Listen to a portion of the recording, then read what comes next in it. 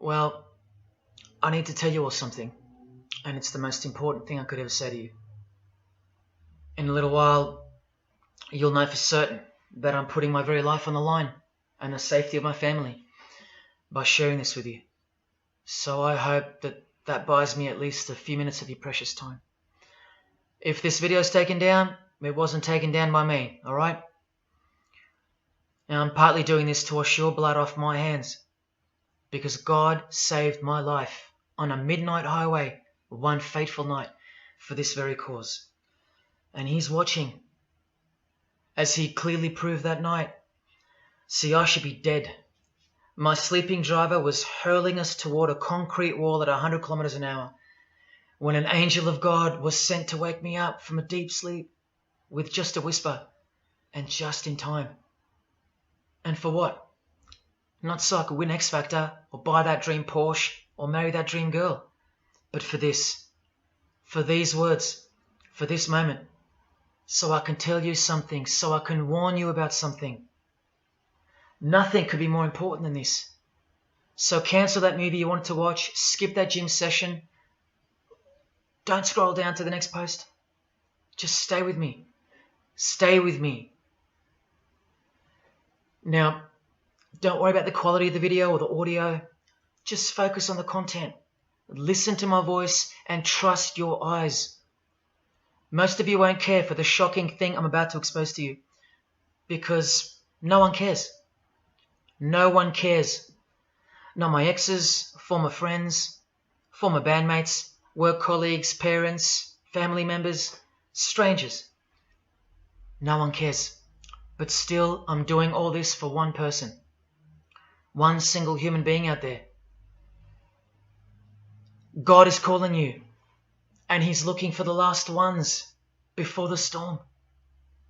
And if you think you know where I'm going with this, please keep watching, because the most important part of this video comes at the end. Now, everything you're about to hear is a fact, and I'll prove it to you. I will leave no room for doubt. And nothing can stop what's coming. So this isn't a call for an uprising, boycott, protest. No. The Titanic is sinking, and it's unstoppable. All I'm going to do is point you to the life raft. And if you want to ignore me, then fine, proceed at your own peril. God knows I've tried. If you want to mock me, then at least share the video.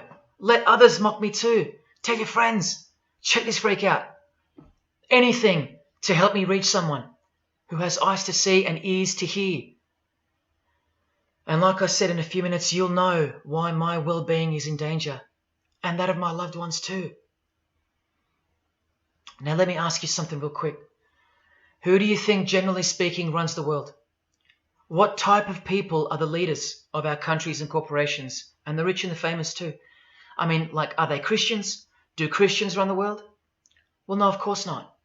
Buddhists? No. Do Muslims run the world? No. What about atheists? It's got to be atheists, right? Because we've come such a long way as a society, and atheism is the rational state of mind for the modern type of person, right? No. What about a mixture of people? Different types of people run the world. Let me tell you something. All the leaders from Africa to Europe to the Middle East, Israel, Syria, Iran, all the way to the Americas, all these people, and we'll get to the celebrities in a second, they're not atheists, Buddhists, or Muslims. No. What if I told you that they all belong to the same religion? A secret religion. One that none of them are allowed to talk about. One that you should worry about because it affects you beyond belief in ways that you never imagined. Before I tell you what this worldwide secret religion thinks of you and plans to do to you, let me tell you what this religion is. And how do I know about this religion? Because I used to belong to it. And today I'm renouncing it publicly, breaking my oath of silence, which they imposed upon me and every single other member during ceremonies under the penalty of death. That's why my life is in danger. Every person you're about to see has taken the same oath as I did, over and over, no matter where on earth they're from, including Scott Morrison, your Prime Minister and mine. But see, I was plucked from it, saved from its camouflaged clamps, from its extravagant deception and its spiritual corpse, by none other than God Almighty. No one else is going to tell you this. Not your favorite singer or politician, who more than likely also belong to this hidden religion. Nowhere will they speak because they love it. They love their lives. They love their success, the money, the worship they receive. And then there are those who have left but have never broken their oath out of fear. Trust me, you don't know who you're messing with here. The few that have spoken out, well, they lost everything. Or either their reputations and livelihoods are threatened or destroyed, or they're framed for a crime and end up in jail, or they're murdered and made to look like an accident or suicide. Now, just for the record, the God that saved me, which God was that? Jesus Christ, of course, the one and only. And he's the only one they hate, along with his disciples. So I'm invincible until he's done with me. That's why I don't fear him. Now, please don't let the name of Jesus scare you off just yet, because if you're an atheist, you're especially going to want to hear this. Christians and atheists are the most pathetic bunch in the eyes of this ancient religion, the one that rules them all. And I'm only going to show you the tip of the iceberg. And just like an iceberg, the full body of this secret religion continues down past the line of sight, beneath the ocean. It widens in mass and scope until it continues further into the depths, into ever-increasing darkness and invisibility, until it reaches its foundations, which is firmly established in thick blackness, completely unimaginable and not perceived at all to those who only ever get to see its tip peeking out of the ocean top, including most of its members. At least 75%, 80%. And unless you're a member of this religion and this secret society, as they call it, you won't be granted access to the world stage or of a position of influence. It's become a prerequisite for success now that they've gained pretty much full control and their members are in every place of prominence and power. So brace yourself for the truth that has been hiding in plain sight every day of your life, and for the mind-blowing, out-of-this-world climax to this video. Now look at this. There's a few different ways they display their allegiance. They don't do it often, and some don't do it at all. But most of them can't help themselves, because when they do it in public, it's a hidden statement, and that statement gives them a lot of satisfaction. The celebrities usually cover one eye, or hide it in some way, and obscure it, or emphasize it like this.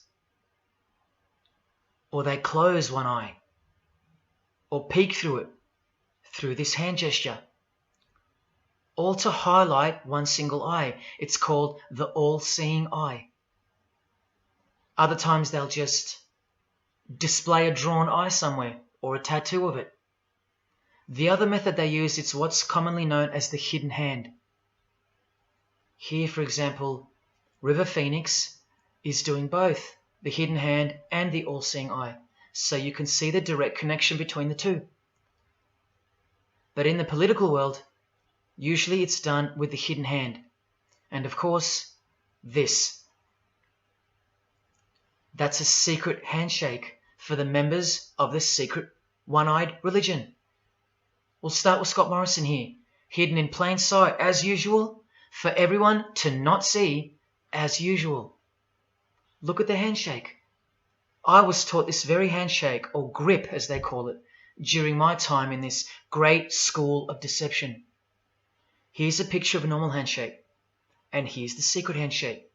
Normal, secret. Now here's Scott Morrison with Daniel Andrews. Normal handshake, secret handshake. All of them are sworn to secrecy under the penalty of death. And remember, I'll prove it to you very soon. Here's former Prime Minister John Howard giving the secret handshake, and Kevin Rudd bowing down to to this bloke in front of Julia Gillard, all of whom are members of the religion. And Tony Abbott, you'll see in a second, and he's Julia again. Now, I once heard Julia being asked in a brief interview on TV while she was the Prime Minister. The interviewer asked her, "What religion are you?" My ears pricked up as I was eating breakfast and I froze to hear the answer. And she actually said, with a sinister smirk, "I'm a member of a secret society. Next question, please." And what happened? Nothing. No one cared. No one cared that the person who represents them just confessed that she's a member of a secret society, when the Australian society is at large the only society that should matter. And why is it a secret in the first place? I'll show you. Very soon you'll know their beliefs, and you'll know their master plan, and you'll know why they take such extreme precautions with such hideous oaths of silence under the unbelievable penalties, including death, to stay hidden from the public. So what's the name of this religion? Well, I'll tell you right now. But keep in mind, the magic word you're about to hear only hides the true religion inside of itself. That's how it's secretly flourished to spread like a cancer around the world. It's a religion within a fraternity. The name of the international fraternity, the one that camouflages, conceals, and cloaks the secret religion inside it, is this: Freemasonry. This is their official symbol, the square and compass.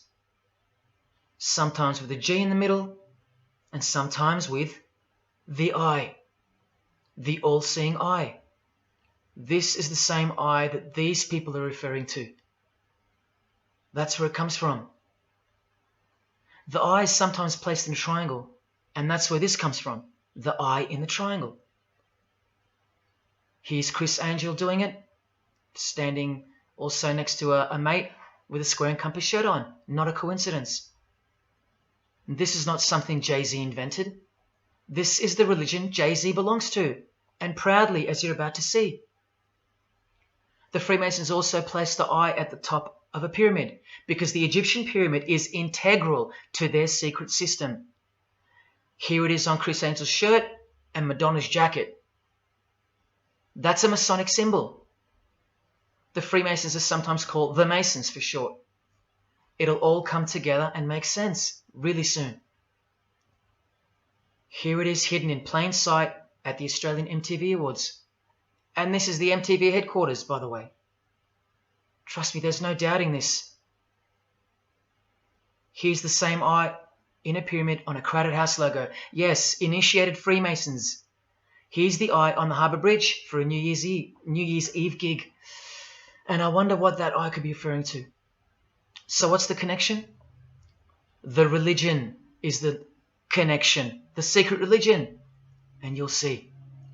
Prepare yourself for an incredible revelation and the amazing climax that comes at the end of this video. Now this is where the Freemasons are counting on you to lose interest, or roll your eyes and move on. Because in their beliefs, the uninitiated, meaning you, are ignorant and stupid compared to them. You're technically called the vulgar and the profane. Please prove them wrong. Prove them wrong. And stay with me just a little longer.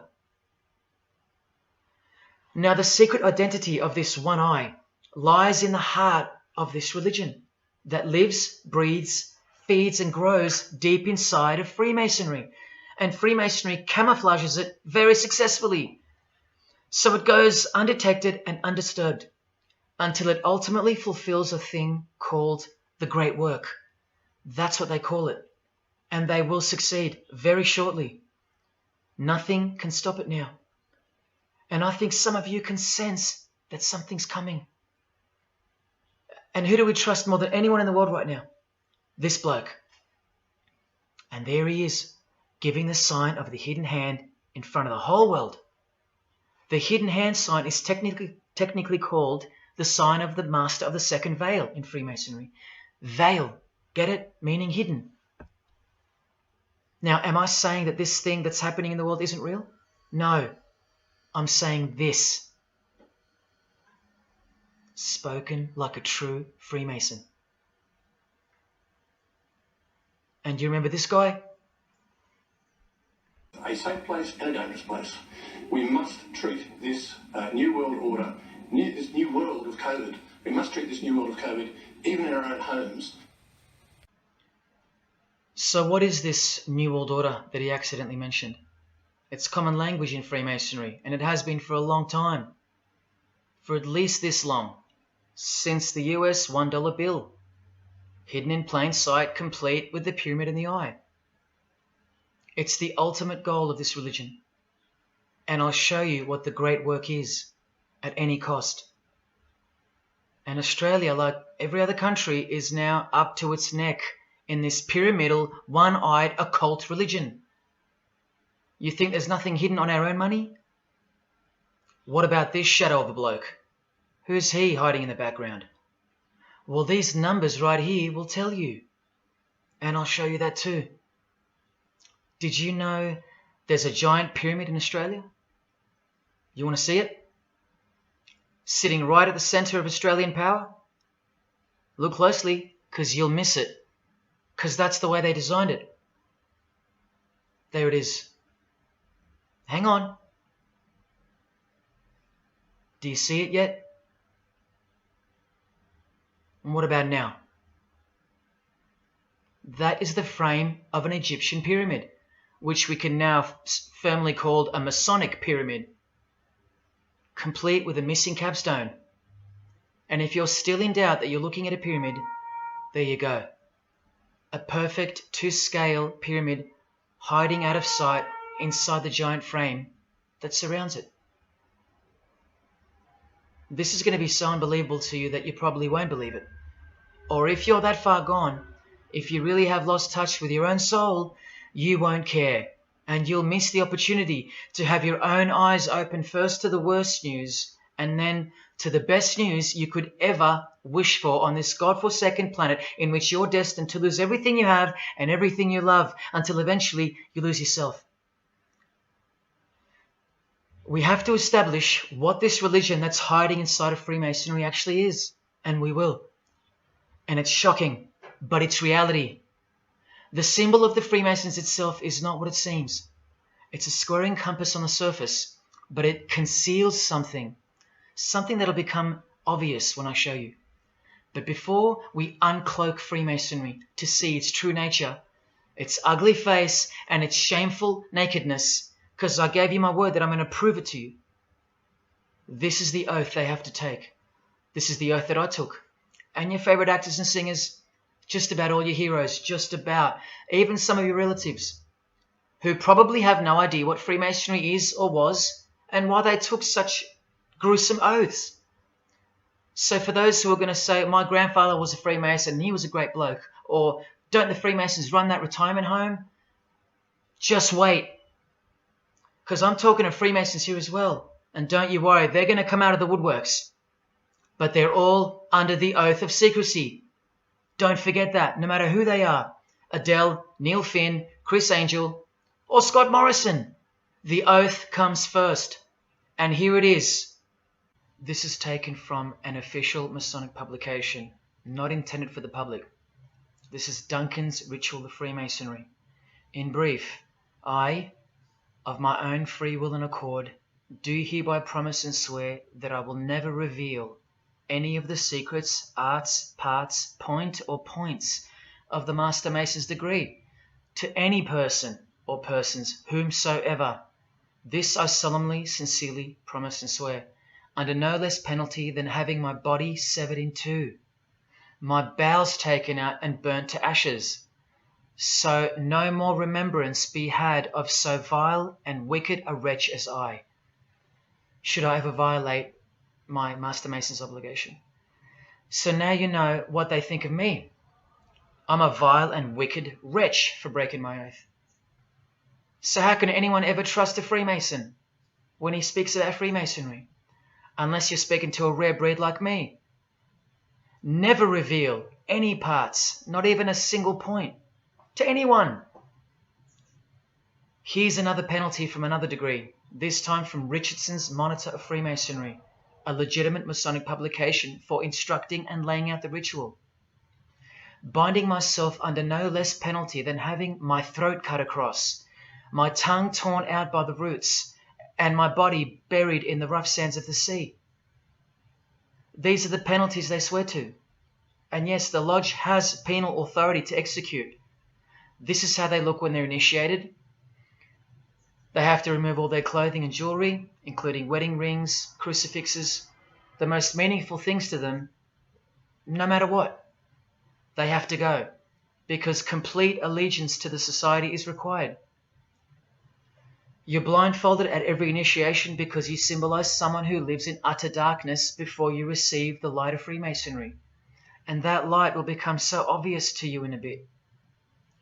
The secret that is being unveiled by incremental degrees to the candidates in the lodge is staring us in the face in daily life. And that truth is pretty scary if all you know and all you have is this world. But they know much more than that. At one point, when the blindfold comes off, this is what you're surrounded by.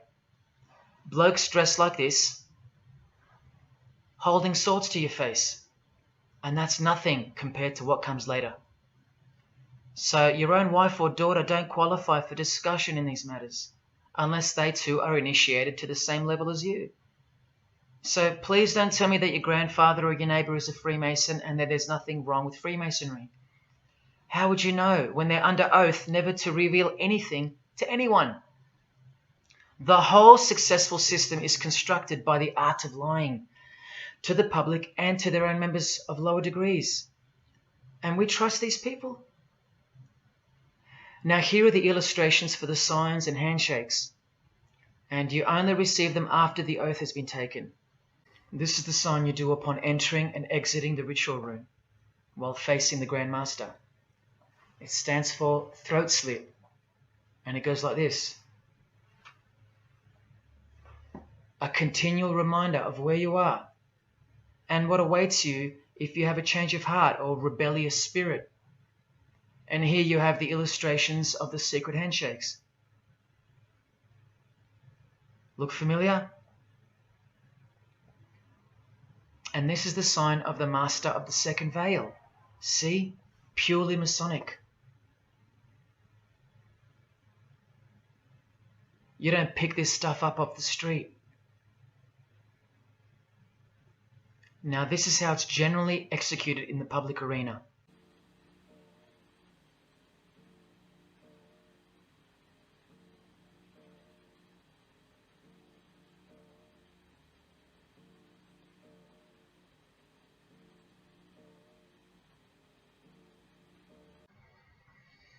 Sneaky, sneaky, huh?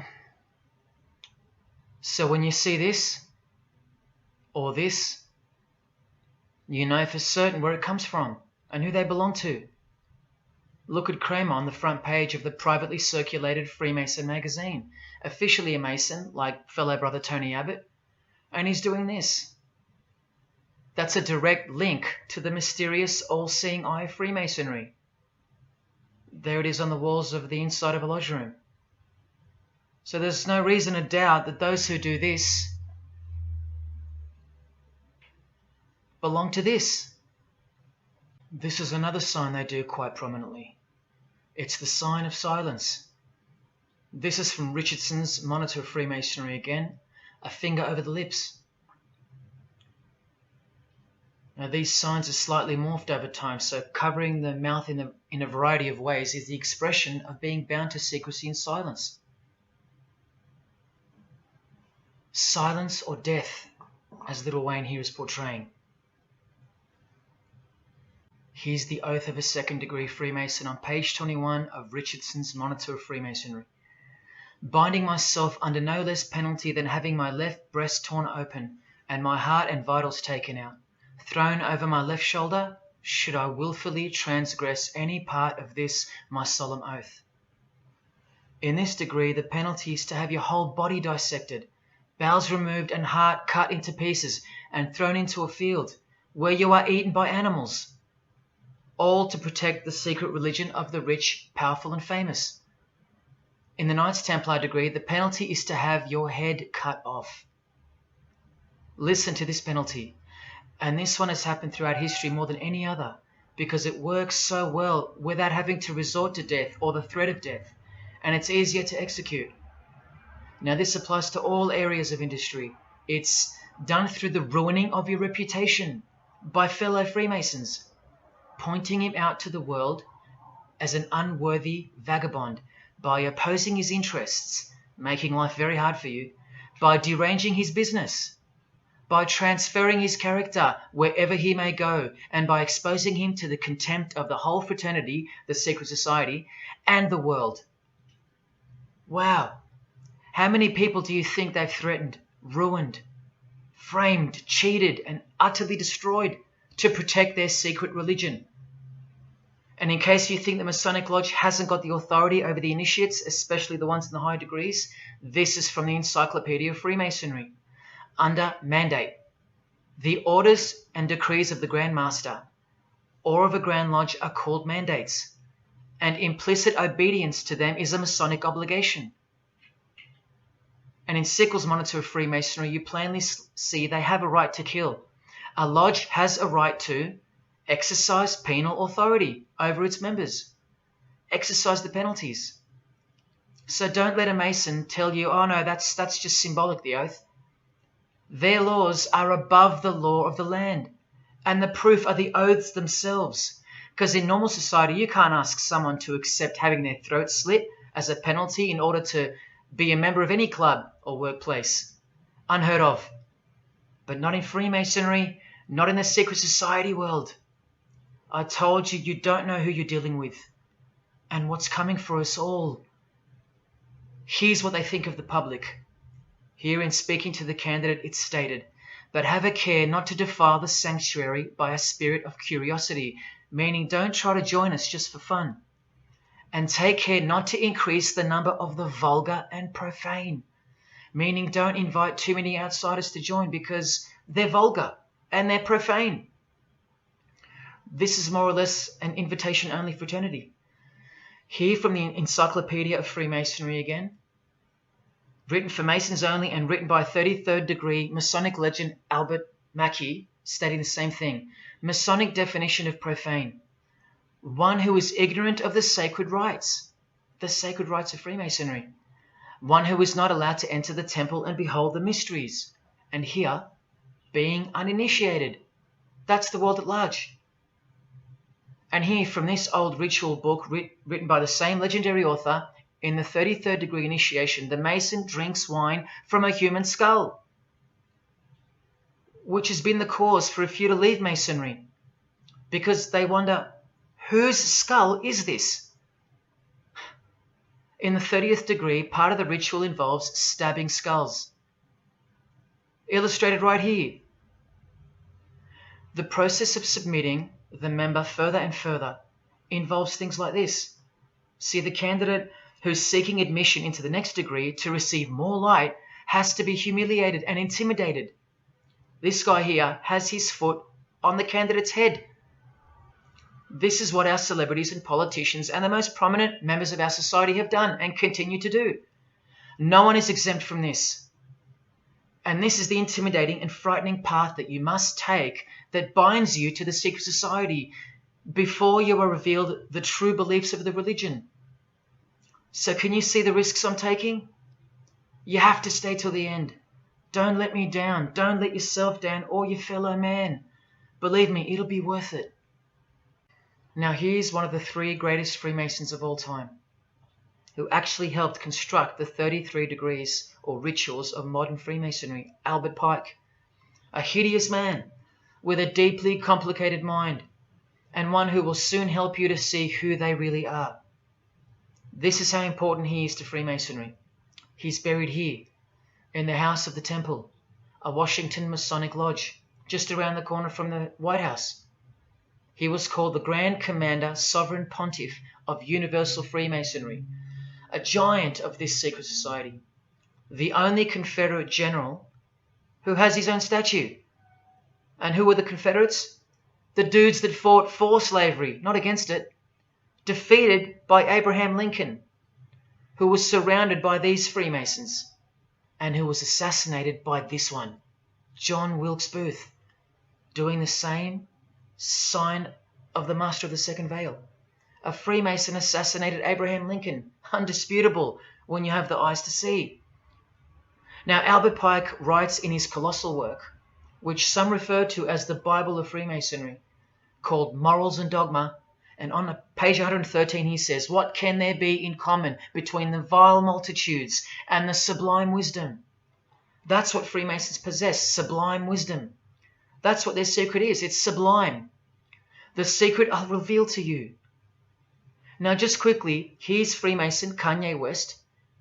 Here he's giving the Masonic grip to his brother Mason Jay-Z. Look at the lapel he's wearing in this picture. It's the same double-headed eagle as on the front cover of the so-called Bible of Freemasonry, Morals and Dogma, written by the Grand Commander Sovereign Pontiff of the religion that Kanye and Jay-Z have been sworn into, and thus granted access to international success. His Christian conversion isn't what it seems, and you'll soon see what job he has to do. Now look at what else Freemasonry thinks of the uninitiated, from the words of the Grand Commander himself. The truth must be kept secret, and the masses need a teaching proportioned to their imperfect reason. I hope you're listening, because we're about to get going here. These truths were covered from the common people, as with a veil. There's that veil again. And the mysteries were carried into every country. Freemasonry was secretly imported from the East into the whole world to weave its web in the darkness, to increase and advance its agenda. The sages, meaning the enlightened ones, always had an esoteric creed, unknown to the vulgar. And here he says, to the end that the vulgar herd, seeing, might not see anything, and hearing, might comprehend nothing. Are they right? Am I wasting my time, laying it all down for nothing? Because they know you so well? Your favorite celebrity and politician's secret religion is beyond the reach of the vulgar. Vulgar is what you are to them. He won't tell you. She won't tell you. And they won't tell you.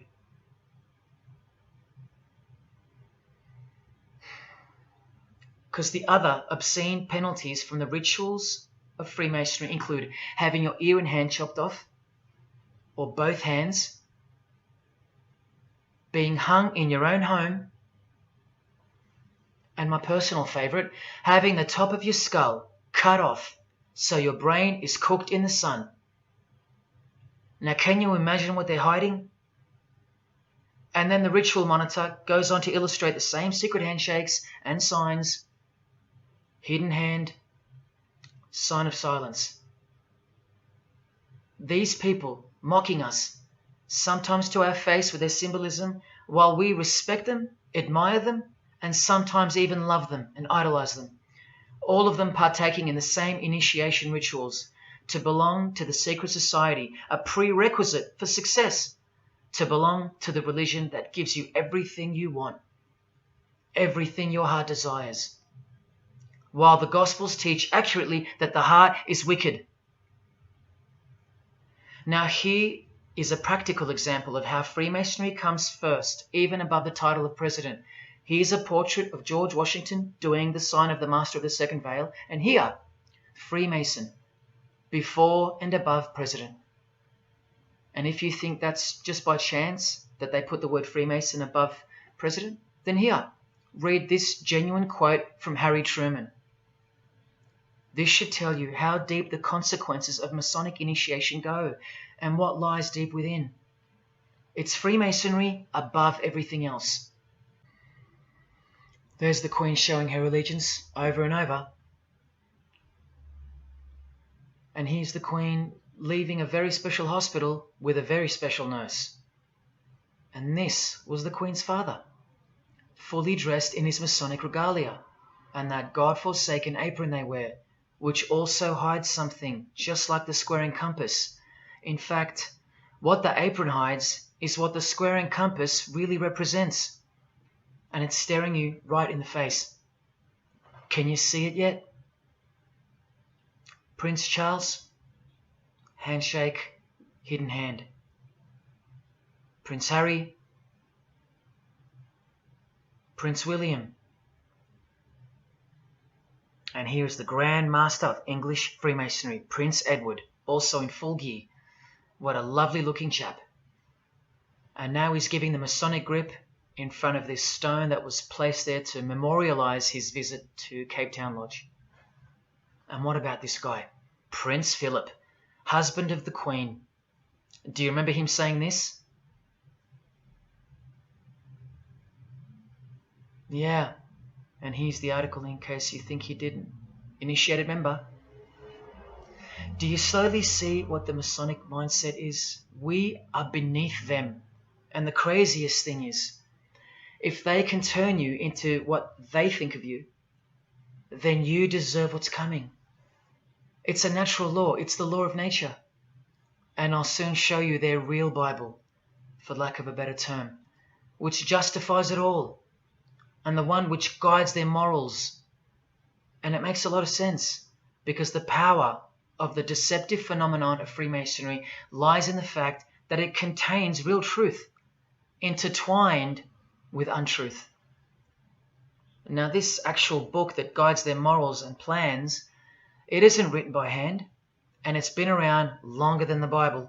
So they think it's purer, sublime as they call it. And it's the foundation on which the religion is built upon. And that Bible, so-called, that unwritten Bible, is the key to unlocking its secrets. I'm going to hand you that key. And it's all going to come together like a flood. So they're going to own it all by their own words and actions. And they're going to introduce us to a new system of life, but only after a number of shocking events take place, which I'm so close to telling you about. But first, I have to tell you the name of the secret religion and the identity of the I. Now, for the few of you that think of hospitals and charities and nursing homes when you hear the word Freemason, a word which I soon hope to never speak again after this video, well, it's a front, a cover story, and like everything else in this presentation, I'm going to show you. This too is for the poor Freemasons that are going to have the call to make an appearance in the comments section trying to defend their beloved fraternity. This is 33rd degree Freemason Manly Hall, who was named Freemason of the Century by the Scottish Rite Journal in 1990. And you'd be surprised how many Masons haven't heard of him, because they don't bother entering the Masonic library and searching out the mysteries themselves. These same Masons think they know something, and they parade themselves on websites and social media, calling people like me, oh, he's just an anti-Mason, anti-Mason. Blind fools at best, deceivers at worst. Well, the Freemason of the Century wrote in this book, and in this chapter, Freemasonry is a fraternity within a fraternity, an outer organization, concealing an inner brotherhood of the elect. One visible and the other invisible. The visible society is a splendid camaraderie of free and accepted men and women, enjoined to devote themselves to ethical, educational, fraternal, patriotic, and humanitarian causes and concerns like hospitals and charities. But the invisible society is a secret and most august fraternity whose members are dedicated to the service of a mysterious arcanum arcanorum, meaning mystery of mysteries. Now I wonder what that could be. So once again, don't listen to the lost or deceptive Masons that'll come here trying to cheat you from the truth, telling you that I don't know what I'm talking about or calling me an anti-Mason. Because there you just heard it. There's a Masonry for the majority of Masons, and then there's the real thing, the secret religion, which should shock you when it's announced. These same lost or deceptive Masons also love to repeat, like parrots, that Freemasonry is not a religion. Well, what does the Freemason of the Century have to say about that? From this book, he writes, Masonry is essentially a religious order. Not just a little bit religious, but essential. And here, the iconic giant of Freemasonry says in Morals and Dogma, every Masonic lodge is a temple of religion, and its teachings are instructions in religion. So please, sit down, Masons, because Freemasonry is a religion. And soon, I'm going to tell you what it's really called. Now look at this from the same book, and speaking about fellow Freemasons being initiated in the lodge room. Part of the symbols are displayed there to the initiate, but he is intentionally misled by false interpretations. Their true explication is reserved for the princes of Freemasonry. The whole body of the royal art, which you'll know all about soon, was hidden so carefully in the higher degrees. So you see, the whole thing is built on lies. And the ultimate liar lives inside the triangle, above the pyramid, so that even the highest Masons are living a monstrous lie. Wake up, Masons. Even you are deceived, just as the public is. Unless, of course, you're hungry enough to want to acquire all the power and climb up that pyramid closer to the eye that sees all. In that case, close your mouth, go back to your lodge, and good luck to you. Or, of course, grow some kahunas and be honest. But then you can't, right? Because you'd be breaking your oath. Sad. Oh, it's good to be free, under the wing of the true master. Stick around if you're interested, and you'll get to see some wonder. When I pull that cloak called Freemasonry right off, and those that are still here watching will get to see the true colours of the nakedness and the horror of the Masonic Lodge, and the religion that rules them all. Another thing that Masons will repeatedly say is that this has nothing to do with Freemasonry, and it's just a conspiracy theory. Well, the 33rd degree Freemason of the century also wrote this book about 100 years ago, The Secret Destiny of America. And look at the front cover. And I'll tell you why America is so important for the ultimate goal of the secret society. It's disturbing, but it's also essential in understanding the near future and what's going to take place. So for the Freemasons that still say that this is not a Masonic design, especially this Masonic website called Masonic Info, insisting here that even the eye in the triangle or pyramid is not Masonic. Completely laughable and pure disinformation for the stupid masses. Try arguing against this. This is from a 1960 copy of the New Age magazine, an official organ of the Supreme Council of 33rd Degrees. No higher authority in the United States to speak of the relationship between Freemasonry and the US $1 bill. Masonic symbolism in a $1 bill. Look at them all. 13 leaves, 13 bars, 13 feathers, so on and so forth, and of course, this, the Masonic all-seeing eye, located in the pyramid. So, you think this is a conspiracy theory, or just a plain conspiracy? Well, here's JFK, yes, a Freemason, but one who had enough when he wanted to print money disassociated from the Masonic central banks, just like Abraham Lincoln, and he paid the price for it as well. Listen to the speech we never hear about in school, more proof that they control the education system here and everywhere. Please, just have a quick listen to this. Ladies and gentlemen, the very word secrecy is repugnant in a free and open society, and we are, as a people, inherently and historically opposed to secret societies, to secret oaths, and to secret proceedings.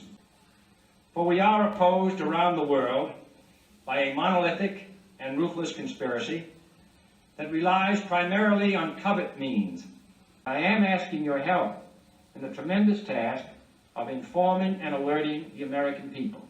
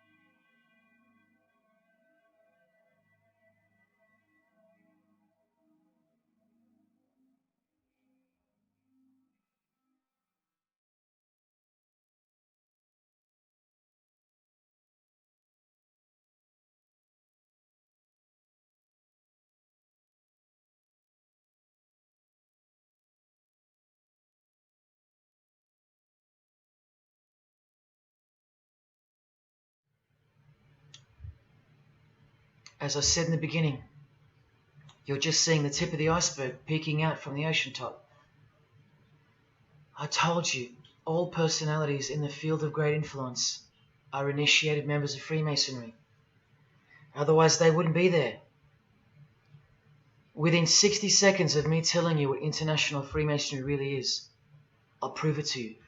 Unequivocally, within 60 seconds. And then I'm going to drive it home, and then I'm going to show you what they're planning with this new age they're implementing, and then the conclusion, which is by far the most important part of this presentation. So when you hear me tell you the truth in just a moment, don't switch off in disbelief because you can't believe that your favorite idol or whoever could possibly be involved, like you know them or something. You don't know these people. You do know that they're under oath never to reveal their beliefs to you.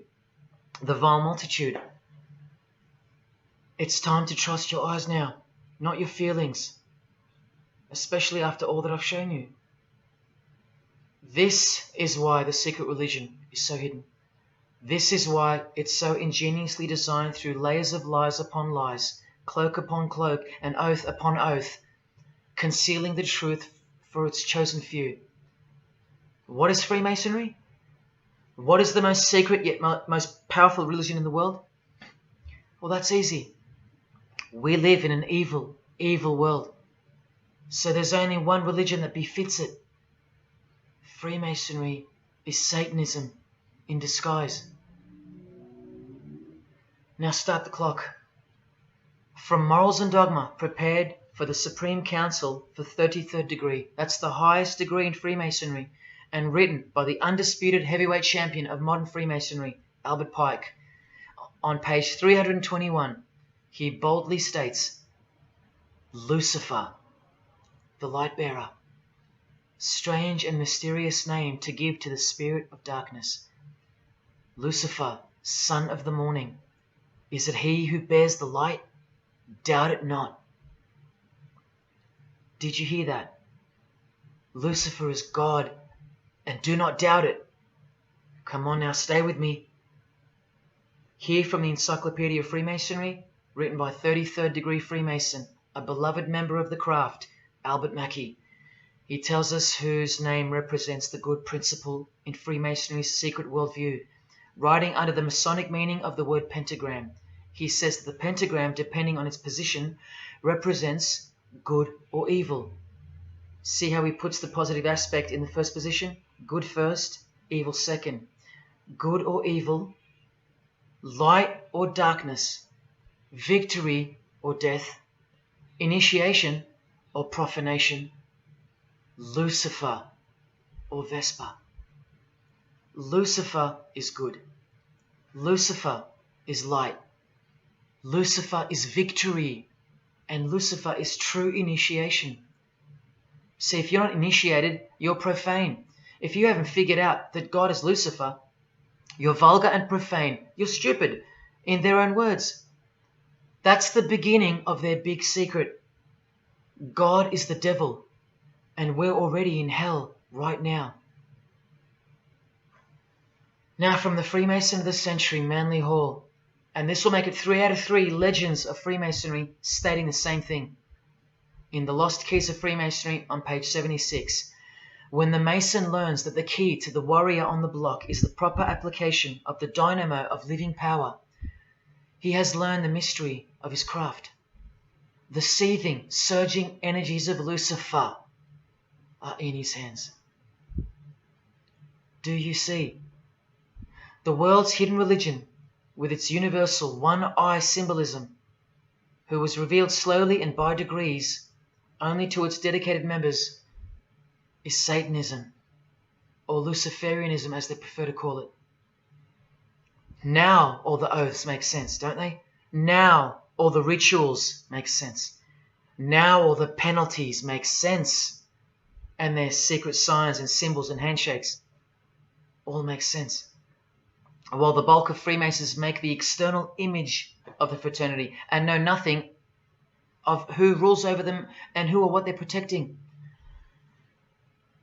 But which craft do you think the Freemason of the Century is talking about here?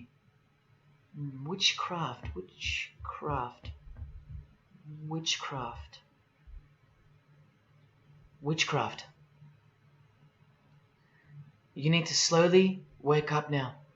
Witchcraft is the royal art of Freemasonry, jealously guarded and reserved for the few. I'll show you clear as day that this is in fact true. This is the symbol of Satanism. And this is the symbol of the lodge of female Freemasonry called the Order of the Eastern Star. Look at that. Satanism, Freemasonry. Trust your eyes. This is the symbol of the Church of Lucifer, founded by a 33rd degree Freemason, which I'll prove. Look at the Masonic squaring compass in the design. The Church of Satan and Lucifer, two sides of the same coin, nurtured and brought to an organized international level of power and influence by Freemasonry, in secret, and all done right under our noses. And if you think that your politicians or religious leaders or favorite idols can't be a part of this, you have to try and snap out of it, or suspend your everyday beliefs just for a moment, and I will clearly show you how it's not only possible, but it's actual. Please, I feel like it's now or never. If you don't get a glimpse of this now, then when? Who else is going to tell you this? When will you next be confronted with this? This is reality. And as much as you thought that ordinary people came into positions of power through hard work or concern for society or family connections, combined with brains and talent, that's not the case. That's the fantasy. This is the reality. They all go through Freemasonry. You think that Sam Worthington was so talented that he was picked over all those American actors to star in Avatar? Of course not. He was a Freemason. And so was the director, James Cameron, of the highest caliber. You have to remember that to them, Lucifer is good. Lucifer is the liberator. Jesus is the suppressor. Lucifer is pure love. Jesus is impure love. Lucifer left heaven for you. Jesus was crucified because he was a false Messiah. The world has always been deceptive, and we have been magnificently deceived. Here is an incredible example. Pay attention. This should blow your mind. Charles Darwin, the father of atheism and rationalism, was an initiated Freemason, doing the hidden hand of Freemasonry in this picture, and the vow of silence in this one. This would have remained unknown to us because no one's going to teach us this. But now we have the tools to see his beliefs, not through his words, but through his signs and symbols. I told you they can't help but to show off their religions because they think we're stupid, vile, and ignorant. And I've proven that to you as well. So once again, are you going to prove them right by switching off and ignoring this? Well, unfortunately, more than 90% of you will. What I'm giving you here is priceless knowledge because no amount of money or success can substitute its importance. And I'm risking everything but my own salvation to share it with you. If only for the few of you. Think about what you've just seen here with Charles Darwin, because I don't know if you got it. You cannot be accepted as a candidate of Freemasonry unless you believe in a supreme being, as exemplified here with Phil Collins, speculated by some to be an atheist, but this seems impossible because being a Freemason, he has to believe in a higher power, or more accurately, supreme being, and I can personally vouch for that. And look here in the Masonic Oath itself. The candidate says, I will not aid or be present at the initiation of an atheist, a madman, or a fool. Freemasonry believes that to be an atheist is to be the equivalent of a madman. And they're right. Yet while they propagate atheism around the world, in universities and schools, Charles Darwin himself was a believer in an intelligent designer, a supreme being. He had to be because he's a Freemason. And that intelligent designer that gave birth to us is named Lucifer in the highest degrees of Freemasonry. See? Never tell. He lied to you because that's what Freemasons do. The whole thing is a giant lie that was carefully constructed by mutilating the truth, because mutilated truths make the most successful lies. This is the secret to their success, a lying tongue and a lying spirit from the 1st degree to the 33rd degree, to each other and to us. I've proven that as well. And what did Jesus, how did he describe their God? The father of lies. How accurate. The one who comes to cheat, kill and destroy. How accurate again when I tell you their plans. Look here, Charles Darwin is noted as an influential figure by the Satanic Temple. And proof for them, apart from the intelligent design that is all around us, that Lucifer is real and that he's the god of this realm, is the power of witchcraft or magic. Magic works because there's a hierarchy or a pyramidal power structure in the spirit realm, a realm devoid of any love for you. And these spirits can be conjured up and summoned by the practitioners of the royal art of Freemasonry. They ask for something in return, however. Listen to Bob Dylan, a Freemason. Hidden hand, one eye symbolism. Out here doing these songs, you know, you're still on tour. I do, but I don't take it for granted. Why do you still do it? Why are you still out here? Well, it goes back to the destiny thing. I made a bargain with it, you know, a long time ago, and I'm holding up my hand. What was your bargain? To get where I am now. Should I ask who you made the bargain with? with the chief commander. On this earth? And in this earth, and then in the world we can't see.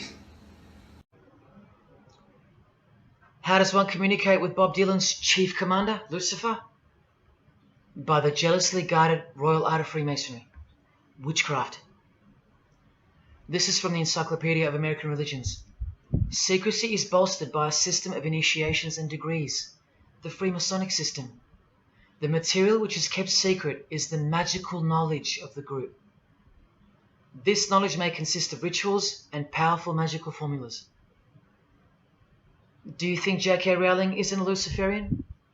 In this article, J.K. Rowling reveals the inspiration behind the Deathly Hallows symbol. And what is it?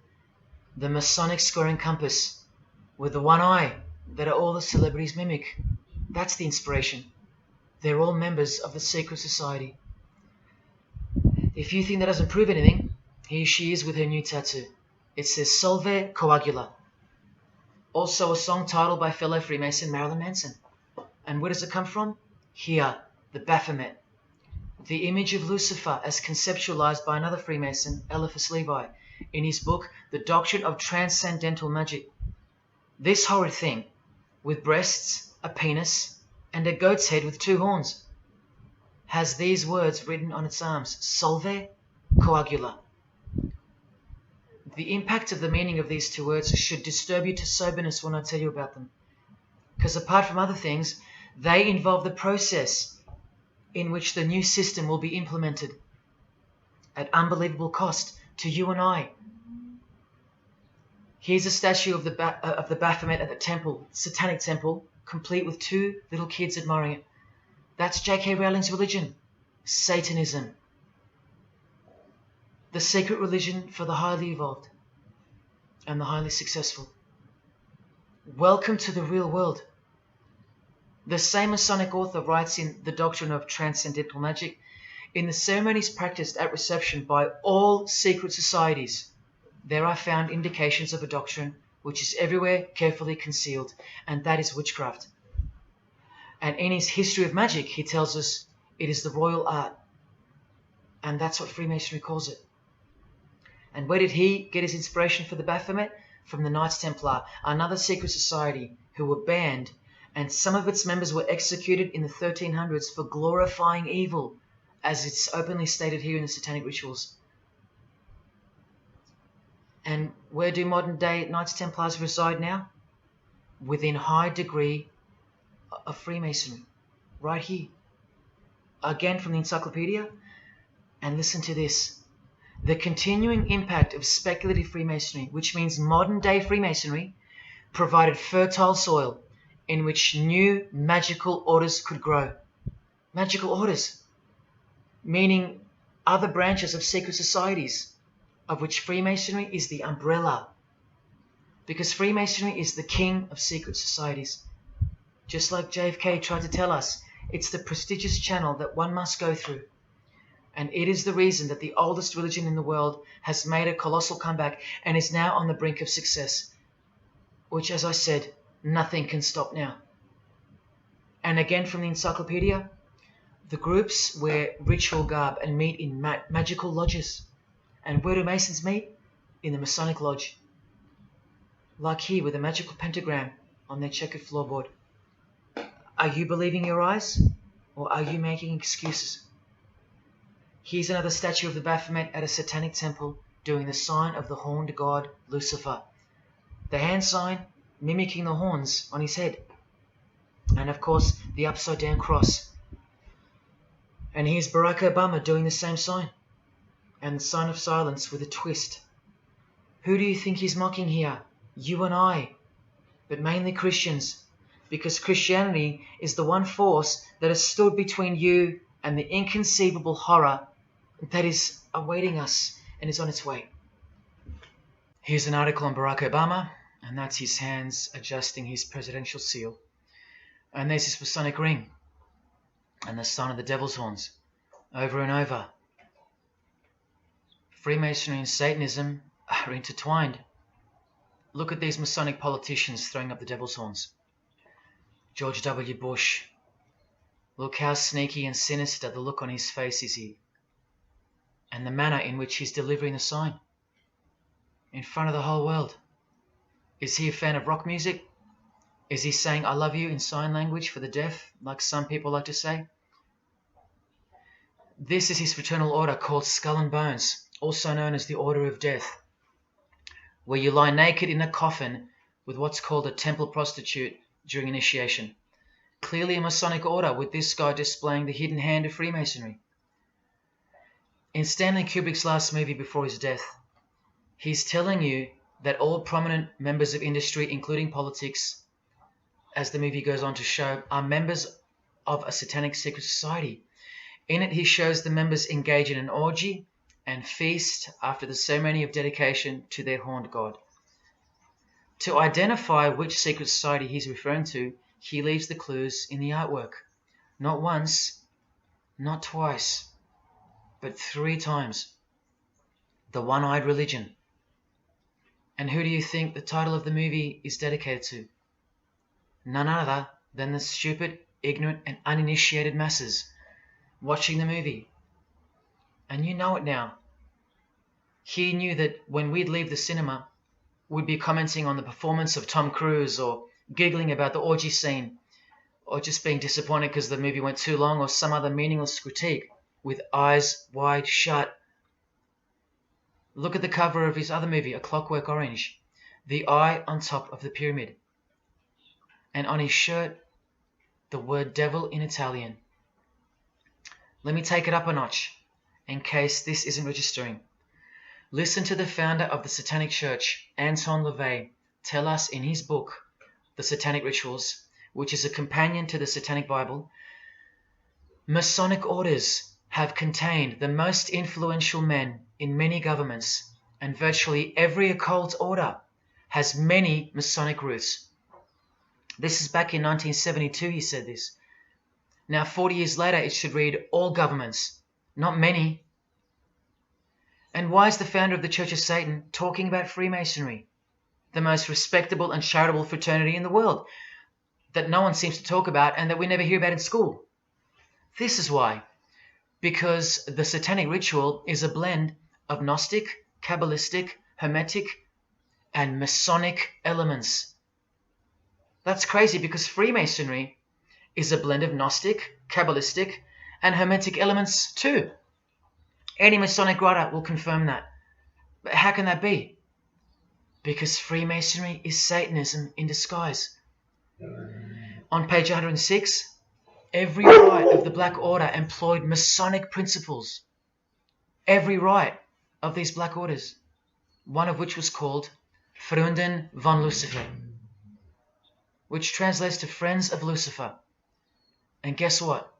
There are numerous manifestations of Satanism in Masonic ritual, including the goat, the coffin, and the death's head.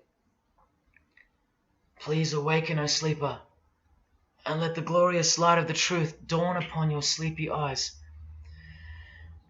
How did Freemasonry get away with this? Just like Jesus, the greatest enemy of theirs, said they would, by dressing the wolves as sheep.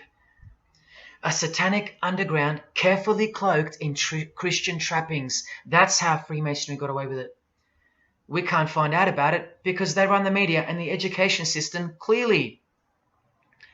John F. Kennedy was brutally assassinated after he attempted to inform us that we are opposed around the world by a monolithic conspiracy.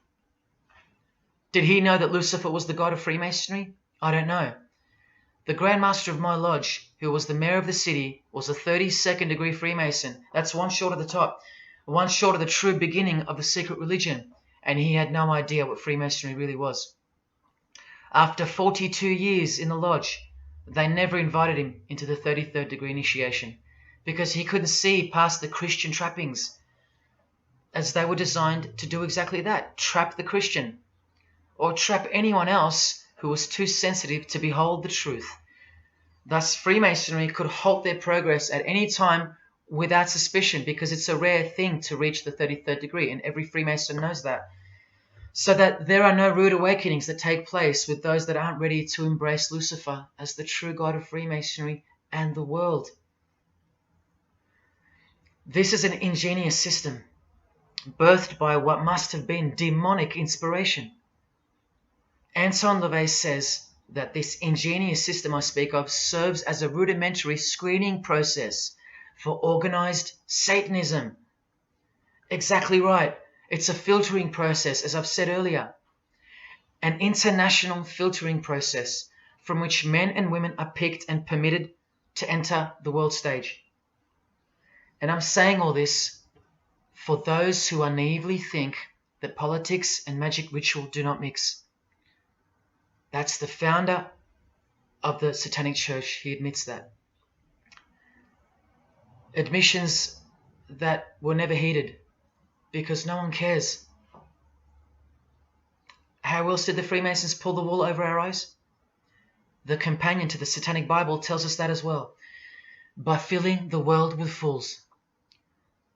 And who's the biggest fool in the eyes of Freemasonry? An atheist. From the Encyclopedia of Freemasonry. One who does not believe in the existence of God. Such a state of mind can only arise from the ignorance of stupidity. All this time, you're laughing at Christians, and the Freemasons are laughing at you. Here's Brad Pitt, wearing his Masonic ring and covering his eye.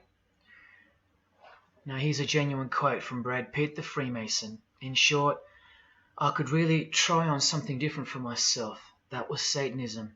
It's working out really well. I made a pact. That's why. You don't believe him? Bob Dylan does. And the hand sign they all do. Allow me to show you what it symbolizes. And now that you know what you know, it should make sense to you. It stands for 666. Yes, indeed. Satan's number, foretold by Jesus Christ. Now just hang on, let me prove it to you. Here it is for all to see on this shirt design, worn by Guns N' Roses guitarist Slash. See the I in the middle of the 6? Repeated 3 times. That's 666. In this one, the design in the shirt is clearly demonstrated by the person wearing it. Another example, the hand sign with 3 6s on the shirt. Here's a movie poster, the hand sign and the 6 on his lapel. Connect the dots. Here's Don Cheadle, the hand sign, and here he covers one eye with the dice. What's the number on the dice that he holds toward the camera? 6.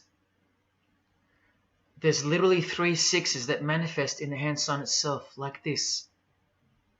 That's why they do it. Here's Drake with the most obvious example, holding up the hand sign with the all-seeing eye of Lucifer on his bicep. And here, blatantly connecting the 6 to the hand sign on the artwork to one of his songs. The hand sign over one eye, obviously signifying a 6. This is proof. The number is mystical and it's grounded in reality, and it's related to sex rituals within witchcraft. You'll see, I'll show you. But if that's not enough, there. Drake is clearly intending that hand sign to be a way of communicating the number 666. A hater of Christianity and Jesus Christ. But I wonder why. He has everything he desires. Christians aren't suppressing him. He doesn't hate Buddha or Muhammad. None of them do. No. Jesus is who they hate. But they protect Freemasonry by communicating its presence in their lives, not by word, but by symbols and signs. Disciples of Lucifer. While you don't believe it, they take it very seriously, and they mock you by displaying it in your face. They know the truth. The chief commander, the one at the top of the pyramid, is Satan, the god of this world, just like Jesus told you who he is. Britney Spears doing the 666 over the eye, and look at this. The devil's horns while she wears the seal of the US $1 bill, designed by Freemasons. You know why now. You just have to stop denying it. Freemasonry is Satanism in disguise. This is how they tell you. Let's go to Britney's close friend, whom she tongue-kissed in front of the world, sexualized as these people are, and for all the girls out there to be inspired and corrupted by. Madonna, wearing the same Masonic design as Britney.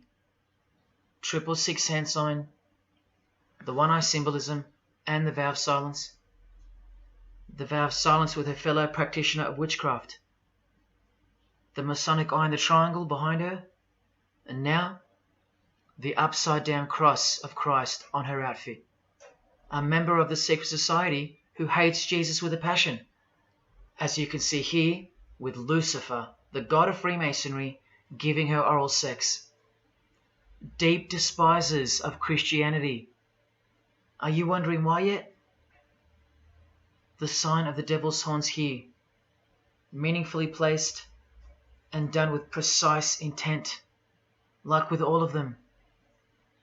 And here teaching her poor children to follow in her footsteps. Truly only God knows how many young people she's perverted in her career, all orchestrated by Freemasonry. Here's the founder of the Church of Satan again, Anton LaVey, showing the horn sign. The horned god of the witches, as illustrated by Una Woodruff in her book Witches.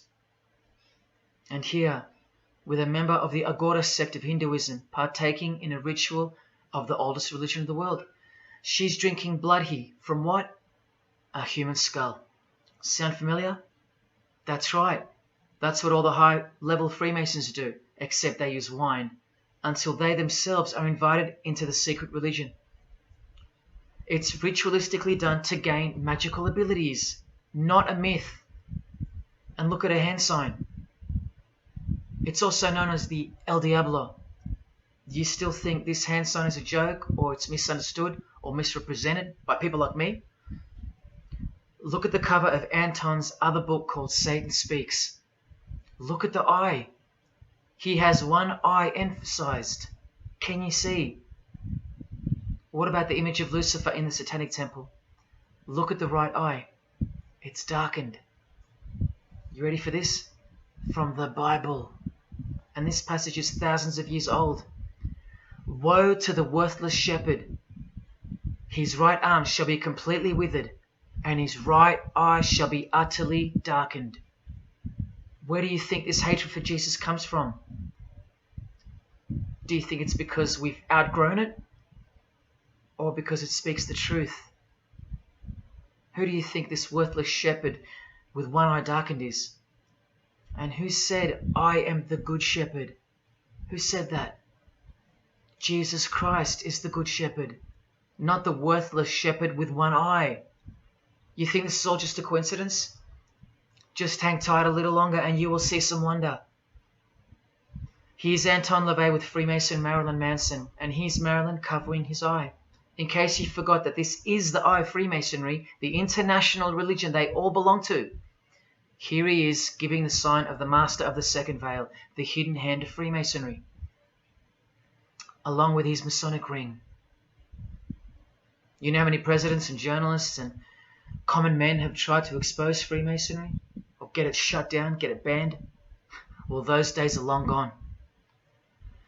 Marilyn Manson, the Freemason who tears the Bible into pieces on stage during his performances, he captured the fundamental purpose of Freemasonry's existence very well when he said in an interview with Spin magazine in 1996, "Hopefully I'll be remembered as the person who brought an end to Christianity," echoing the dreams of grandeur, just like his spiritual father.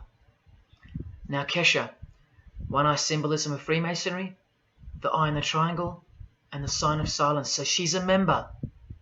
And behold, an inverted cross in her music video. Inverted cross on her outfit, and a satanic pentagram on this outfit. Just like the symbol of female Freemasonry. You think none of these Freemasons look like witches? Really? And none of these witches in the making? Remember, 90% of them don't know what they're serving, or what they're doing there, or why they're taking oaths of such silence and such penalty. Avril Lavigne does, showing her allegiance with the one-eye symbolism, participating in lesbianism in a video, influencing the masses, subtly stealing her innocence. And what's on her helmet? One eye. And doing the El Diablo with pentagrams at her concert. Anthony Bourdain with his one-eye symbolism. He was openly a hater of Christianity. And what kind of woman would suit a man like this? Well, a fellow member of the secret society who hates Christianity too, of course. Asia Argento. One-eye symbolism, again and again. The sign of Lucifer's horns. And this pose of his image. Remember the Baphomet.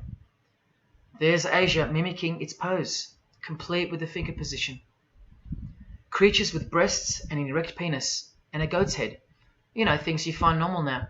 Thanks to international Freemasonry, normalizing evil and filth through multiple levels of and avenues of propaganda and influence, including television, movies, music videos, schools, education, through legislation, through passing of laws to protect the evil nature. And of course, through your favourite idols. Chris Hemsworth, just your everyday good Aussie bloke? I'm afraid not. One-eye symbolism and the sign of silence.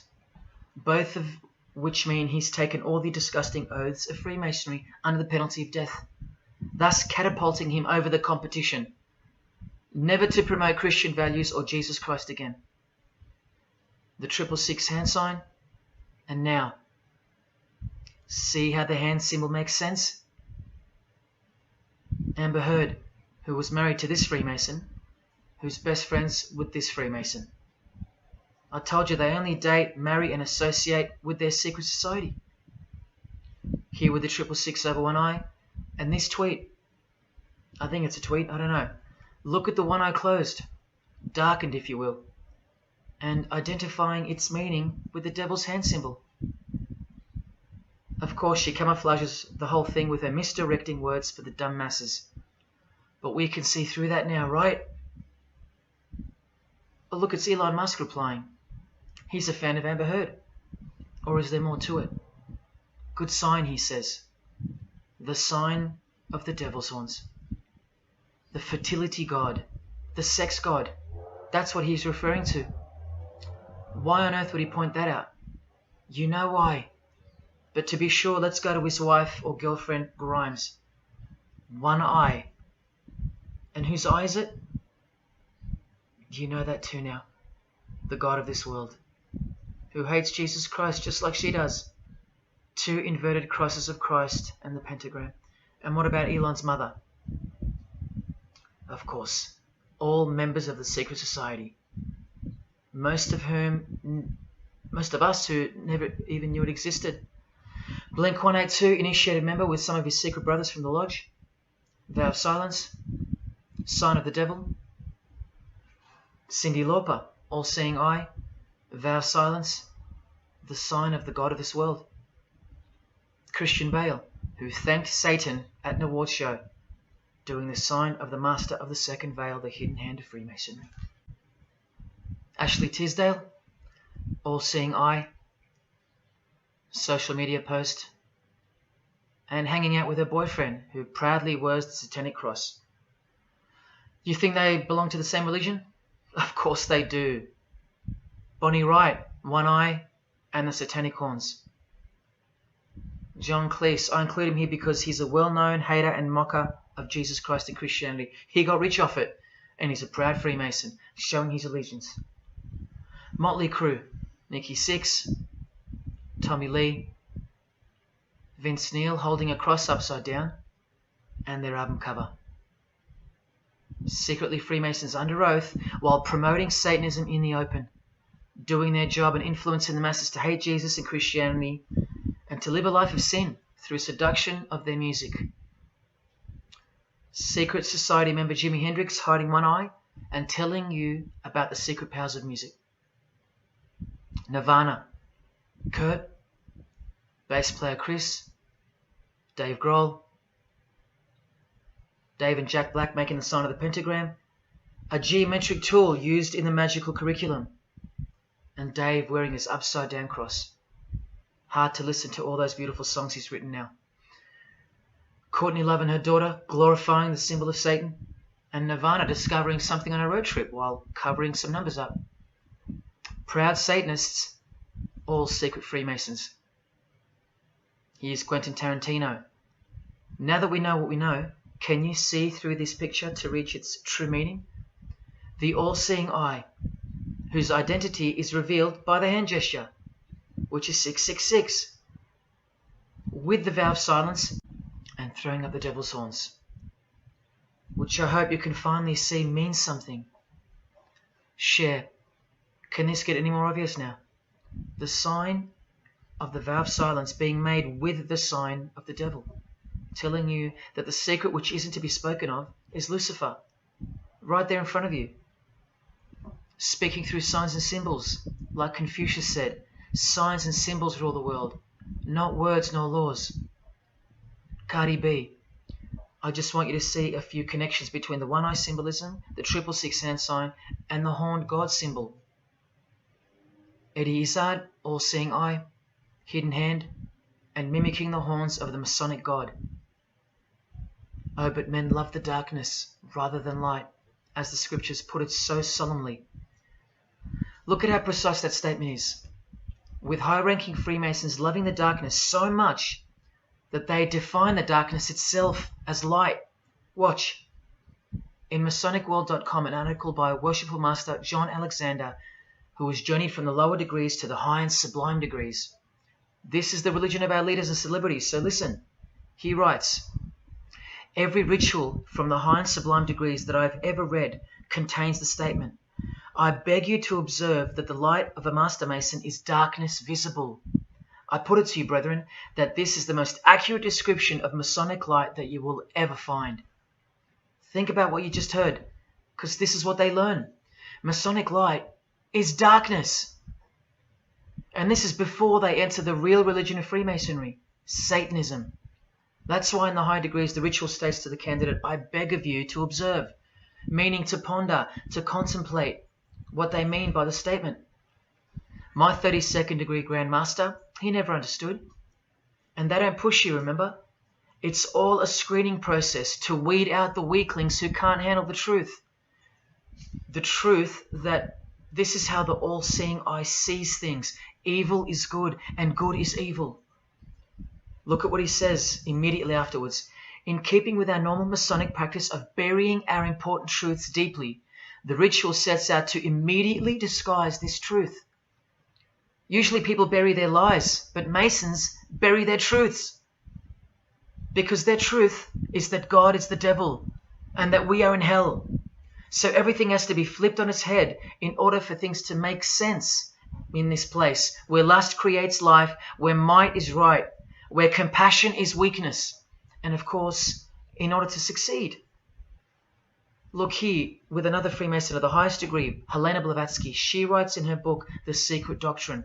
Doctrine means belief. So the book is called The Secret Belief. The Secret Belief of Freemasonry. She says, the sons of God, of whom Satan was one, all those spiritual beings were called angels of darkness, because that darkness is absolute light. Do you see how far they go to protect and glorify the darkness? Because men love darkness rather than light. If these were just randoms next door or some minor cult, I wouldn't be telling you about them, and I really wouldn't care this much. But these are not randoms. These are our heroes. These are those who have crept into the power structure very slowly since 1717, when the first Masonic Grand Lodge was organized, to overthrow Christianity and the world. These are those who we admire, trust. And these are those who have perverted our culture with one hand, the hidden hand, while upholding it with the other hand. So you can never call them out, because they run charities, nursing homes, and children's hospitals in the open, while they propagate smut, violence, debt, and of course atheism in secret. While a plethora of everyday distractions are endlessly supplied to us through entertainment and news, plowing through our lives. That's political Freemasonry, politicizing everything, including entertainment, supplying you with their heroes and their idols. And now that 95% of the world have been spiritually disarmed by thinking, oh, the world is a good place and Jesus is a myth, they've rigged our infrastructure and they're about to bring it down so they can build up their new world from the ashes. A completely new system of life on this planet is coming. I promise you that. In a book called Satan's Master Plan, LaVey affirms his commitment to destroy Christianity. Now check out Anton LaVey, once again in perfect parallel with Freemasonry, stating in the Satanic Bible, waiting at the darkness visible for that bright and morning star. Bright and morning star being a reference to Lucifer. The exact same expression as the Freemason and worshipful master John Alexander that we just heard describing Masonic light. Darkness visible. Identical language. Because Freemasonry is Satanism in disguise. This is what the initiated queen of Freemasonry, Helena Blavatsky, says of the bulk of Freemasons in her book. The knowledge of their members about the full signification of their symbols is nil. And that's of course true to the Freemasons listening. How do I know she's a Freemason? Because her diploma was reproduced on page 66 in Freemasonry Universal, Volume 5, Part 2, in the Autumn Equinox, 1929. And also because she's displaying the Masonic penalty sign, like all these Freemasons. Drew Barrymore, all-seeing eye, vow of silence. And see, the symbol of her secret god. Elijah Wood, one eye, hidden hand of Freemasonry, and the devil's horns. Sammy Davis Jr., the eye of the Freemasons is the all-seeing eye of Lucifer. Because here he is with Anton LaVey, the founder of the Church of Satan. So when you see him hanging with other celebrities like Bill Cosby, can you be sure that they belong to the same religion? Sure you can. I told you they don't hang out with the uninitiated. You think the Rat Pack weren't Freemasons? Well, here's their leader, Frank Sinatra, doing the hidden hand.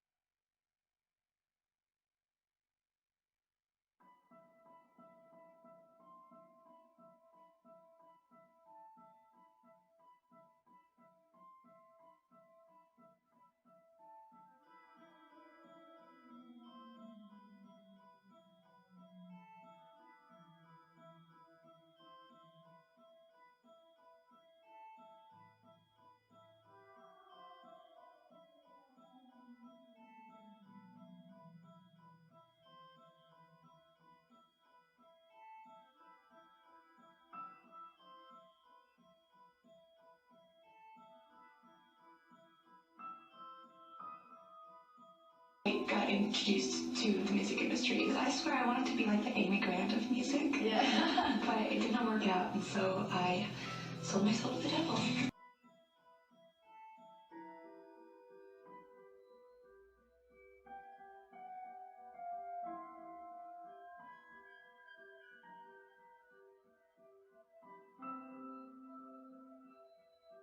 On that, have you considered maybe doing more acting? I only had a few lines.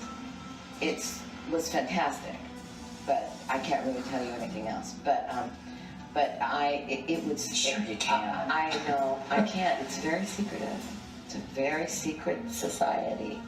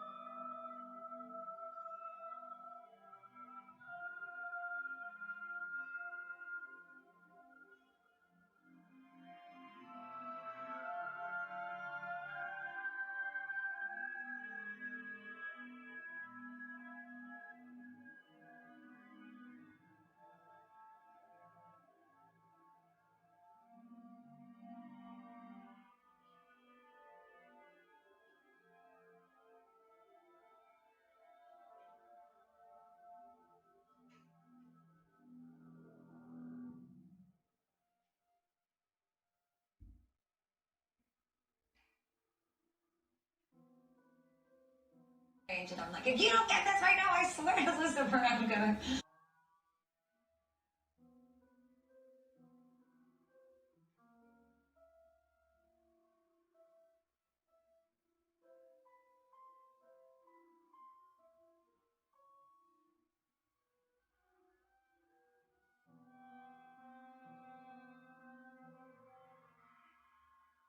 poker facing with your sexuality.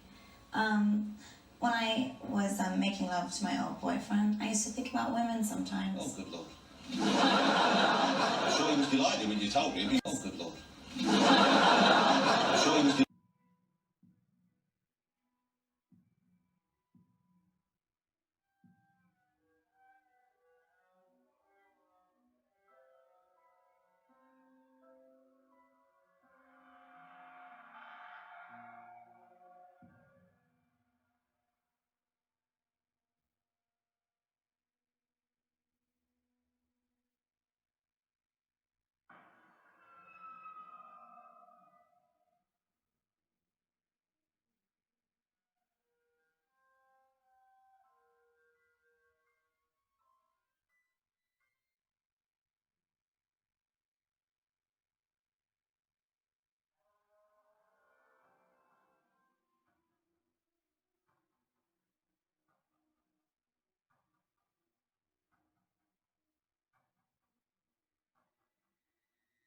You may feel a small Christ prick. Christ prick.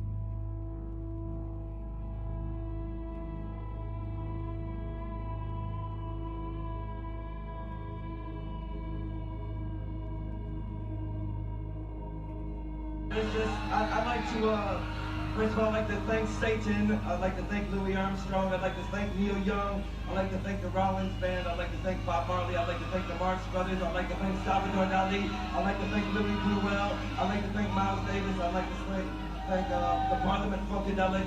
And I'd like to thank you, too.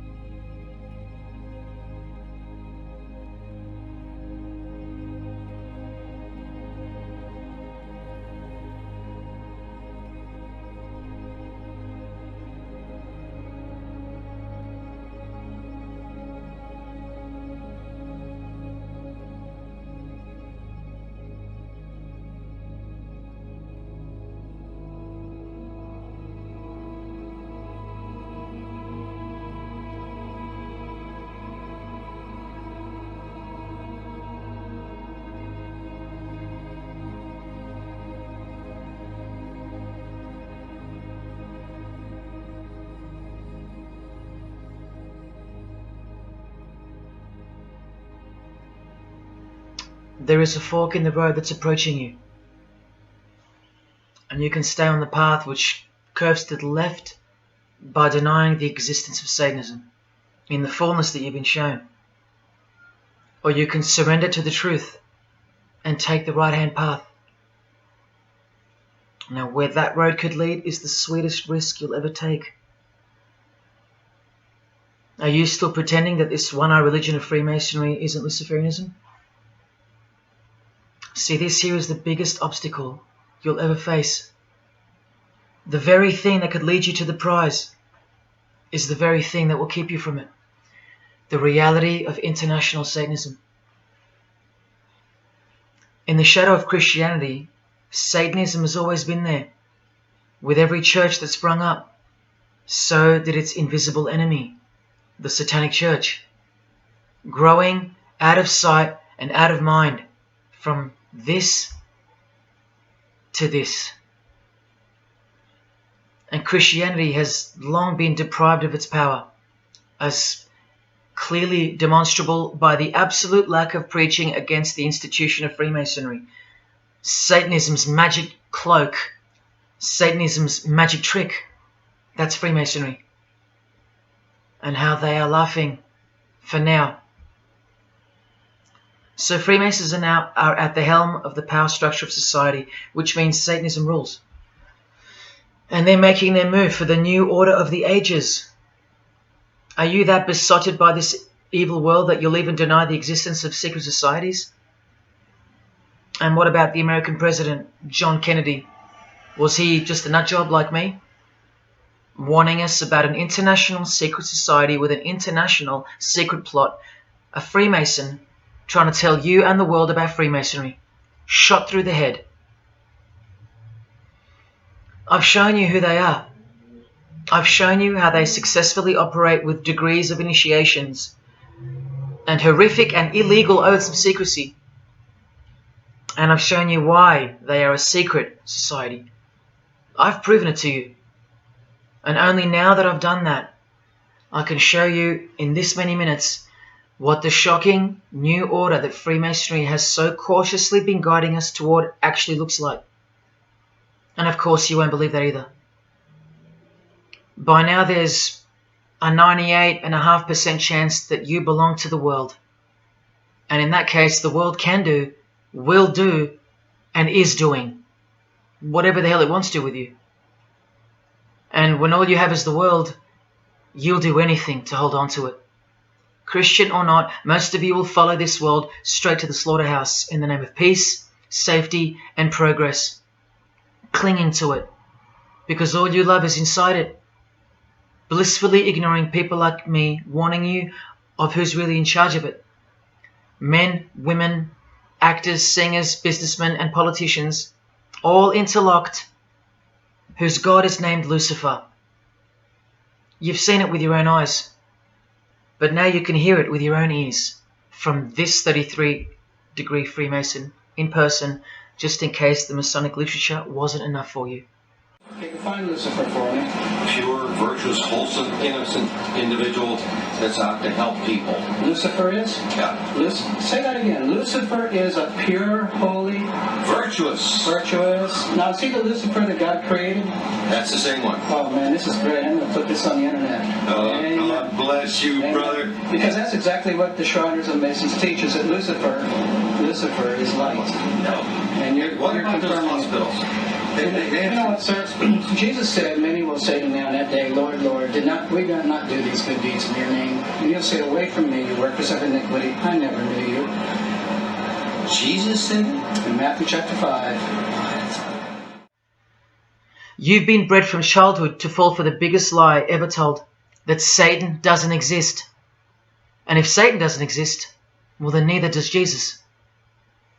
And while your heroes and idols know full well that they do exist. And when I say you've been bred from childhood, I mean just that. Walter Disney was a high-ranking Freemason. Here's a Masonic stamp dedicated to him, and his very exclusive Club 33, which stands for the 33 degrees of Freemasonry. And who's the god of the 33rd degree Freemason, Walt Disney? Well, Walter hides the answer in plain sight because that's what Freemasons do. Firstly, the God of Mr. Disney is wicked. See how they veil evil with a cloak of innocence? What does the word veil itself conceal? Secondly, Walter's God is horny, symbolized by the horned god of the witches. And we all know Walt Disney loves magic, which is witchcraft. So the depictions of sex are hidden in plain sight as well. Remember, lust produces life, not love. So lust is purity, lust is love for the high degree Freemason. And thirdly, he hides the number of his God's name in the open as well. No, that's not a 666 he's seeing interwoven in the design. That would be ridiculous, wouldn't it? Not even when they separate the sixes from the name, all three of them, and place them together for you like this, in plain sight. No, not even then will people see. Do you think things are any better 50 years later? Here's the Eye of Lucifer in the Nickelodeon channel, and his lightning flash. Remember what they actually believe about Satan. From Freemason Helena Blavatsky's book, The Secret Doctrine, meaning the secret belief. Who is Satan? He is the angel who was proud enough to believe himself God, brave enough to buy his independence at the price of eternal suffering and torture, beautiful enough to have adored himself in full divine light, strong enough to still reign in darkness amidst agony. Helena Blavatsky is suggested as recommended reading by the Encyclopedia of Freemasonry right here. And the Grand Pontiff of Universal Freemasonry, speaking of Lucifer, Satan and the Devil on page 407, writes that to the initiate, the devil is the instrument of liberty or free will. That's who Lucifer is to them, okay? To show you how little you know of who you're dealing with and the extent of this religion's influence and power, not to mention their plans, let me jump ahead for a minute. Watch this. This is Lucius Trust. The Lucius Trust is a non-for-profit service organization incorporated in the United States in 1922, and their objective from Lucius Trust website, dedicated to the establishment of a new and better way of life for everyone in the world based on the fulfillment of the divine plan for humanity. The divine plan. A new way of life. Like a new world system. Like a new order. Now you want to see who they work for? The Lucius Trust has consultative status with the Economic and Social Council of the United Nations. The United Nations, the UN. They consult the United Nations of the world. They advise the United Nations of the world. Now look at this. The Lucius Trust's publishing company was founded in the early 1920s as Lucifer Publishing Company. The Lucius Trust says that the name was probably chosen to honor Lucifer. What on earth does a modern day consultant to the most powerful and progressive force engaged in uniting all nations under one banner, the UN, have to do with the fallen angel of the Holy Bible? The one that Jesus Christ told us would manifest on earth as a world ruler, to deceive the whole world into a new world system. Yes, that angel. Why on earth would they honor that angel? Well, that's easy. They were founded by Freemasons. Incorporated into the United States by Alice Bailey and her husband Foster. Well, here's a book written by Foster the Freemason, The Spirit of Freemasonry, published by Lucius Press, also known as Lucifer Publishing. And one last thing, if you dig a little, you'll find an article on their website, The Esoteric Meaning of Lucifer, on a modern company website with consultative powers to the United Nations of all things. Wow, I really hope you're seeing this. In the article, it states that the Baileys had enormous respect for H.P. Blavatsky, who stated in her renowned occult book, The Secret Doctrine, on page 245, in the chapter called Holy Satan. It is Satan who is the God of our planet and the only God.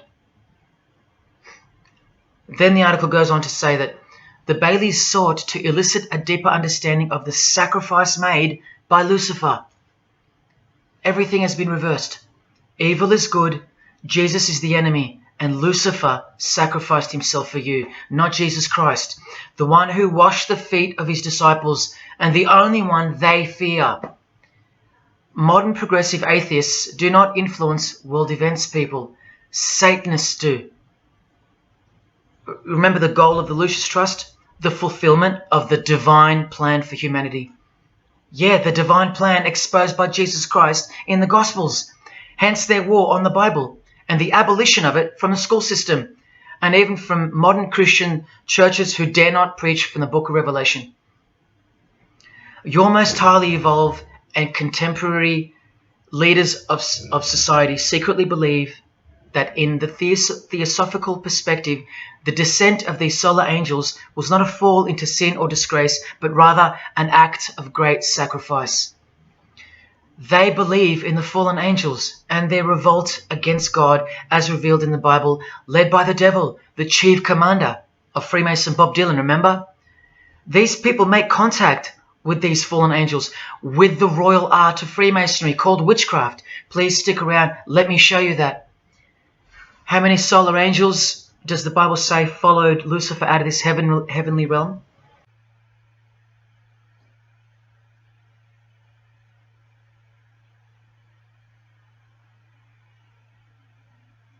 A third of the angels makes 33%.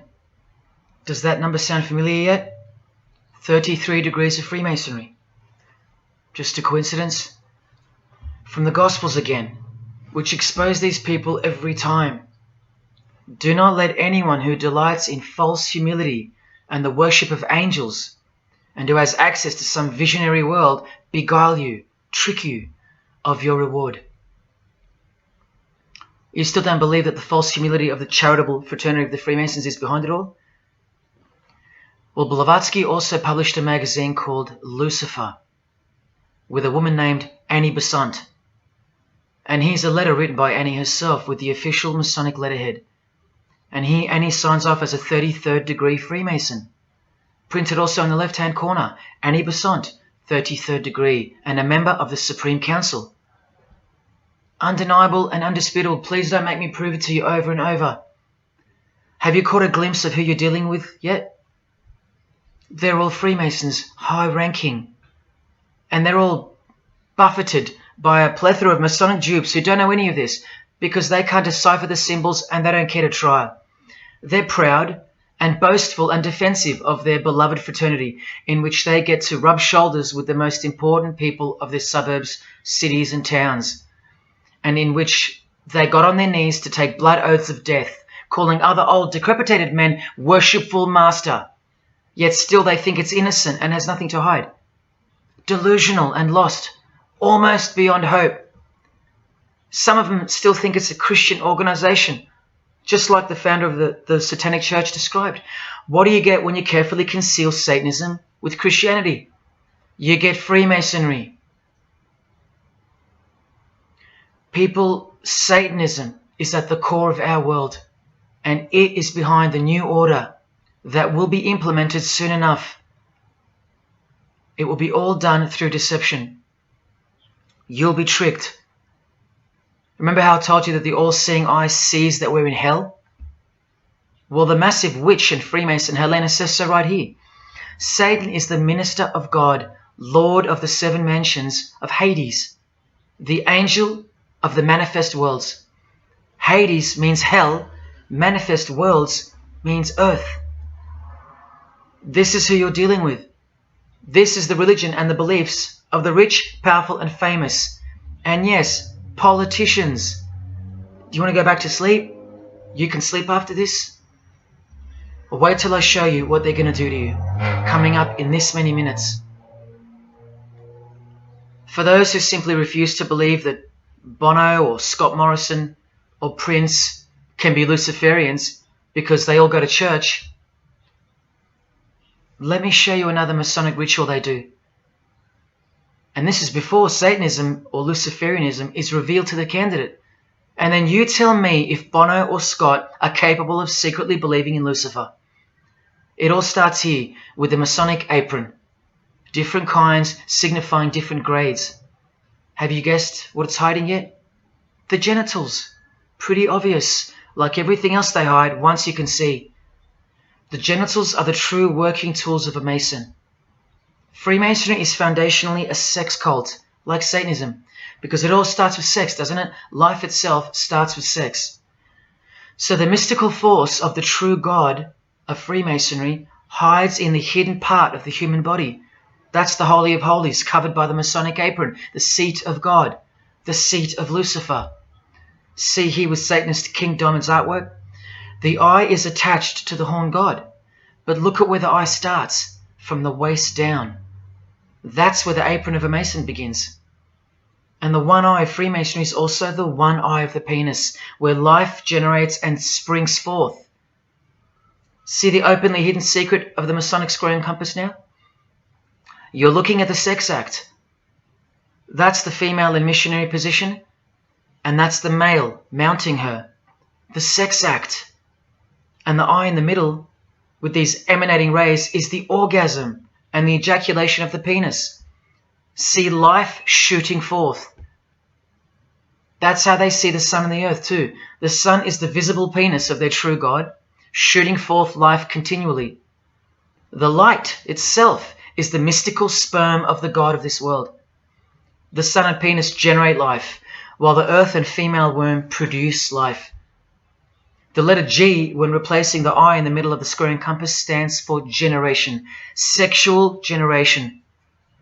The practical aspect of Freemasonry and Satanism's religion is that of a sex cult. You see Rod Stewart telling you he's a Freemason? By displaying the hidden hand of Freemasonry, also known as the Master of the Second Veil, and look at his other hand, taking the Masonic apron's place for covering his penis, which is the Holy of Holies, the seat of God for the Mason. And from the Grand Pontiff of Freemasonry, Albert Pike, hence the significancy of the phallus, the penis, or of its inoffensive substitute, the obelisk.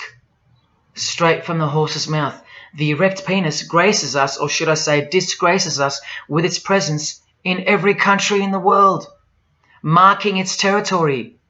The Masonic obelisk in our face, everywhere, making its bold statement, yelling, screaming in silence. This is another reason why we're considered the ignorant and stupid masses. Another example of hidden in plain sight.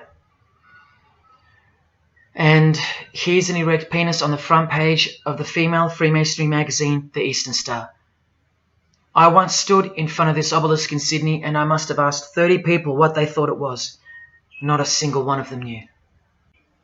To the Freemasons of the higher degrees, the whole universe is in fact one giant and continuous sex act. This is the structure of Freemasonry. You can take this path to the top or this path. And way up here, you have the Order of the Mystic Shrine. The Mystic Shrine is what's found behind the Masonic apron, because that's where life comes from. That's the Mystic Shrine. You have to be a 32nd degree Freemason to be asked to join the Order of the Mystic Shrine. And then, once you're inside, you can be invited to join this order, the Royal Order of Jesters. See, Freemasonry is like Russian dolls, and Satanism is at its center. Look at some of the pins and lapel designs for the Order of the Jesters. You can only join them unless you're at least a 32nd degree Freemason. Sex and debauchery. Erections. The adoration of the phallus. Masturbation. Devils. Demons. Fallen angels.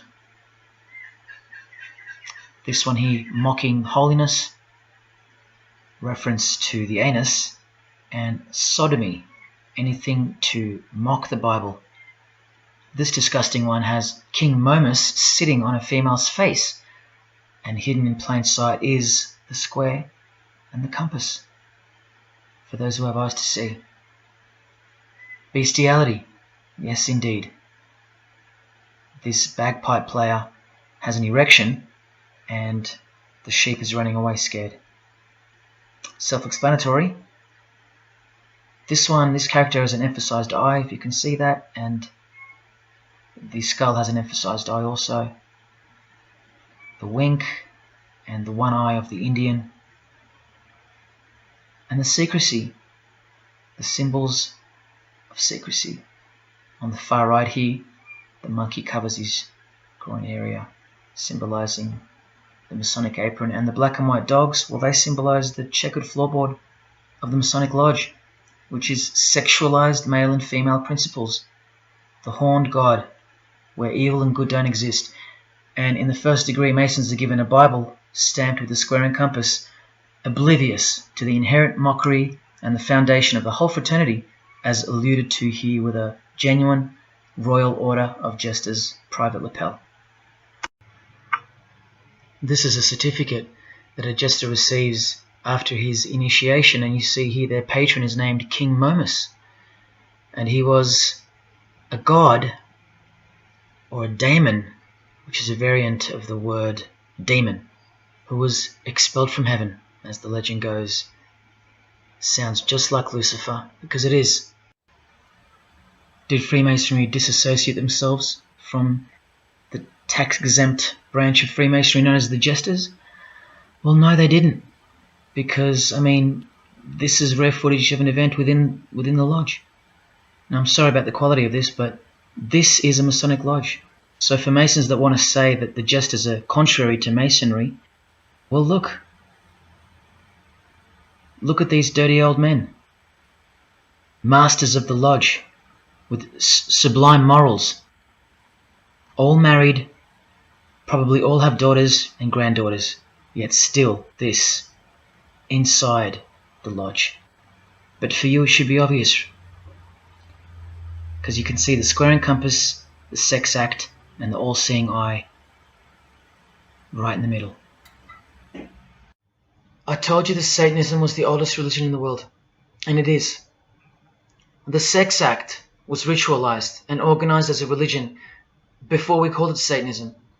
But Satan has always been the god, the horny god, the horned god of these sex cults. All of them, from Sumeria to Egypt to Greece and so on, that's called paganism. And the real Bible of the Freemasons and the pagans, the one not written by hand, the one that's older than any book, the one that supersedes all the rest in age, thus making it the purest and most unadulterated word of God in the eyes of the Freemasons, is nature. Nature is their Bible. And before you think there's nothing wrong with that, wait a second, because you're not thinking straight. Ask a Mason, whether he be a first degree or a 33rd degree, what is Freemasonry? And the universal go-to answer is this: a peculiar system of morality, veiled in allegory and illustrated by symbols. Now, why would you need to veil your morals? Because in their peculiar system, evil is good and good is evil. That's Satanism 101. A peculiar system of morals. That should tell you something. That should tell you everything. Why would your morals need to be a secret? Because their deeds are in fact evil. Glorifying the laws of nature, where cruelty and self-obsession are virtuous characteristics. That's nature. Nature is as cruel as she is kind. The checkered floorboard, where everything is legal. It's Christianity that lives in reverse. The first shall be last. Love your enemies. The meek shall inherit the earth. These are unholy and unnatural concepts in the eyes of visible nature, the nature of Freemasonry, which is Satanism. What the Freemasons really mean by this morality veiled in allegory is that they're allowed to steal because nature allows it. They're allowed to kill because nature allows it. They're allowed to commit adultery because nature isn't monogamous. They're allowed to lie, indulge in all their God-given senses, especially sexual, because nature encourages it, as long as no one finds out, under oath. Jesus said, narrow is the road that leads to life, and broad is the road that leads to destruction. The Freemason of the century says, no true Mason can be narrow, for his lodge is the divine expression of all broadness. Because broad are the divine laws of nature. While they glorify those laws, Christianity breaks those laws. It becomes supernatural, because only then can you love your enemy.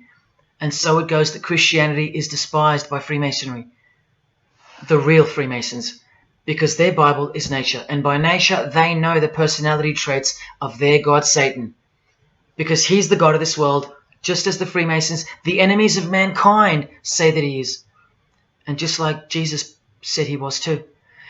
So they believe that Jesus is evil because he denies human nature and burdens us with the knowledge of sin. Observable nature, that's what guides the Masons' ethics and the Masons' morals. That's why they're called Freemasons. Believe you me, because they're free from moral obligations, free from sin, from guilt. They're free from Jesus Christ. These people are introducing this new system of the world, this new age. You're going to miss Christianity when it's gone. Mark my words. Because you have no rights in the eyes of nature, which is the Bible of Freemasonry and Satanism. And soon that will become painfully plain as a fact of life. Now please, I give you fair warning of what's to come in this presentation. It's very disturbing, or at least it should be. But cause to celebrate follows the disgusting things you're about to see. This is precisely where my own life and well-being come into danger. So let me say this right now. If you hear of my sudden death, or of my possession of 0.5 kilogram of cocaine or child porn, or my overdose or my suicide, remember this video. And if something so unfortunate should happen to me, may it serve as a catapult to you and as a remembrance of the conclusion to this presentation, which is this many minutes away. Do I really think they're going to make me pay for this video, for breaking my oaths?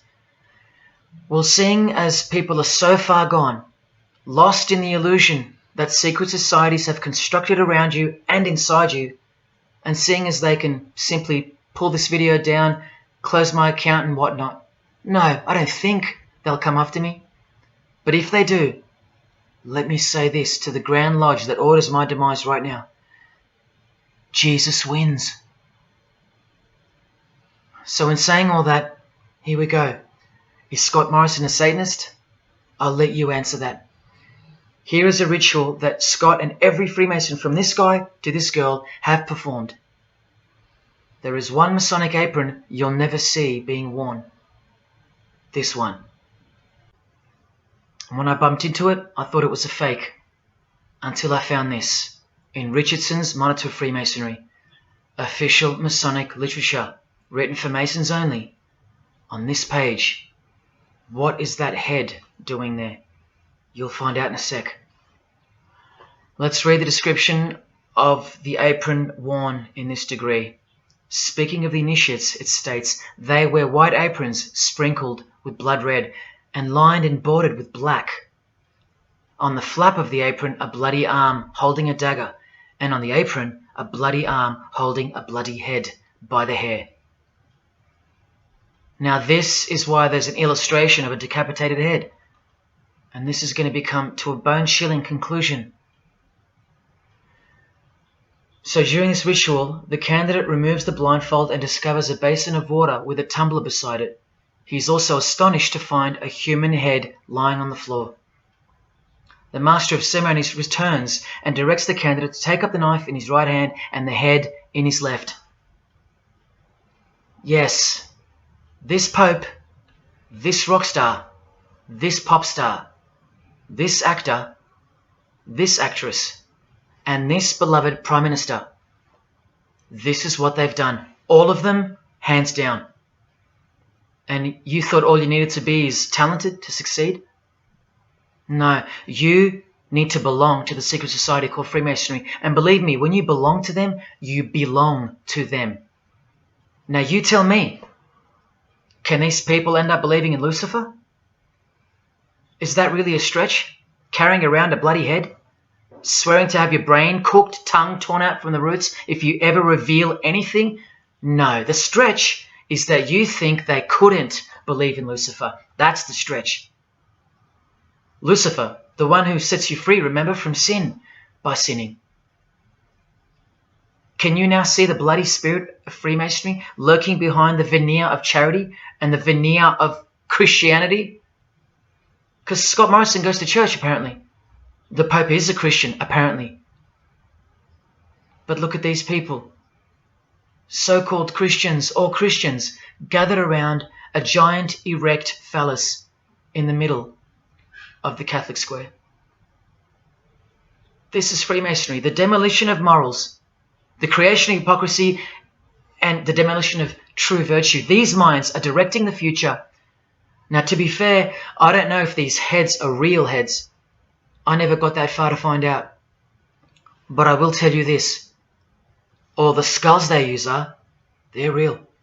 All the skeletons they use they're real.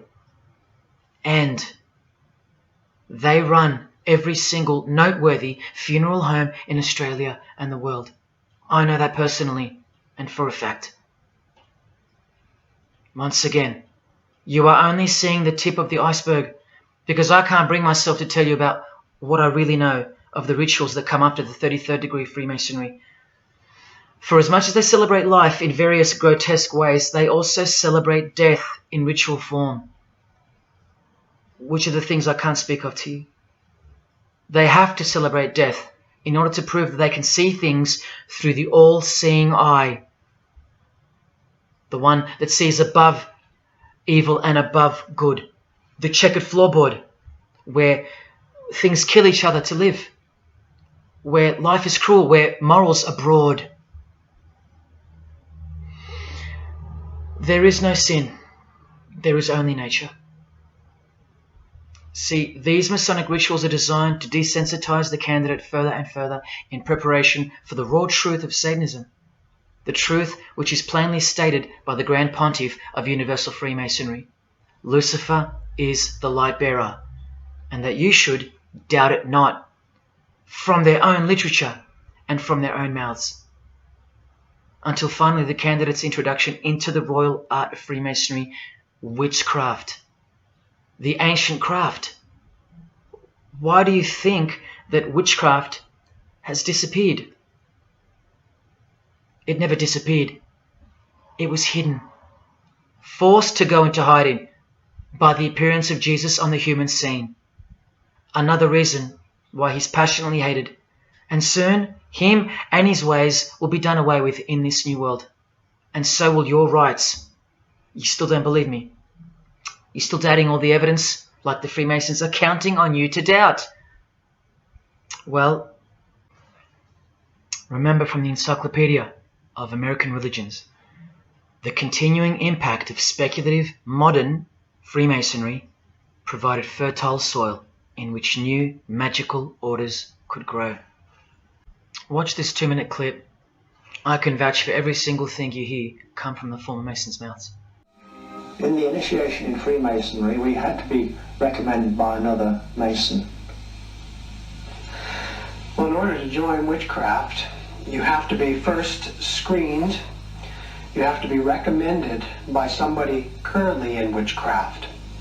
Well, when I was initiated, I was blindfolded and bound by a rope, and on your bare chest was thrust the point of a spear.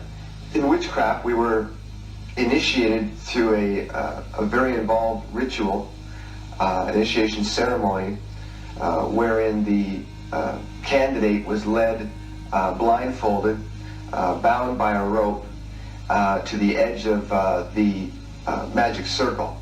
And the rope is around your neck and you're led forward. And up front, at the eastern end of the building, is a person who's a worshipful master. And you kneel down before him as if he were a god. You were met by the high priest or high priestess at that time, usually with a sword to your chest. When I went to enter the lodge, a sharp object was put to my left breast. And I was warned that should I reveal any of the secrets of Freemasonry, to know what to expect. When you're presented before the high priest, a sword is held against your chest, and you actually take a blood oath, promising to remain faithful to the secrets of witchcraft. Well, when you are in the room, this blindfold is taken away from you, and this is a time when they say that you're coming from darkness into light. During the initiation ceremony, the initiate is led by the lieutenant of the high priest and is challenged at the edge of the circle by someone saying, "Who goes there?" And the answer is, "One from the world of darkness." In Masonry, the prayers are ended with "So mote it be." Oh, and one of the other aspects of, or distinctives of the craft was that we would always end any spell or ritual where we released the power, this is where the power was released, with the word "So mote it be." By now this should sound like a stupid question, but why do you think that the initiation ceremonies into witchcraft are almost identical to that of Freemasonry? I'm not even going to answer that. Come on, people, wake up with me. Here's Kylie Minogue, a Freemason, okay? Hidden hand of Freemasonry and the one-eye symbolism of the god of her religion. Now here she is giving the vow of silence, but what the masses fail to see is what's written on the book she's holding. Witchcraft, the royal art of Freemasonry. This is what her vow of silence is referring to in the picture. Yes, Kylie Minogue is a witch. And if you're still that deluded by the magic wand that is television, entertainment, movies, media and whatnot, then you'll no doubt fail to use the incredible eyes that God gave you, from which to see the real world with, the evil world, where Satanists are at the helm. The ban on witchcraft was only officially lifted in England in the 50s, after more than 1,500 years. So that tells you who's in control now. And when I give you a glimpse into witchcraft in a minute, you'll see why it's evil and why it should be anything but legal, even when using it for so-called good, because the well they draw from is poisoned. But thanks to propaganda, the craft of the witch has been absorbed into the realm of fantasy. Justin Timberlake here is also referring to magic in this cover art, with the all-seeing eye looking through the number of their god. Magic. Magic is a much smoother and more acceptable word than witchcraft, that other word. That word still retains its ferociousness, its true character, but that word has been sterilized. That word isn't real to you anymore. You can't feel it for what it really is. Or if you do, your mind has isolated it, confined it to some small groups of unimportance scattered here and there over this diverse world. And so it's nothing to be feared or concerned about. But that's the furthest thing from the truth. Now, some witches want to say that witchcraft isn't Satanism. That's either more delusion or misdirection, as confirmed here by Anton LaVey in the Companion to the Satanic Bible, when speaking of the followers of the Witchcraft Not Satanism school. He writes very accurately that they cannot afford to admit to an affinity with anything that bears the name Satan. He knows where the power of witchcraft comes from.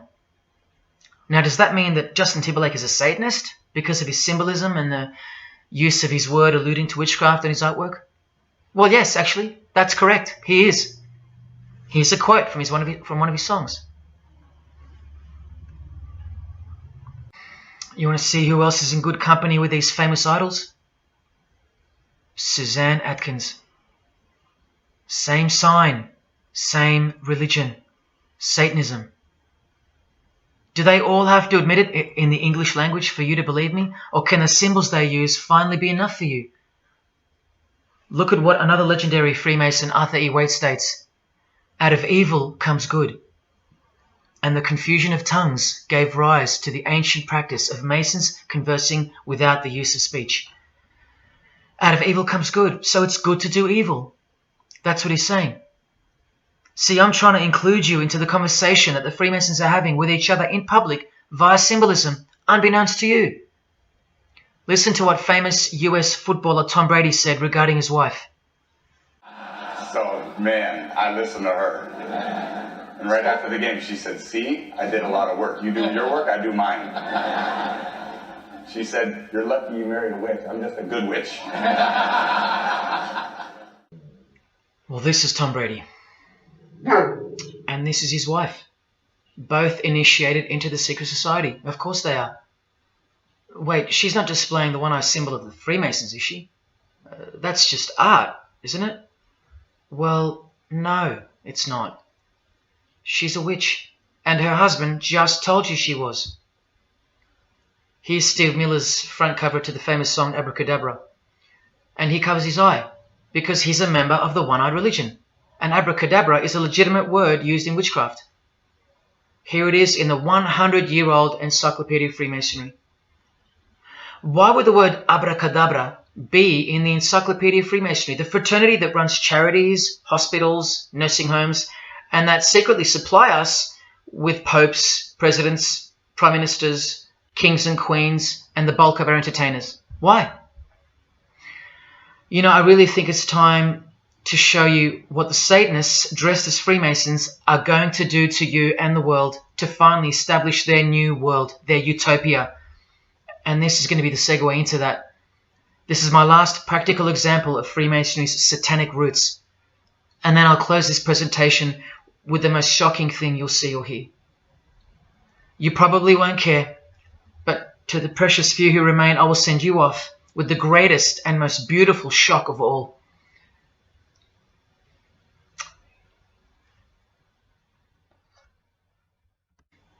This is Jay-Z inside his Masonic Lodge. You could see the Masons in aprons in front of him. This is where Jay-Z takes his sick oaths of silence, kneels down in front of other men, and calls them Most Worshipful Master, an appalling title to give to a man on this planet. Jay-Z the Freemason writes songs like this. This one's called Lucifer. And in Empire State of Mind he writes, Jesus can't save you. Life starts when the church ends. Oh, but he can save you, Jay-Z. He can even wake you up just before you collide into a concrete wall doing 120 kilometers an hour. I should know. This is fellow member of the craft Alicia Keys, who sings on the track. Here she is, showing her allegiance and wearing the broken and bloody cross of Jesus Christ, the occult peace sign, pure hatred for Jesus.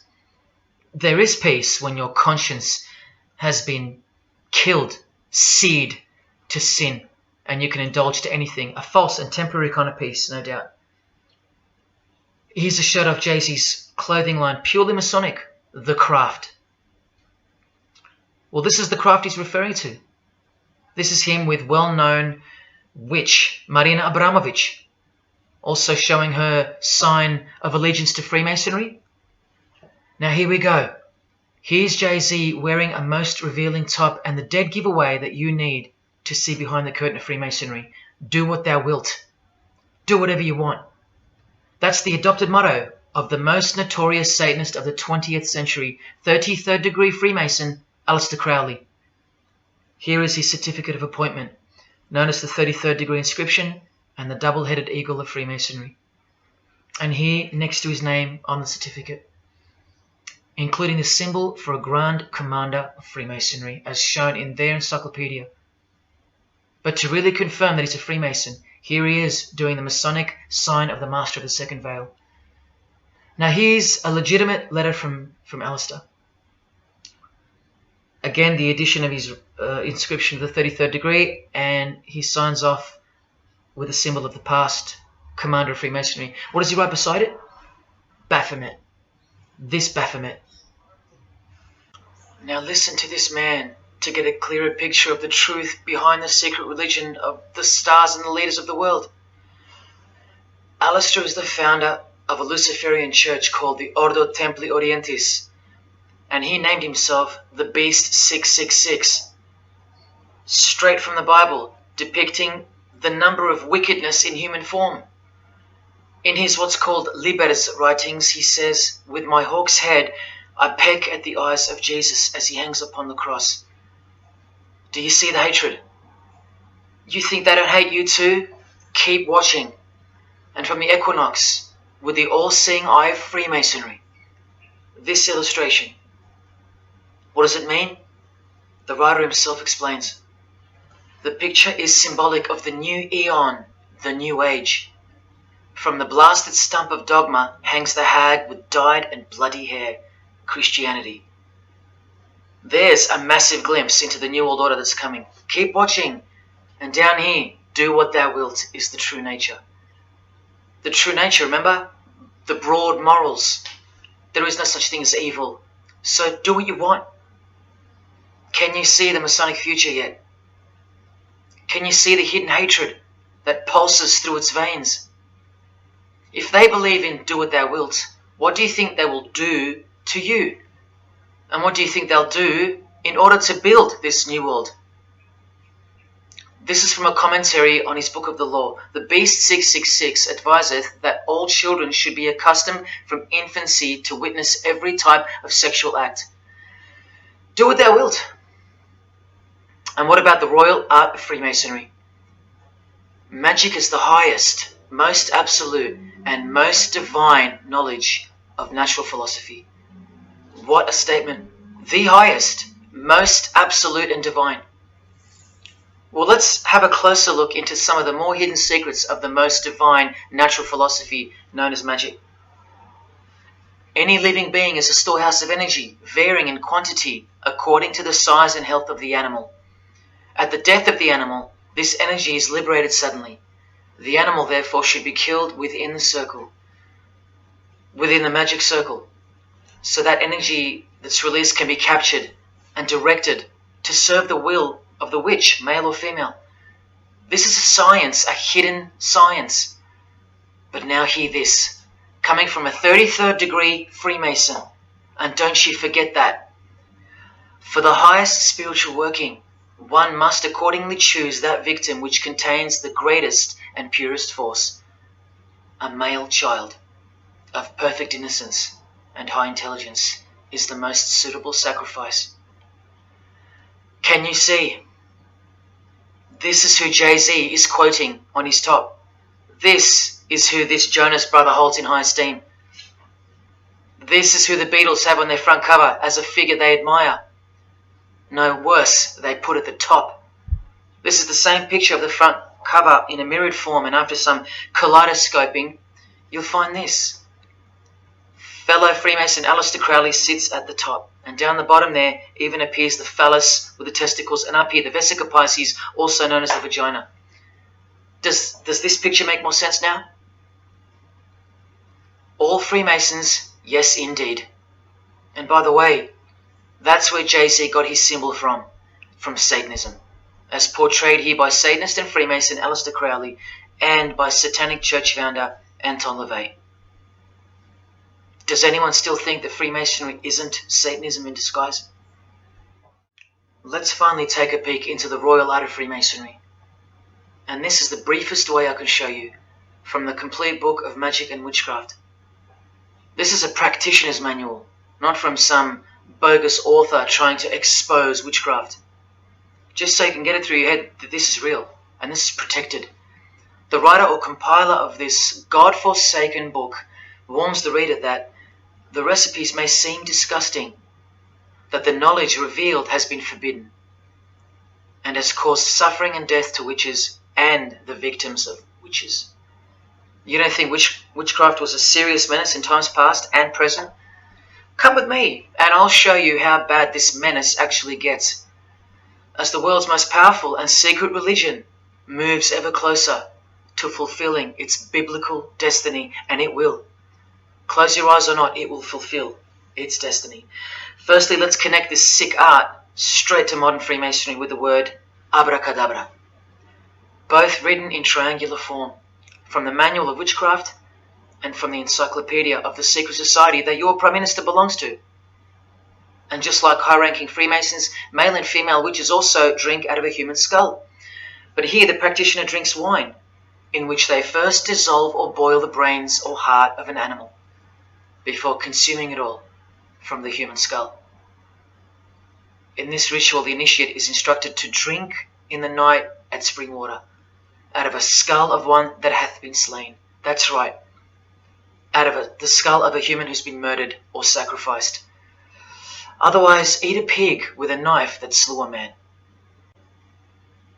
Please don't turn away. Look straight ahead and open your eyes to the planet you are on, because the real monster under your bed doesn't actually go away when you close your eyes. In other rituals of the craft, you burn a rooster while he's alive. With the use of a poisonous plant used in ointments and potions of witches, you can assure death and destruction on a victim. You want to make a female enemy sterile or a male enemy impotent for the rest of his life? Otherwise, you can just kill them. The hand of glory is the severed hand that is dried and preserved to be used in black magic. Yes, a dead human hand. A black circle is most effective for operations of evil. The use of blood and sex in ritual was considered helpful for obtaining the necessary energy to successfully work magic or achieve mystical insight. But here's where the darkness thickens even further. Animals such as black cats or children may be sacrificed, and participants may drink the blood of the sacrifice. And just so you know that Stanley Kubrick wasn't joking, an orgy of participants sometimes follows the mass. No remorse, just science, the science of witchcraft, the royal art.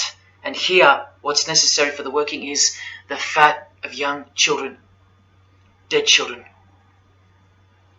How many children do you think go missing in Australia every year? That's how many. And what about the world? Is it 1 million? Well, according to the International Centre for Missing and Exploited Children, it's 8 million children per year. Do you think that the highest, most absolute, and most divine knowledge of natural philosophy has anything to do with that? Any chance of an international secret system that is bolstered by initiations and degrees and bound under the most brutal penalties that the human mind can ever devise? Do you think that has any involvement? Any chance of that? Am I saying that this Freemason has sacrificed children? No, I never said that. But did he ever even remotely mention the secret societies? Did he ever try to warn you? Educate you? No, he was under oath. Am I saying that these Freemasons have sacrificed children? No, I never said that either. But have they ever warned you about the secret society that believes that Lucifer is the savior? The society functioning right under your nose, that secret society? No, not a chance. Julia Gillard admitted she belonged to one, but that's about it because they're all under oath. So where does this ancient craft originate from? It originates from the spirit realm, from spirit beings. That's who taught mankind the royal art before civilization began. In this chapter, The Rites of Satanism and Witchcraft, the manual explains that a typical satanic Sabbath was, number one, a homage to the devil, usually performed as the osculum infami, also known as the kiss of shame, which is so shameful that we'll just put it this way. The ritual involves kissing the hindquarters of the devil, the rear. Surely this is far removed from anything to do with Freemasonry. People, the original order of the Knights Templar were found guilty of this very same obscene ritual. And where do you find the modern variant of the Knights Templars of today? I told you, in the highest degree of Freemasonry, right here. Here's a couple of them now. And what's on this Templar's head? From the Masonic Encyclopedia, remember? A symbol of the Baphomet, according to 33rd degree Aleister Crowley. And we can confirm that in the Satanic Bible. That's exactly what's hiding deep inside of Freemasonry. I'm only showing you this to show you the reality of Satanism and the demonic realm, the world you can't see. On this earth? And in this earth and then in a world we can't see. Look here. The hierarchy of demons occupies a more important place in both black and white magic rituals. Both black and white. This is where the power of witchcraft comes from. And this is the reason these bizarre rituals actually function and actually work. Because after the ritual is performed on earth, its effects are carried out to their conclusion in the spirit realm by spiritual beings or demons, actual demons. The reality that is hidden from you. Because if you found out that Satan was real, then that would have to make Jesus Christ real too. And he is the one they hate. And if Jesus Christ is real, that changes everything. And this is how much they hate him. The prayer that Jesus taught his disciples is performed backwards. The high priest is sometimes naked. A prostitute assists him, and a naked virgin, who may later be deflowered, is the altar. Everything that is sacred is defiled, and everything that is filthy is honored as pure. Because of their burning hatred of Jesus Christ, just as he's hated by the fallen angels that they worship. It gets worse when you hear what they use as a substitute for the bread that Jesus broke and told his disciples to eat in remembrance of him. A wafer which initiates me with this, this, and this. Or the name of Satan may be written upon it. And this isn't even witchcraft. This is just a ceremony announcing who they love and who they hate. So is Satan real?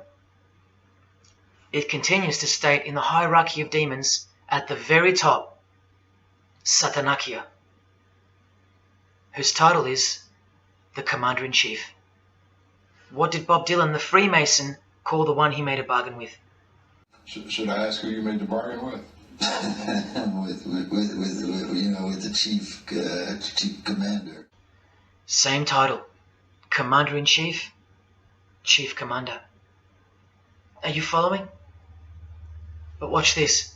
In case the darkness is getting a little too thick and encompassing for you, let's shine a little light. The true light that only the Gospels can supply.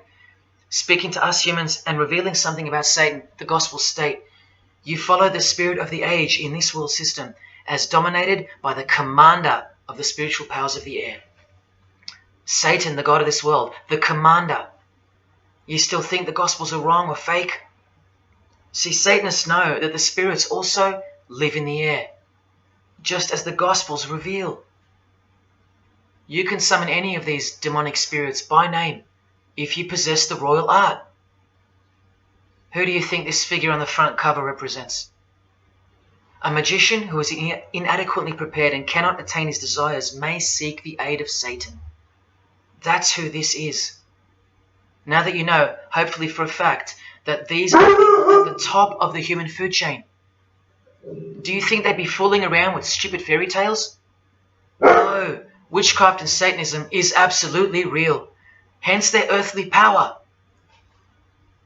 This demon here, fifth in the pyramid structure, holds the title of Inspector General. And what's the title of the highest degree in Freemasonry, who exists in every local lodge in every suburb, a suburb near you? Inspector General. Same title as the living demon. Do you believe me now? You can even conjure Lucifer himself, or be Beelzebub, who the Gospels call the Prince of the Devils. Both of whom are listed as superior spirits in this book of witchcraft and magic. I can show you so much more from this disgusting book, but I'll cut it off here with the seal of Saturn, a demonic sigil from the complete book of magic and witchcraft. And this is his seal. Can you see? Do you see? This is the society that lives amongst you, above you. The one-eyed religion of Freemasonry, hidden right in front of those who have their eyes wide shut. I'm going to now show you what that world that they are building, from the ashes of the one you're currently living in, looks like.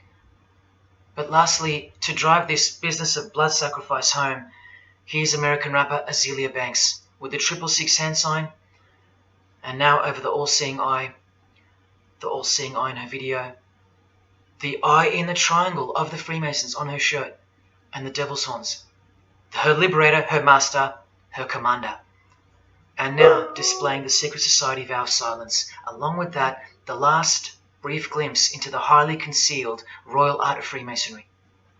The amount of crap that's about to come off my floor right now, guys. Oh my god. 3 years worth of brujeria. Yes, you know I gotta scrape all this shit up. And what does brujeria mean? You know what it means. Witchcraft. Azealia Banks, the witch, with her eye in the triangle shirt, and the logo of, for example, the Grand Lodge of Freemasonry in Spain. one and the same symbol. The logo of the Fraternity of the Freemasons and the logo of this Church of Lucifer. The one eye. One and the same symbol. Freemasonry has deceived you. Yes, people, now you know how Satanism has functioned out of sight and out of mind. You still think there's no such thing as witchcraft? Or that it only existed in the olden days? You still think that blood isn't a part of the royal art?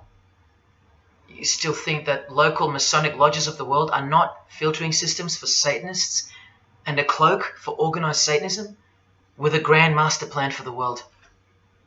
You think there's nothing to the blood sacrifice of Jesus Christ? After seeing all this and the Azealia Banks clip, and after realizing that there exists a hidden and guarded science of the art of blood sacrifice, you think there was no science behind Jesus' crucifixion, a deeper reality that we can't see or understand? You think Jesus didn't know what he was doing? Or are you one of those who still think he didn't exist? Tell me, how can they hate something that doesn't exist?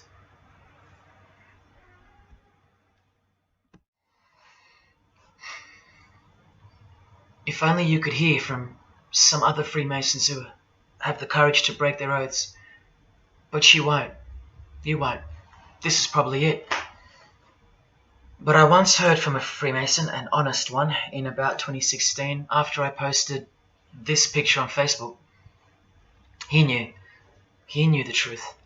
Just like you do now, or just like you should. And he wrote to me, and he said, by the time we are done, every church will be a brothel. Well, in case you think that that's impossible, this is a fashion show that was held in a church, a real church, and it was organized by high-ranking Freemasons, who you will see now to be Satanists. Designed to be a heart-wrenching mockery and a colossal sign of the times, this event. Just so you know, it's a Masonic production. Here's the inside of a lodge. See those twin pillars? Well, here they are. See the Masonic checkered floorboard? Well, there it is. See the Masonic square and compass? Well, there it is. And do you see the eye of Freemasonry? Yeah, there they are. The lower square in the square and compass has been disfigured so that as to not make it too obvious. But now that we've established that, here is the spirit of Freemasonry, as displayed through just a few of the models. This one wears the horns of the Baphomet, the horns of Satan, with his all-seeing eye in the background. More horns. This model wears the all-seeing eye, as does this one. And this disgusting thing with another huge all-seeing eye of Lucifer in the background. Then there's this, with a satanic pentagram on her face. And finally, this male model in a skirt with two satanic inverted crosses of Jesus Christ on his top in a church. Oh, the morbid victory of the Freemasons. Unstoppable. For now. When people like Lady Gaga cover one eye while wearing an inverted cross, and you don't see the connection of the one eye symbolism to Satanism, then your observational skills have been compromised. In the span of 2 days, I saw these ads in my local shopping centre. And that alone tells me that the satanic age is here, manifesting all around us, seemingly invisible, while you look straight ahead through the symbols. Just like the initiation process of the secret societies themselves, society at large must be incrementally introduced and seduced into further depravity and self-love. And haven't we been slowly but surely perverted over time, degree by degree, until we think that men dressing as women is beautiful and healthy, anal sex is a form of expressing love, the sick world of pornography is considered as liberating for women and men, and protected by free speech. In California, babies are allowed to be aborted after birth because it's a woman's choice. And that's not considered murder. A world where we should applaud young children like Desmond is amazing, cross-dressing while he dances for gay men at a gay bar on a podium because he's paving the way for the kids of the future. And we should get shamed, fined, and even jailed if we point out that this is sick, sinful, and dare call it evil, which is what it is. What spirit is behind Desmond is amazing? Oh yeah, an evil spirit, no doubt about it. You think Freemasonry and their peculiar morals aren't behind the decline of Christian morality and morality worldwide? It's all by design. The Masonic war on Jesus and the Christian social structure, generally undetected by human perceptions, and still people will write to me and comment on how absurd what I've said is. A cloud over the eyes of their heart. Well, I tell you this, there is no bigger axe that has ever been grinded than the one Freemasonry grinds. Because the appearance of Jesus Christ pretty much destroyed their religion, drove it underground, and they will have their revenge. Soon you're going to see it. We've all been initiated into the lowest levels of materialistic Satanism under the banner of secular humanism. I know blokes who think that life's great, mate. Life's terrific. Life's what you make it. Evil, Lucifer, Satan, these are just words that Christians invented to help them sleep better at night. There are no cults. There are no conspiracies. John F. Kennedy's speech about secret societies plotting against the world, that's not relevant anymore. That's history. There's no such thing as Satanism amongst civilized people. Oh, children, when darkness comes to your door, takes your wife, takes your health, your job, your home, your freedom, your children, then you call out, oh my God, this is evil. Why is this happening to me? Well, here comes the darkness. Here comes the evil. You want to know what the New World Order looks like? You want to know what the future holds? You want to know what horror is coming to our planet? As Jesus told us, for then there will be great distress, unequaled from the beginning of the world until now, and never to be equaled again. Ladies and gentlemen, welcome to the Masonic New World Order. These are the mysterious Georgia Guidestones, also known as the American Stonehenge. They are a set of granite monoliths which were constructed in 1980 and funded by an unknown and anonymous group and commissioned by a man using the pseudonym R.C. Christian. On a ledger beside the monument is written, "Let these be guidestones to an age of reason." Here we have a reference to a new age. With this, we get a clue as to the spirit behind the structure. The Age of Reason happens to be the title of a book by Thomas Paine. Now, you can colour him any which way you want to, but whichever way, one glaring colour shines through. Thomas was a hater of Christianity. That's the second clue to the spirit behind the Georgia Guidestones. The third is the fact that the Guidestones feature as what could be seen as a replacement to the Ten Commandments of the Christian God with the new Ten Commandments of the New Age. Because I will not steal, cheat, lie, kill, and so on. They're just, well, too narrow for the New Age, for the Age of Reason. Clearly designed to be a take on the biblical commandments, being 10 in number. They are all very vague indeed. But anyone can ascertain the horror that must first take place before this New Age can begin by looking at the first guideline. Because this one's not vague at all.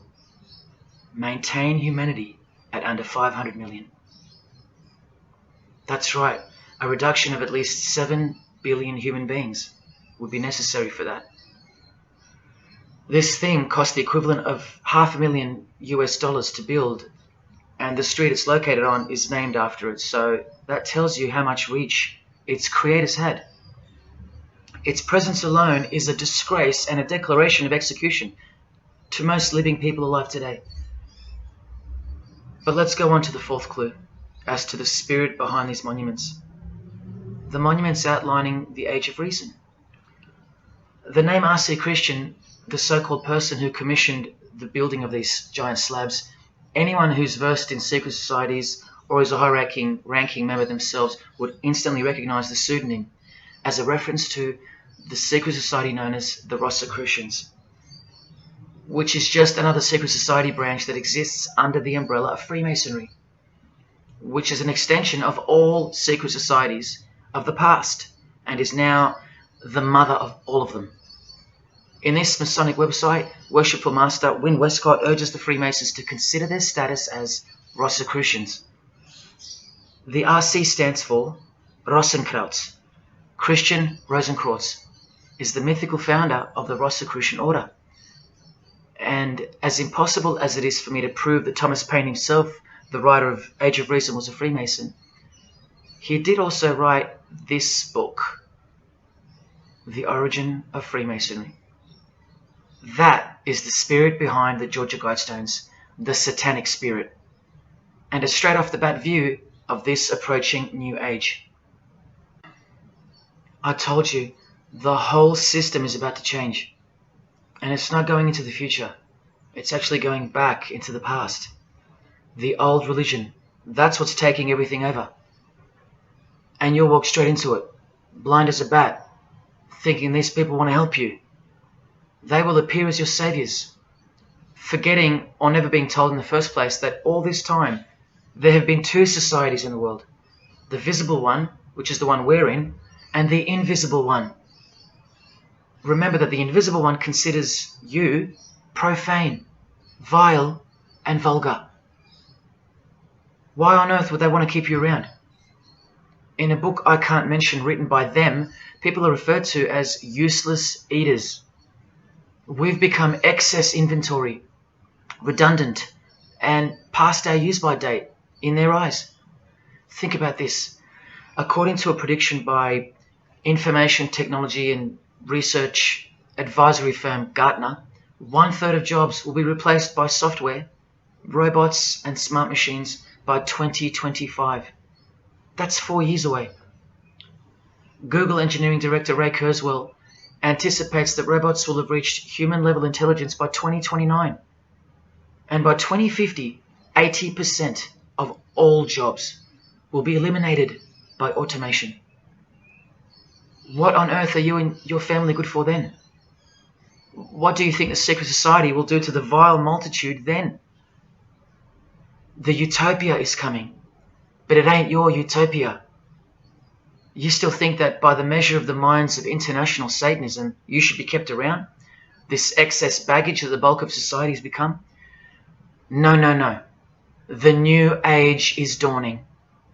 And generally speaking, you're not invited. It'll just look like you are. Remember that Charles Darwin, the Freemason, is listed as an influential figure in the Satanic Church. So mass murder and mass death are natural and necessary themes in the name of evolution, an artificially induced evolution into this. He is the same image in real life in Eilat, Israel, seemingly unrelated to the seal on the US dollar bill, right? But standing in glory with a Masonic square and compass, telling you exactly who owns this pyramidal symbol, complete with the one eye on top. Same symbol, same designers, worshipping the same God. You should be getting goosebumps by now. Is this a conspiracy led by international Freemasonry? Oh, you don't have to bet your life on it, because your life has already been placed as a bet on your behalf and without your knowledge, but with your permission, because all of the information is hidden in plain sight. In your face is where it's hidden. You're going to lose this battle unless you've been hidden in Jesus Christ, the only one who warned you that the new age is a trap and that it is the climax to this epic drama being played out on planet Earth. Now hang on, brace yourself, because I ain't going to let you down.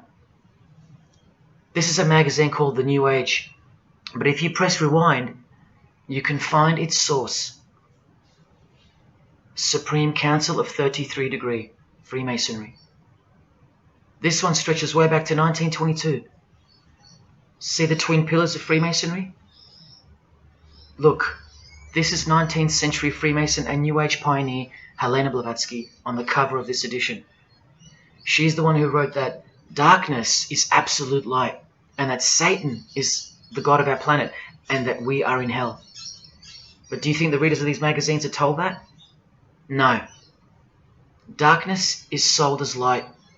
Satan is disguised, and it's him in the details. This Masonic New Age magazine was the precursor to all magazines and trends, promoting the great deception of self-love and spirituality. Meanwhile, you're feeding off the plate that Luciferians serve you. Look at how the Satanic Bible in 1966 reveals the reality behind the curtain. Evidence of a new Satanic age. A new age. The new Satanic age. All rigged and all propelled by Freemasonry. Satanism's magic cloak. After all, and I think you should have guessed by now that Anton Szandor LaVey, the founder of the Satanic Church, the one who vowed to help destroy Christianity, is himself a Freemason. I can't prove it to you, but I know it, because of not only his obvious fondness of the fraternity of the Freemasons and the mention of it in his Satanic Bible, and its vital role in the Satanic takeover, but also because of the symbols, specifically this one, generally called the Devil's Claw or the Lion's Paw. Freemason James de Rothschild displaying the Devil's Claw or the Lion's Paw. X-Factor's L.A. Reid showing the Devil's Horns next to fellow Freemason Avril Lavigne. The Secret Society sign for the Devil's Number, and displaying the Devil's Claw over and over. The better example is with New Age guru Annie Besant, co-writer of Lucifer magazine and 33rd degree Freemason, also showing the Lion's Paw here and here. But the best example I have is with Aerosmith, guitarist Joe Perry clearly displaying the sign of the Master of the Second Veil of the Freemasons, and right next to him, Steven Tyler, doing the Lion's Paw. Clearly both Freemasons, secretly showing their allegiance with symbols. And here's Anton LaVey displaying the same Masonic symbol.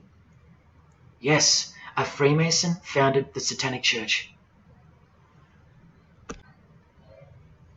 Now that we know who's really behind the so-called New Age, listen to some of the confessions of the New Agers in their literature, once you scrape past all the talk of spirituality and love and rainbows. New Age author, feminist and hater of Christianity, Barbara G. Walker writes in The Woman's Encyclopedia of Myths and Secrets, a 666, 666, was the magic number of the triple Aphrodite. She further compliments the number when she calls it the miraculous number 666. Speaking of the New Age to come, PhD Christopher Hyatt writes in Undoing Yourself, as we moved closer and closer to the well-planned for and long-awaited invocation of the Prime Minister unto the very King of Hell, the Grand Vicar of Lord Lucifer. Yes, the very well-planned for and very long-awaited indeed. Do you see what's coming? Mr. Hyde also enlightens us in the fact that opposites do not exist apart from the mind. Evil and good are all in your head. That's why you should brace yourself, because these are the minds creating the New World System. He confirms this. The New Age will require new men, men of high consciousness and fortitude. All of our present dogma models will crumble. He means the Christian and the Christian social structure will crumble.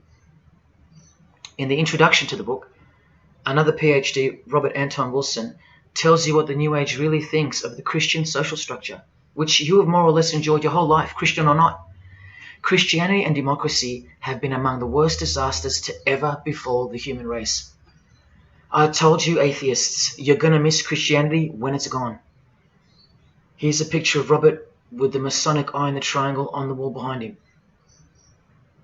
Remember where the term New Age came from. So once again, do you think that the new system, the New Age, is going to be democratic, a system that respects you or gives a damn about what you think once it's in place? Let me answer it this way. Christopher Hyatt quotes from one of his literary heroes and famed philosopher, Friedrich Nietzsche, who said, "What is more harmful than any vice? active sympathy for the ill-constituted and weak. Christianity. So to be a Christian and to actively have sympathy for the weak, that's the worst vice. That's backward and evil. So the answer is no. This is what I'm warning you about. And look, Frederick's work has exerted a profound influence on modern history. That's from Wikipedia. You know what else Frederick said? You probably won't find this on Wikipedia. The domestic animal, the herd animal, the sick animal man. That's the Christian. And what book of Friedrich Nietzsche were these quotes pulled from? The Antichrist. Nietzsche also wrote Beyond Good and Evil. That's how the all-seeing eye sees things, remember? So does Christopher Hyatt mention mass murder and depopulation in his book? Sure, here you go.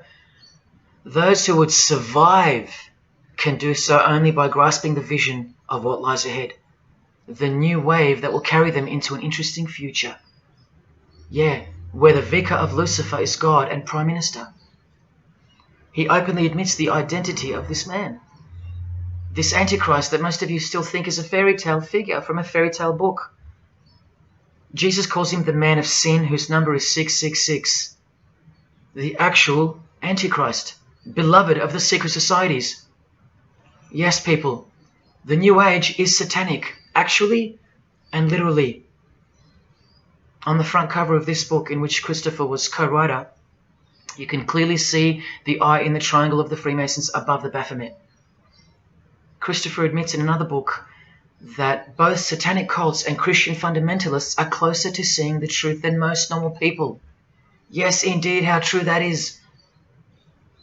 In Coming World Changes, Harriet and Homer Curtis speak of a prophecy they received from a mysterious spirit titled King of the World. Now, I wonder who that could be.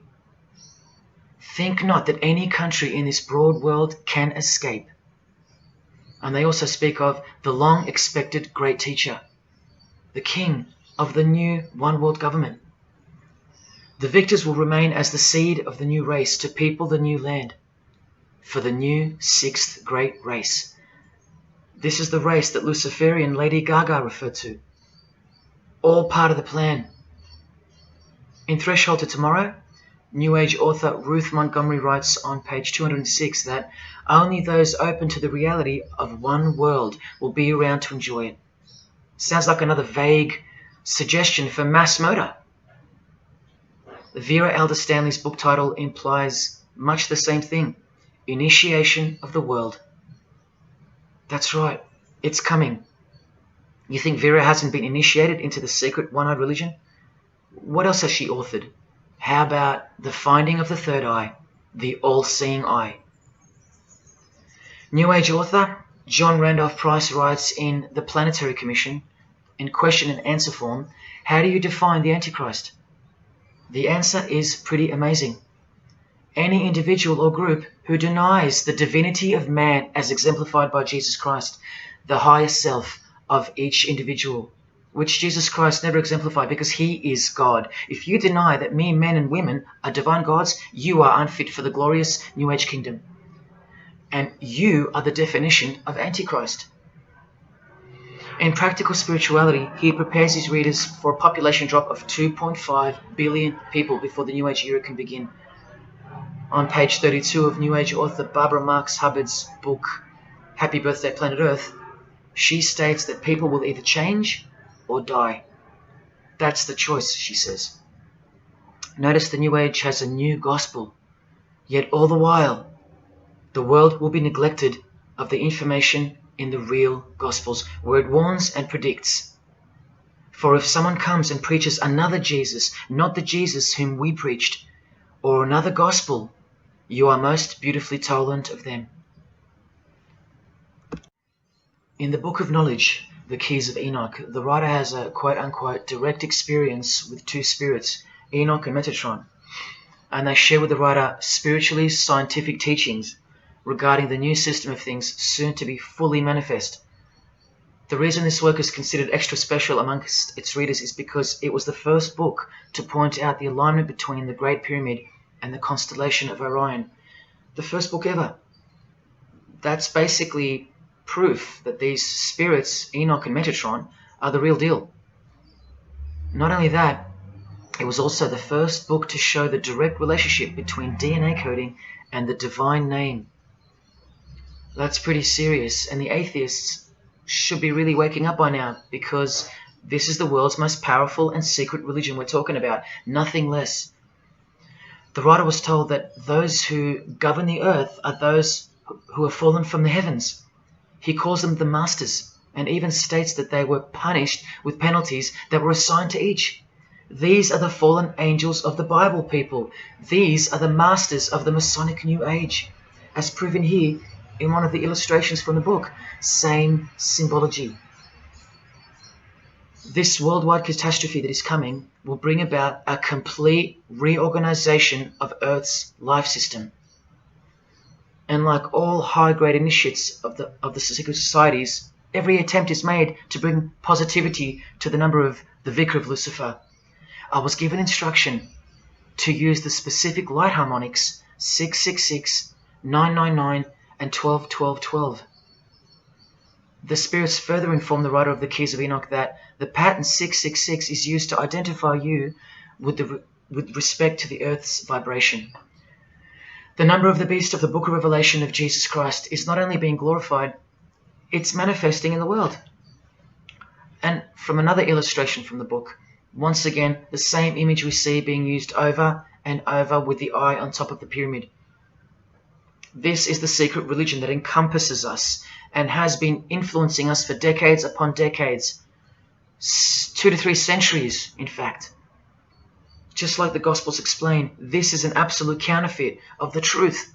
Christ is mentioned everywhere, but not Jesus Christ. No, this is the Antichrist spirit, who will eventually manifest and appear to the world as one man.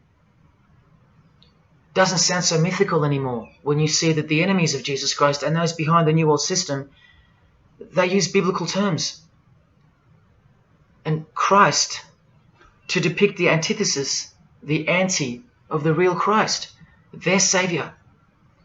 And these spirits from the world we can't see are the ones who taught mankind the sick art of witchcraft. Look at who supplies this book online, sacredmagic.com. You know what magic really is and what it really entails now. So once again, you can see the connection, the relationship. If you still think that this phrase, New World Order, is a conspiracy theory, you're suffering from a medical condition. On the Lucius Trust website, the consultants to the European Union, you find the statement that the New World servers are occupied with the task of inaugurating the New World Order. In the same article, this shocking admission is made. 2/3 of humanity will stand upon the path at the close of this age, and with that, 1/3 will die, or to put it surreptitiously, will be held over for later unfoldment. That's the Lucius Trust. The word Lucius being the replacement for the word Lucifer, who works hand in hand with the EU, the European Union, stating that 2.5 billion human beings are planned to be killed off. All predicted by Jesus, and only Jesus. And if you still think I'm joking or misleading you about what these people are and what they plan to do, here's a book written by the founder of the Lucius Trust, the Freemason Alice Bailey, Education in the New Age, where she, educates you about mass population reduction. When a form proves inadequate or too diseased or too crippled for the expression of that purpose, it is, from the point of view of the hierarchy, no disaster when that form has to go. Death is not a disaster to be feared. The work of the destroyer is not really cruel or undesirable. Do you see? Did you hear that? Through the all-seeing eye of Lucifer, the destroyer, for the purpose of the new world, death and mass murder isn't evil, it's good. And Alice Bailey in The Labours of Hercules also tries to re-educate us and protect that God-forsaken number, predicted in the Gospels to be associated with evil. The number of the physical plane activity is called the number of the beast. This idea seems to have a horrible fascination with many, but what it really means is that Virgo is the symbol of triplicity, 6 on the physical plane, 6 on the emotional plane, and 6 on the mental plane. not 666 at all. And one more time, from the consultants to the European Union, from their website Lucius Trust, to prove to you that these people are all working toward and waiting for the world leader. The coming of the Avatar and the advent of the coming one are the keynotes of the prevalent expectancy. After everything I've shown you, are you going to ignore this? Or worse, are you going to trust these people, of whom were predicted to this very condemnation 2,000 years ago?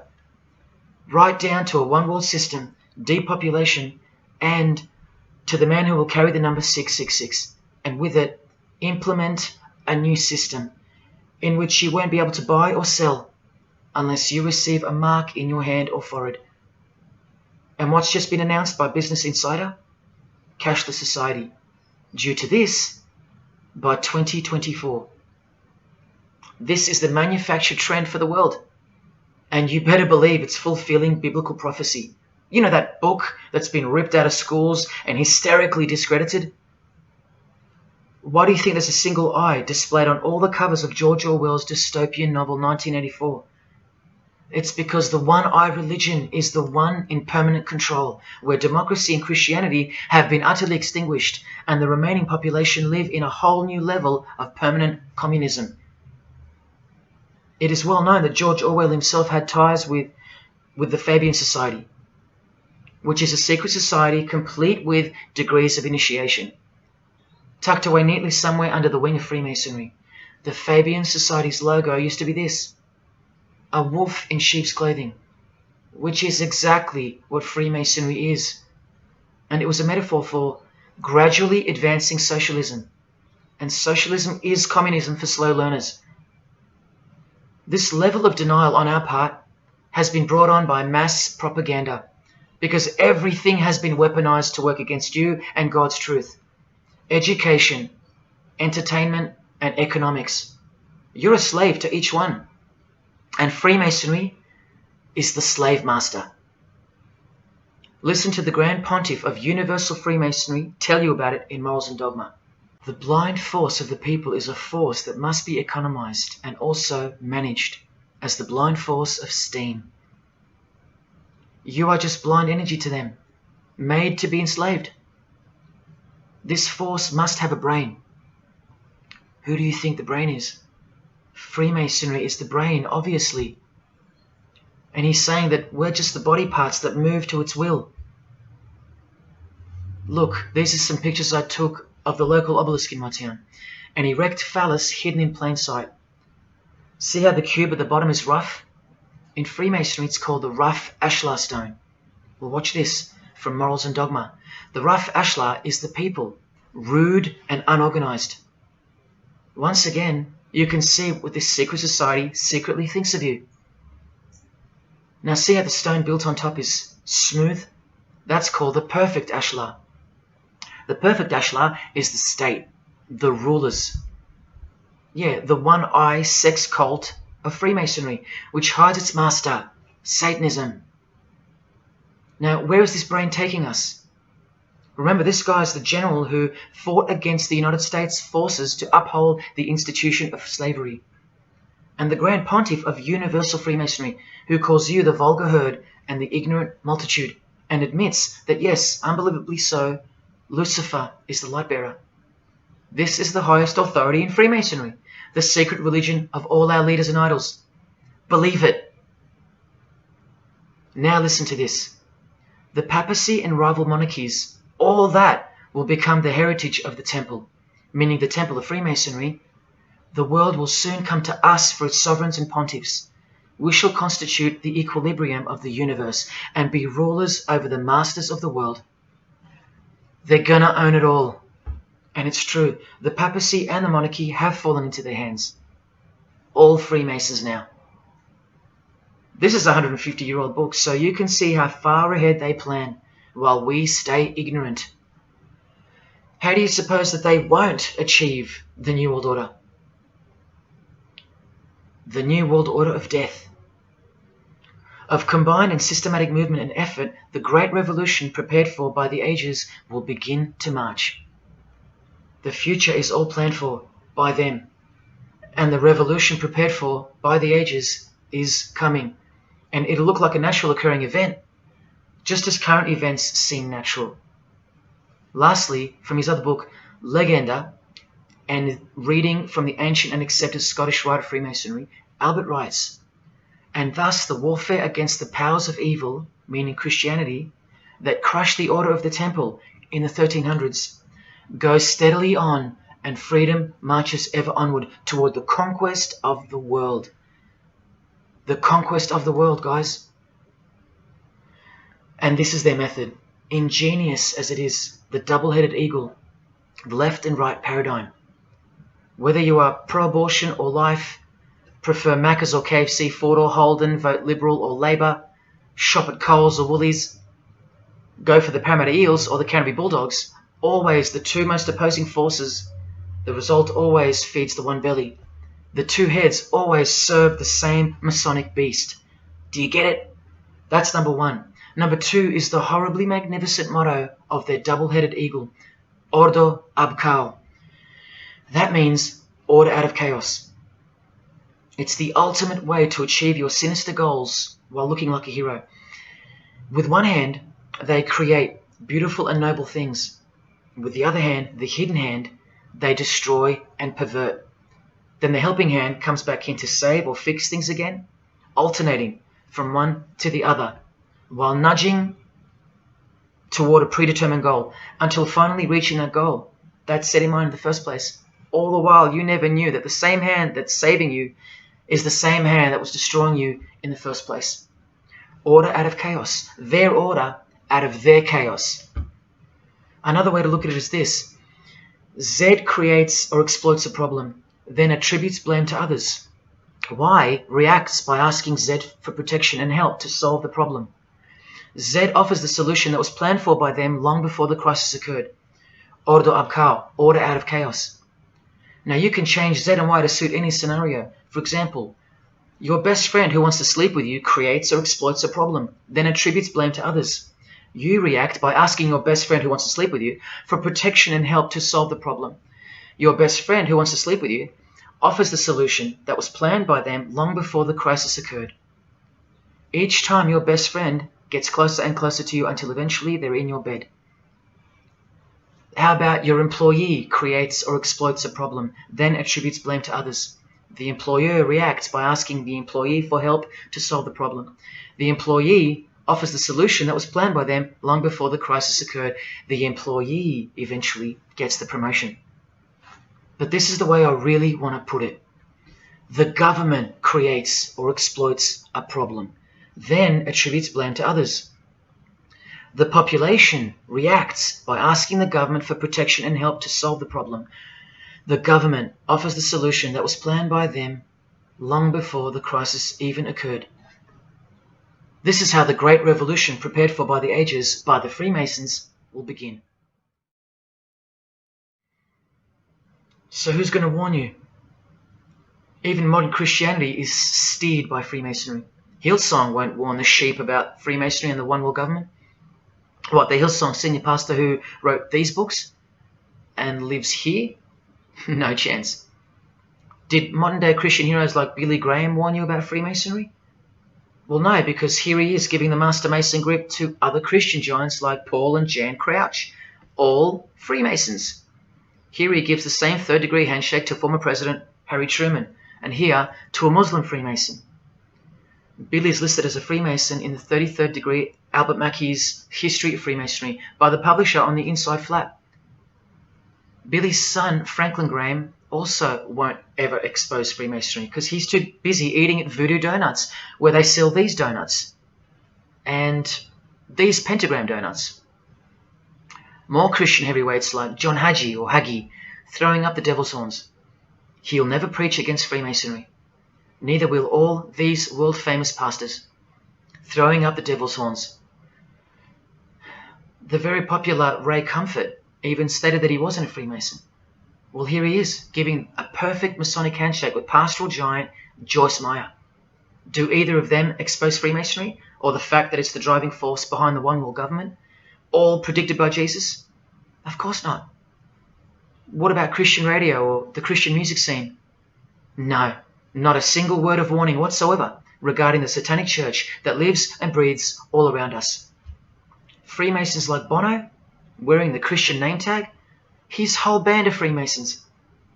Bono too should know better than anyone that a one world government is a trap as foretold in the Bible.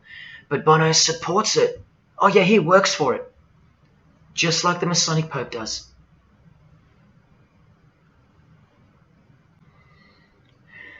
Even if by some freak chance they didn't know any better. No disciple of Jesus can bend their knee to another man in the Masonic Lodge, calling him master and swear to keep secrets. Look what they call each other from the Encyclopedia of Freemasonry. Master Mason, Grand Master, Most Eminent Grand Master, and the most appalling title of all, Most Worshipful Master. Most worshipful. Do you see how extra deluded the Christian Freemason has to be when Jesus said, "Do not be called master, because one is your master"? And what about all those oaths? Don't worry, Jesus covered that too. What I tell you is this: do not put yourself under oath at all, but let your yes mean yes and your no mean no. How's that for an idea? But the Freemasons' yes means no, because they all swear to lie and conceal from the first degree initiation all the way through. What is whispered in your ear, proclaim it from the rooftops. That's Jesus. You see the contrast? How precise he was and still is. You think Bono and the Pope don't know about the Masonic calendar and how it's not the same calendar as ours? From the Encyclopedia of Freemasonry, the real date of the world is found by adding 4000 to the Vulgar era. This whole Christian era is vulgar. So the year in the Masonic world is actually 6021. And this abbreviation is in French, the Vulgar era, beginning since the year of the Lord, since the year of Jesus Christ. That's how they feel about the current age, which is coming to a mind-blowing end by design. Now, do you think Freemasons aren't capable of mass murder? Well, Joseph Stalin murdered approximately 20 million people, and he was a Freemason, displaying the sign of the master of the second veil of Freemasonry. Vladimir Lenin was the leader of the Bolshevik Party, and he paved the way for the mass murder of 60 million people, mostly Christians, and he was a proud Freemason. And ladies and gentlemen, this is Adolf Hitler, a Freemason, clearly giving the grip of a Master Mason. And here he sits next to his military leader, Hermann Göring, who is also displaying his allegiance to Freemasonry with a hidden hand. He even displays the Masonic triangle, just like fellow Masonic brother Jay-Z. The mind of Hitler surrounds you now. It just hasn't pounced yet. The mind of Hitler isn't isolated to some portion of the world anymore. It now encompasses you. Hitler is everywhere. Far more clever than you can imagine. Evolved and sleeping in your bed. It's easy to say that's impossible. Once upon a time, 70 million Germans adored him. Once upon a time, Hitler was named Man of the Year by Time magazine. You've been fooled by the satanic machine. Please don't try to get inside to the mind of Freemasonry. It's like trying to understand Satan himself. You can't, and you don't want to. Freemasons will make friends with their most hated enemies. They will cross-dress their morals to move closer to their goal. They'll make the English language void of any meaning by turning everything inside out and upside down to camouflage its objectives.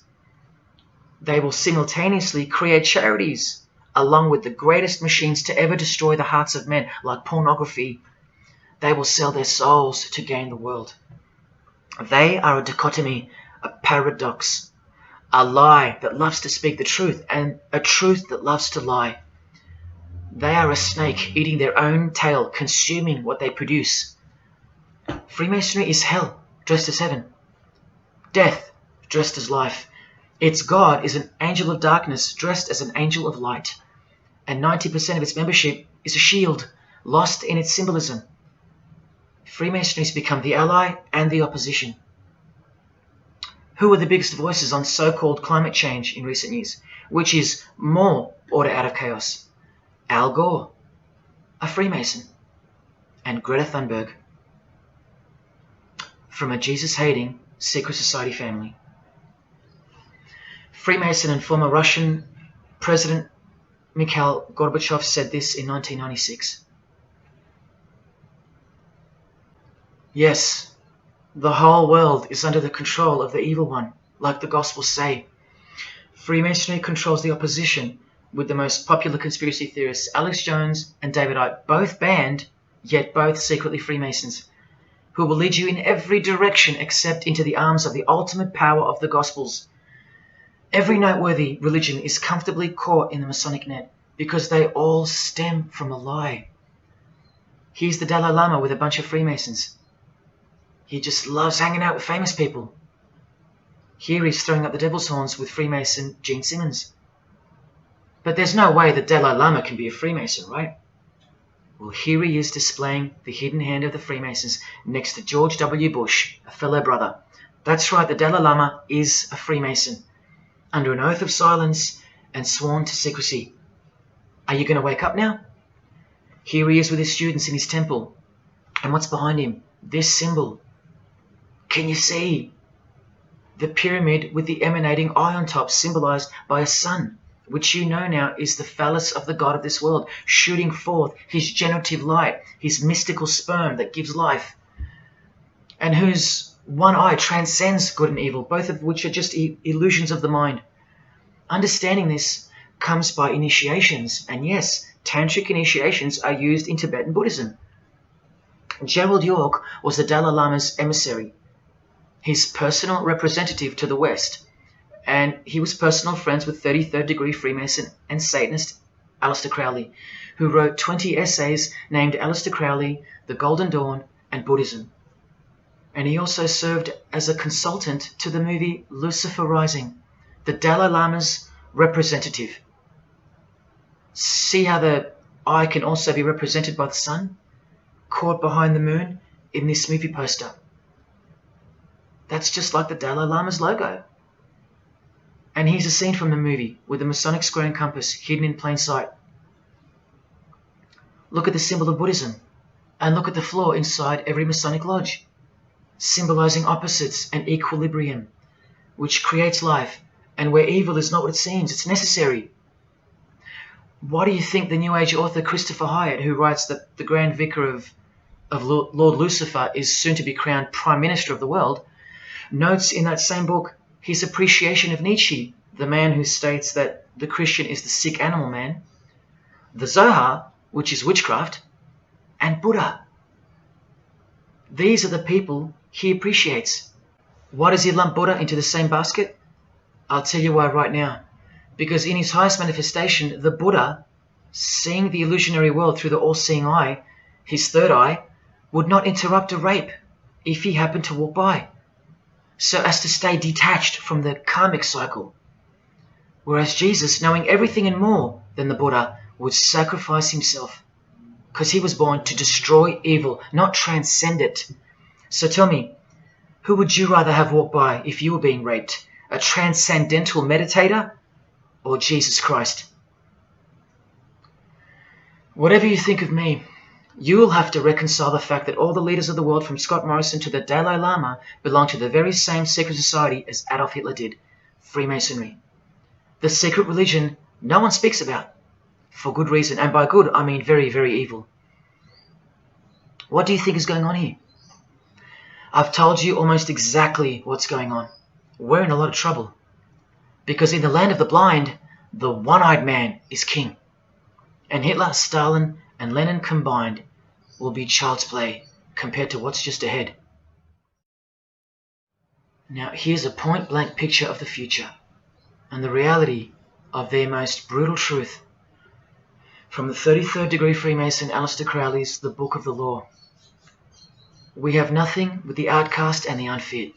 Let them die in their misery. Compassion is the vice of kings. Stamp down the wretched and the weak. This is the law of the strong. Do you see? Can you see the future yet? Now please pay attention from his other book, Magic in Theory and Practice. This is what all the degrees of initiation are for. And this is what it takes for them to create the New World Order. he speaks of the initiation in the true order of the Rosy Cross. Rosy Cross being another name for the order of the Rosicrucians. Remember the guys that built this? Now this is a 33rd degree Freemason speaking. It is extremely desirable that he should have attained an absolute degree of moral emancipation. That is purity of spirit and perfect understanding. I've shown you this over and over. Because the world is full of evil, they mimic the morals of nature, because they are the true morals of the true God of this world. That's purity to them. That's true honesty and perfect understanding. Evil is good. That's the moral emancipation he's speaking of. Now watch this and brace yourself, because this is the future. There is a magical operation of maximum importance, the initiation of a new eon. When it becomes necessary to utter a word, the whole planet must be bathed in blood. This bloody sacrifice is the critical point of the world ceremony of the proclamation of Horus, the crowned and conquering child, as Lord of the Eon. I've shown you that secret societies participate in the science of blood rituals. Well, this is what it climaxes into. A massive blood ritual in the name of the new Eon, the new age, which revolves around a divine plan not of this world, as confessed by all of them. You are not who you think you are. You are not where you think you are. Do you see it? Can you fathom? And what blood means in this world? So much more than what you may have known before now. Blood sacrifice is of the utmost importance. It's what the beings in the other realm require, desire. We can't fully understand it. But do you see how the blood sacrifice of Jesus Christ takes on a whole new meaning now? A very real meaning. And guess what? Because of it, the good guy really does win in the end. You either fall under the blood of the world or under the blood of him. There is no middle ground. Blood is like the monetary currency of the spirits.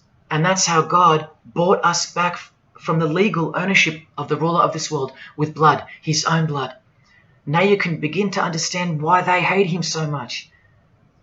Because that's why he was born into the world of flesh, to produce blood of his very own.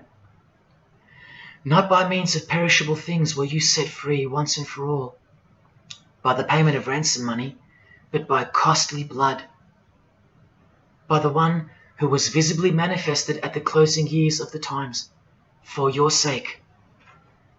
That is the truth. Do you think it's just a coincidence that this is the last age before the long planned for new order of the ages? That's ages, plural. That means forever. That's the plan. That's why the Gospels say that he was visibly manifested at the closing years of the times, at the end of this last age. In the book 1984, George Orwell told us, if you want a vision of the future, imagine a boot stamping on a human face forever. I've shown you that this so-called new age is in actuality a new satanic age. And it's not really new at all. It's very old indeed, it's ancient. But like I said, its progress was derailed by the appearance of Jesus on the human scene. Now I'll prove to you that the New Age is an old religion. Novus Ordo Seclorum is part of a quotation taken from the Roman pagan philosopher Virgil's 4th Eclogue, which was borrowed by him from the Sibylline records, which were ancient prophecies delivered by an oracle through witchcraft or divination. That's where the phrase Novus Ordo Seclorum comes from. Now look at what the full phrase actually says. A mighty order of ages is born anew. Both the prophetic virgin and Saturnian kingdoms now return. Now a new progeny is led down from the lofty heavens. Favour, chaste Lucina, the boy soon to be born, in whom the iron age shall come to an end, and the golden one shall arise in the whole earth. We've just been told that the new age is a Saturnian kingdom, which returns. So it's been here before. Next we see that a new progeny, meaning a new seed, a new race, there's that race again, is coming to earth. And that a boy will be born who will bring the Iron Age, which is the age we're currently in, to an end. And that the Golden Age, the new age about to begin, will again arise over the whole world. Now, what is the Saturnian kingdom? Well, for starters, this is a band called Saturnian Mist. And here on their front cover, we have a reference to magic. Then we see by the singer's shirt, they're Satanists. Then with his other shirt, we see the connection once again between the inverted pentagram of Satanism and the one eye of Freemasonry, the secret religion of the who's who of planet Earth. Freemason and Satanist Marilyn Manson has a song called Saturnalia, and on a satanic website on ritual offerings for demonic bindings, we find that Satan is Saturnian in nature. Here on the front page we see the inverted pentagram under the head of the Baphomet, and right next to it, a version of the square and compass of the Freemasons, of which a lodge is located near a suburb near you, no matter where on earth you live. The Satanic Church hidden in plain sight. Now let's go straight to the source so you can see for yourself the nature of the New Age Saturnian kingdom found in the full quote of the Freemasons' New World Order seal. From this book, which is a factual study of the single most influential occult organization in modern Germany, the Fraternitas Saturni, or the Brotherhood of Saturn. We learn of the path of the Saturnian initiate, which is outlined in detail with the meaning of all 33 grades, 33 degrees of Freemasonry. This is the very same thing, the same objectives. All secret societies work for the same goal because they all have the same spirit. The only difference between Freemasonry and this Saturnian fraternity is that your local Masonic lodges are veiled and camouflaged filtering systems for future Satanists, from which all influential figures of society are chosen, where the real religion begins at the 33rd degree. Whereas with orders like the Saturnian Brotherhood, there is no filtering system. As such, you're a student of Satanism from the first degree. That's why Satanism's takeover would have been impossible without international Freemasonry. The Saturnian teachings include sexual mysticism, sex magic, and Nietzschean Thelemism. Nietzsche, remember the guy who says that Christians and the mindset to help the weak makes up the sick animal man? The guy who wrote this book and doesn't believe in good and evil.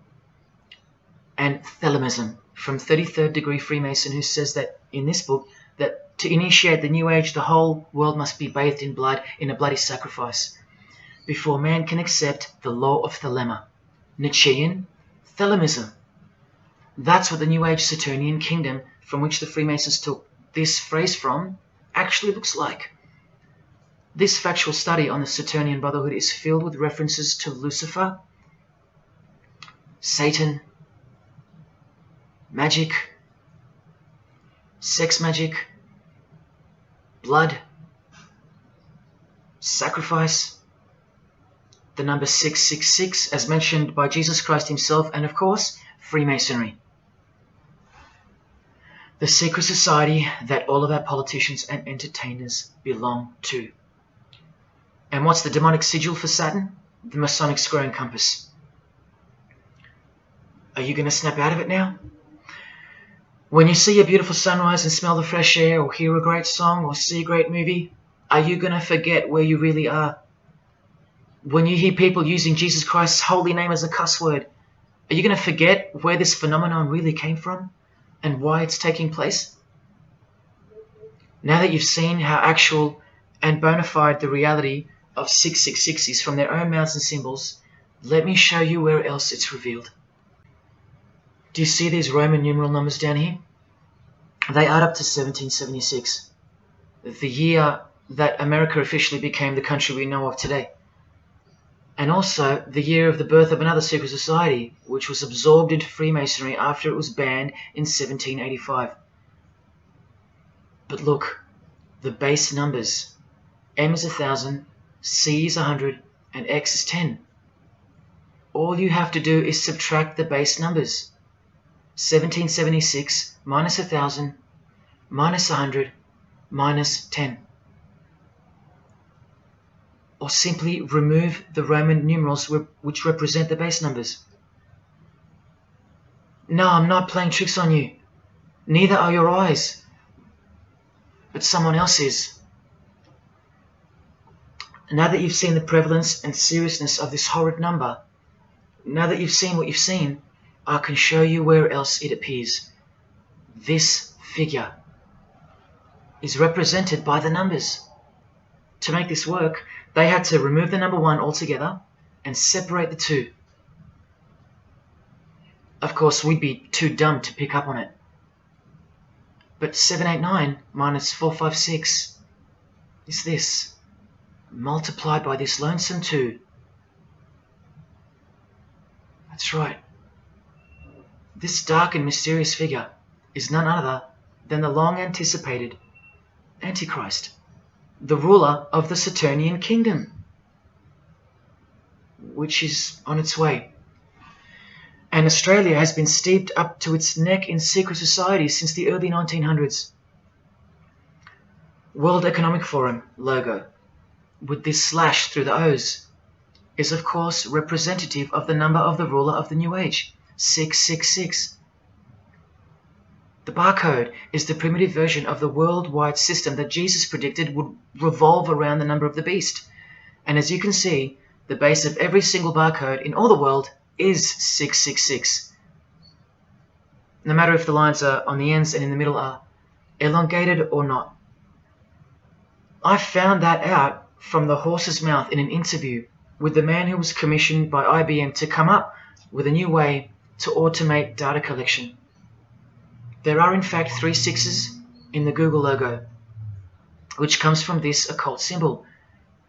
Coincidence? And he found in a Masonic lodge the square and compass symbol appears in the middle of a hexagram, which is a symbol used in the royal art of Freemasonry, witchcraft, as shown in this book. Well, among other things, the hexagram itself can be broken down to quite clearly represent 666. This is a Masonic square and compass designed by the Manal Masonic Lodge, symbolizing world unity. Up the top you find the logo of the United Nations. Well, there are 33 segments in the UN logo, symbolizing the 33 degrees of Freemasonry. See this crop circle here with the Masonic eye on top of the pyramid? I know nothing about crop circles and the phenomenon of them, but I know how many rays are coming off the eye. 33. 33 degrees of Freemasonry. Don't forget that the highest authority of Freemasonry already admitted to be the designers of the pyramidal seal in a 1962 edition of their magazine, The New Age. I've shown you how the inverted pentagram makes for the spelling of the word Mason in the same seal. Well, that same pentagram with the elongated top horns appears here in a European Union logo. An inverted satanic pentagram right in front of our eyes. Here's the European Union building architecturally mimicking the Tower of Babel. That was the very same tower that the God of the Bible destroyed thousands of years ago, according to the Bible, when Nimrod, one of the admitted founders of the original craft of Freemasonry, tried to unite the world under one world government. So this logo and this building design is a clear statement to the God who intervened the first attempt at a world government. This is England's Secret Service logo for MI5 with the word intelligence being symbolized by the eye of Lucifer, who was viewed as the most intelligent entity in existence by the secret societies. And this is the symbol for the Information Awareness Office. You know exactly who's in control, and now you know exactly what they want, and they will get it. In a 1962 article written by former US President and Freemason's wife, Edith Roosevelt, in the New Hampshire News, and speaking of the spiritual counterpart building for the United Nations, called the Temple of Understanding, she writes that the symbolism planned for the building dates back to the black magic practiced by the high priests of ancient Egypt, and that the building will contain a giant eye. You don't have to wonder why now, because you know why. This clothing designer is fully aware that the one-eye symbol is synonymous with Satan and hatred of Jesus. Does this movie poster make any more sense to you now? Well, are you ready for the second biggest shock of all?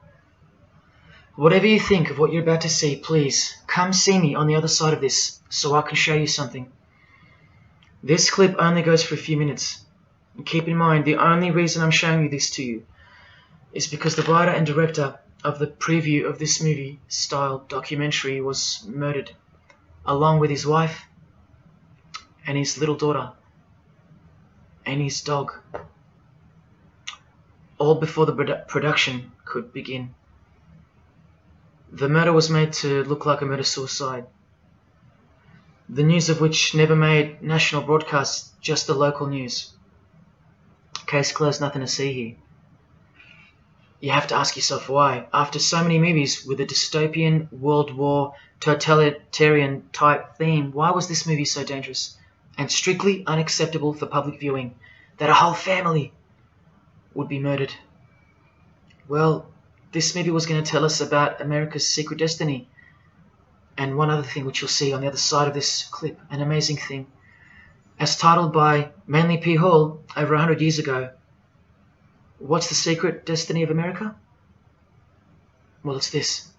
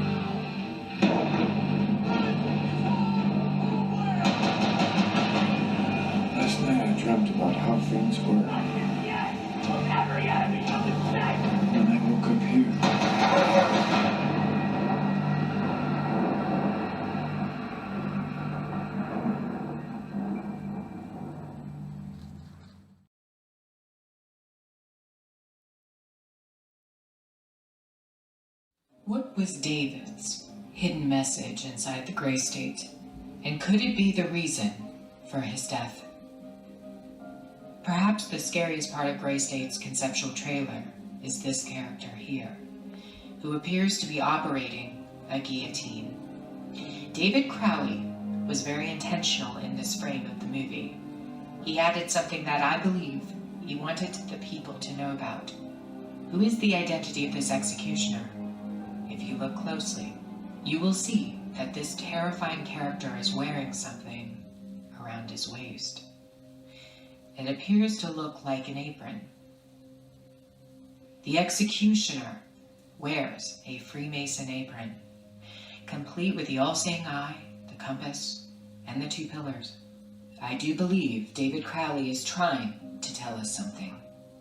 He is telling us that the organization behind the French and American revolutions, the organization behind the Italian Revolution of 1830, the organization that outlined a plan to overtake the Vatican in a document called the Alta Vendita, the organization behind the Trail of Tears and the deaths of thousands of Native Americans under Freemason Grandmaster Andrew Jackson, the organization behind the Ku Klux Klan in the United States post-Civil War and its rebirth in 1915, the organization behind Hiroshima and Nagasaki during 33rd degree Freemason Harry Truman's presidency.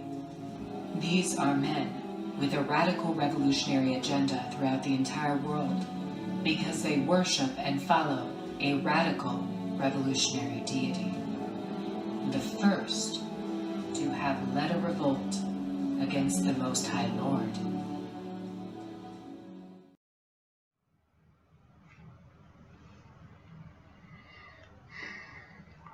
When I was in high school, coming from a completely non-Christian and non-religious family or background, I distinctly remember the first time that I decided that the Bible, or the New Testament, to be more precise, was definitely not true. Made up, fairy tale, whatever. It was one verse, one scripture that to me at the time proved unequivocally that it wasn't written for our time. A prophecy that was impossible to be fulfilled. Here's the verse. And I saw thrones, and they sat upon them, and authority to administer justice was given them. And I saw the souls of those who had been beheaded, because of the testimony they bore of Jesus, and because of the word of God. No way could guillotines be introduced as a form of execution in the 21st century, right? No way. Proof that the Bible was a prehistoric book written for prehistoric people. And this is long before he woke me up on a midnight highway to spare my life from a high-speed collision into a concrete wall. Ladies and gentlemen, in 2021, like the smartphone or the smartwatch, this is called the Smart Guillotine. Built by Chanel. You know, the perfume and clothing and accessories brand for the rich. What on earth does a perfume company have to do with chopping people's heads off? Well, I thought I told you that all of this is just the tip of the iceberg.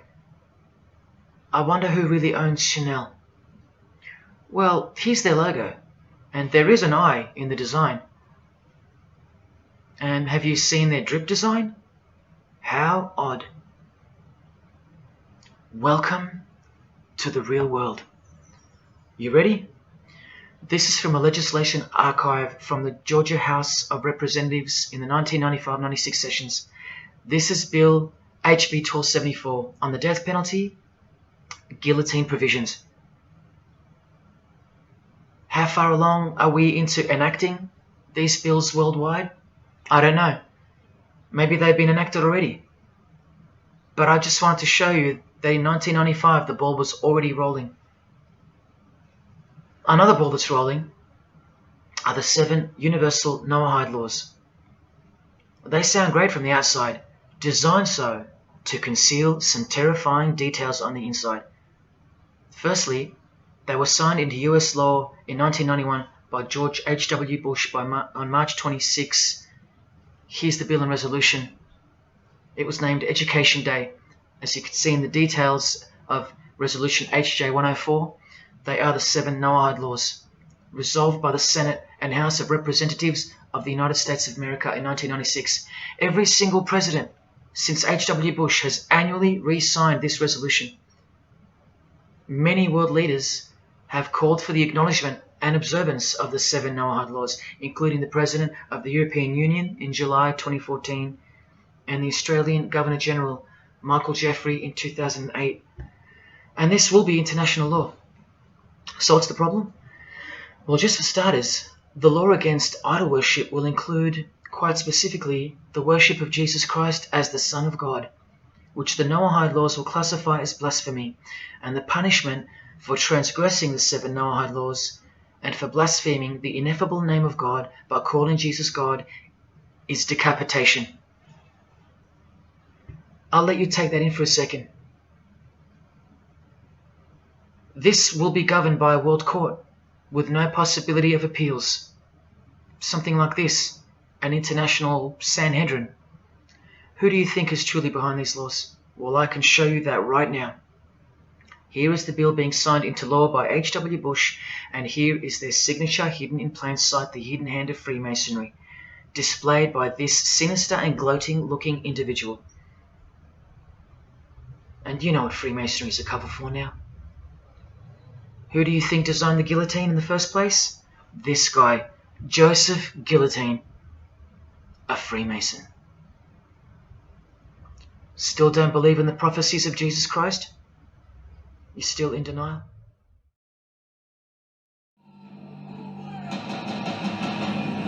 Last night I dreamt about how things were. When I woke up here.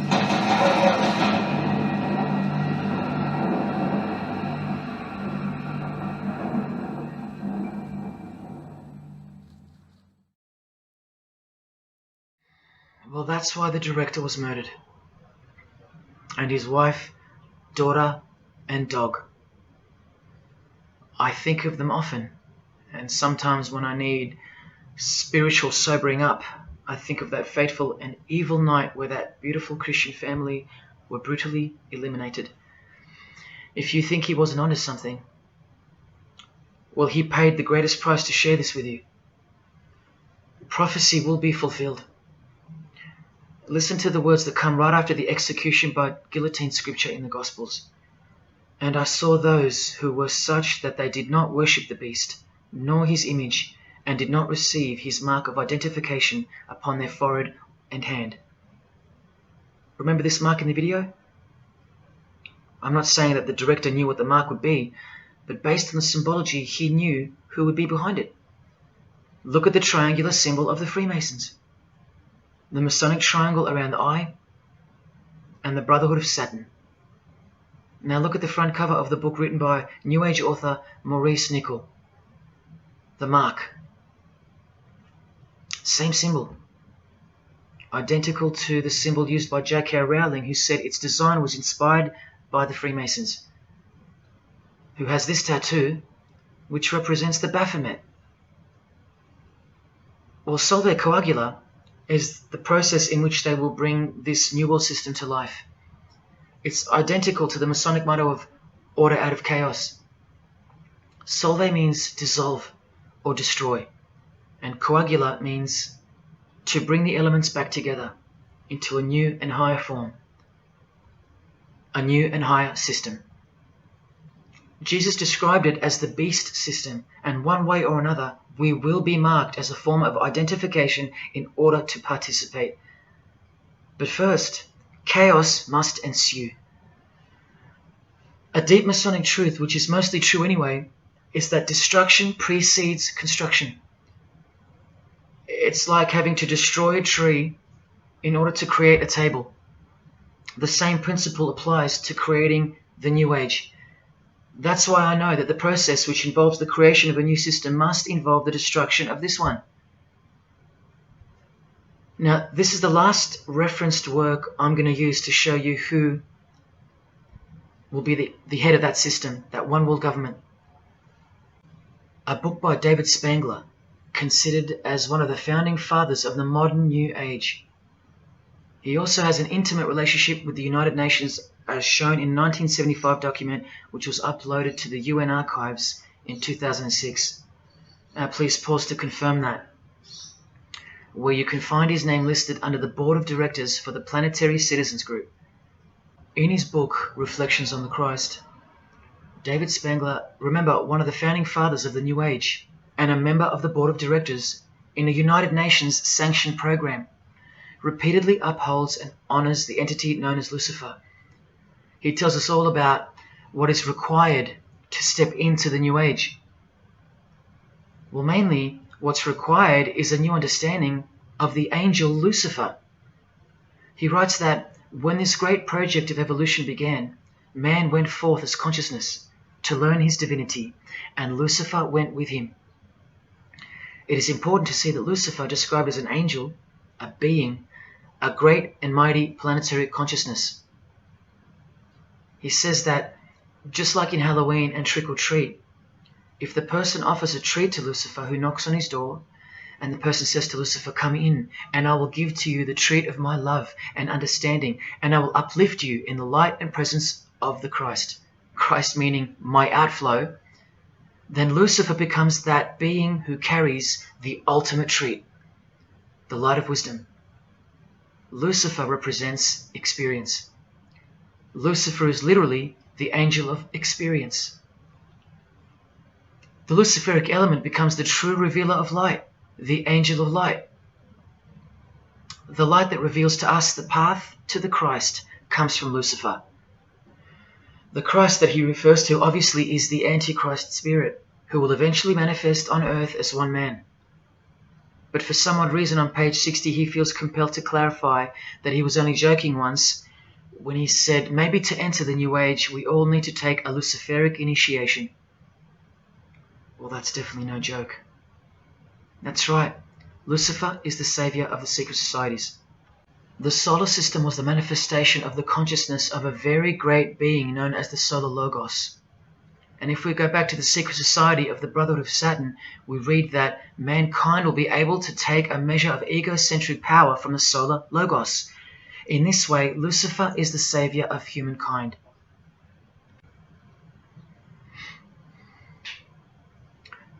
Do you see who you're dealing with? These are the people above you, the rich, powerful, influential, overflowing in all areas of those who are steering society, and they're about to reach their destination. Who showed you? Who told you? Who warned you? Jesus Christ did. Oh, those pesky Christians. In the animation flushed away, the villain Toad conspires to genocide all the rats in the sewer world and replace them with a superior species, a new species. No one is aware except for this one rat who's briefly seen in the beginning. He's a Christian rat, a nut job, carrying around a plaque, as some real-life Christians used to, warning everyone of the impending doom that is upon them. What's the twist that's hidden in plain sight for no one to see? Well, the villain Toad, planning the New Age, wears the ring of a Freemason. This ring. And he wears it exactly on the finger that a Master Mason should. It is worn on the third finger of the right hand. There is one who predicted it all, and they know that. That's why he's been so thoroughly discredited, or so it seems. Yes, the nutjob Christian was right all along. Remember one last thing before I close. From Masonic New Age author Christopher Hyatt, who spoke of the well-planned-for and long-awaited invocation of the Prime Minister of the world, when he wrote in his book, "A massive truth that I wish with all my being that you would grasp. Both satanic cults and Christian fundamentalists are closer to seeing the truth than most normal people. The world has always been at war, a spiritual war from the beginning. And if you don't know it, then you're losing the battle. The Gospel tells us so accurately that the enemy we wrestle against is not made of flesh and blood, but it is made of spiritual forces of evil in heavenly realms. That's where the real war is being waged, in the spirit. And now that we know what secret societies are and what they've tapped into, we can rest assured that that statement from the Gospels is true. That's why the common denominator between all of the secret societies is the anti-Christian sentiment. You need to ask yourself why. Why the negative obsession with Christianity? It's not as if Christians run the game. Freemasons have banned Bibles from schools. They teach evolution as a fact. Pornography is thriving. There are no Christian protesters left. Homosexuality is rampant and protected, and Christianity is buckled. Which church preaches against Freemasonry? Which church is telling you about Satan and his hidden church, which has permeated every vein of society? So why do they hate Jesus if they're at the top of their game? Because Jesus Christ is real, that's why. And he left us prophecy that they can't escape. See, the more they win, the more they fall into the hands of the prophecies of Jesus and his Gospels. What a blessing for you, those who would grasp this as truth. What good news for you, and what a terrifying conundrum for them. If you've come this far and you still don't care or still unwilling to trust, then you deserve what's coming as a law of nature. because you've been warned of all of it. The one world government clearly on its way. Cashless society, inevitable. The mark that each person will receive, without which you won't be able to buy or sell or participate in this world. And the manifestation of the name, the number of the name of the one who will implement this system. 666. All of it is coming to pass. Inescapable we are from him. Everything and everyone will fall back into his hands, where he will finally separate the goats from the sheep.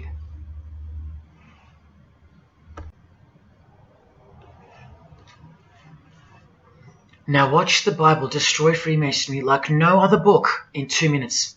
Regarding their lodges and obelisks, their heart is faithless. Now they must bear their guilt. The Lord will break down their altars and destroy their sacred obelisks. And speaking of the bloodline that gave birth to Jesus, God says, "You shall not set up for yourselves a sacred pillar, which the Lord God hates." See what you're up against, Freemasonry? While Freemasonry meets and speaks in darkness and secret, Jesus said, "I have spoken openly for all the world to hear, and in secret I've said nothing." Freemasons are known as builders. Well, the stone which the builders rejected has become the cornerstone. Everyone who falls on that stone will be dashed to pieces. Anyone on whom it falls will be crushed. Every Masonic lodge is built so that all the members face the east. Who are these men with their backs toward the temple, facing the east and worshipping the sun? It is detestable. Freemasonry does evil in secret with their hidden hand, but they blow a trumpet over the hand that does good. But Jesus says, when you give to the needy, do not let your left hand know what your right is doing. Your good deed must be in secret, and your Father who sees what is done in secret will reward you. You can't become a Mason if you're broke, blind, maimed, or have a criminal record. Jesus said, but when you give a banquet, invite the poor, the crippled, the lame, the blind. Freemasonry takes pride in its secret rituals and is hungry to rule the world. The Gospels say that their destiny is destruction. They make appetite their God. They take pride in what should bring shame. Their minds are set on earthly things. Freemasonry believes that the light is but darkness visible. The Bible says, woe to those who call evil good and good evil, who put darkness for light. And Jesus further said, if therefore the light which is in you be darkness, how great a darkness that would be. Freemasons spend their whole lives taking gruesome oaths of secrecy. Jesus said, but above all things, my brethren, stop the practice of putting yourselves under oath. Freemasonry is built upon a hierarchical system, a pyramidal system. Jesus said, for everyone who exalts themselves will be humbled, and whoever humbles themselves will be exalted. We could go on and on, but we're going to end on this one. Exclusively written for the practices in the lodge room of political Freemasonry. A troublemaker and a villain who goes about with a corrupt mouth, who winks with his eye, signals with his feet, and teaches with his fingers, who plots evil with deceit in his heart. He always stirs up conflict. Therefore, the disaster will overtake him. He will suddenly be destroyed. That is Freemasonry through and through. And apart from the man in the mirror, prior to your baptism of the Holy Spirit, Freemasonry is the villain. They do go about with a corrupt mouth as they are sworn to secrecy. They do proverbially wink with the eye, making the one eye. They most certainly signal with their feet and teach with their hands and fingers. In the lodge, I can vouch. And they do plot evil, stir up conflict, in order to further their goal of the New Age and the New World Order, the greatest conflict being up ahead. But thank God Almighty above, the verse also tells us that disaster will overtake them, and they will be destroyed. One frightful and glorious day, you can count on that. Because the only thing you can count on in this world, more than death, more than taxes, is the Son of God.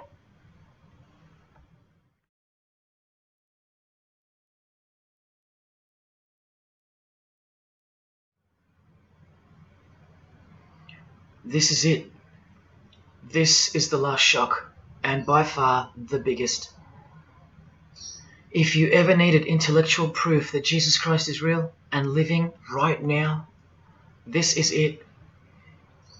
If Jesus and the Gospels weren't true, then Luciferians wouldn't be running the world. Atheists would, or some other version of modern man. Anyone, but not Satanists, not the passionate enemies of Jesus. If Jesus wasn't real, then so-called Satanists would be scattered here and there over the world in little local covens by silly teenagers rebelling against society and living in their own la-la land with their own little make-believe devils, being make-believe rebels. But no, people who believe that Lucifer is God run the world from top to bottom. They are dedicated to the core. They're highly sophisticated. They make the movies, they star in the movies. They write the songs, they sing and dance. They are worshipped as idols. They set trends, they live large, and they practice witchcraft, complete with sex magic and blood sacrifices. Why?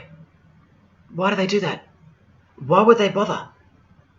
Because witchcraft is real and has been since before civilization began, hidden from the vile multitude who have been stupefied by propaganda to the point that they don't believe in anything anymore. And who waged a war on witchcraft on your behalf? God did, the God of the Bible. If Jesus wasn't real, Luciferians wouldn't be building their paradise on earth. Atheists would. If Jesus wasn't real, Luciferians wouldn't be passionately hating him to the point of keeping their existence hidden under penalties of torture and death. Lo and behold, in the 21st century, yes, if Jesus was a myth, Luciferians wouldn't be working overtime to inadvertently fulfill every prophecy that Jesus gave us. Can anybody read me? What part of Jesus foretold a worldwide cashless system, a worldwide government, and a worldwide religion do you not get? If Jesus wasn't real, why do former Satanists freely admit that only the true Christians are immune to witchcraft? They have no power over the disciples of Jesus. How is that possible? And what about this one that's been going around? If the Gospels were written by the Catholic Church in order to control people, then why didn't they include a pope in the scriptures? There's no pope here. Why didn't they include instructions to obey the priests? There's no priests in the New Testament, except for God himself and all his disciples. We're all priests. If the Gospels were an invention of the Catholic Church, why does Jesus say to call no man Father except your Father in heaven?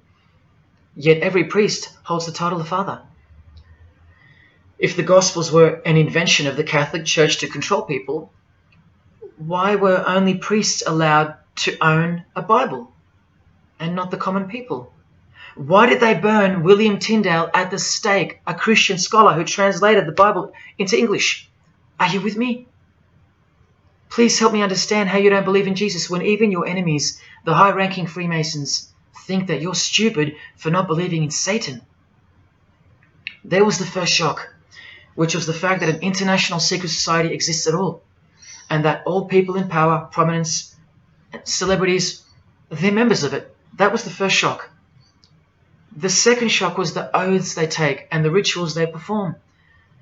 Decapitated heads, brains exposed to the sun, drinking wine from human beings' skulls, all done by the people you respect the most. Pretty shocking if you have any brains left in your skull and heart left in your ribcage. The third shock was the reason they took the oaths and performed the rituals. And that reason is that the secret society they all belong to is in fact Satanism. The fourth shock was the details of witchcraft and the details of the new satanic age, the Saturnian kingdom, where billions are planned for death to pave the way for a spiritual and technological utopia. But do you know what the biggest shock of all is? The shock that surpasses all of them combined. It's Jesus. Jesus is the shock. He's the shockwave, the reality and truth of him. Because that changes everything. He changes everything. The greatest news you could never think up, that God left his abode to come here, a form of hell, manifest on earth, to be ridiculed and executed to save our sorry asses by taking a bullet for us. Don't worry, his second coming won't be so sacrificial. Better start fearing like you fear a cop and like you fear a judge. Oh, I know you tremble in front of them. But you don't fear God? Oh, how we love the darkness and sin.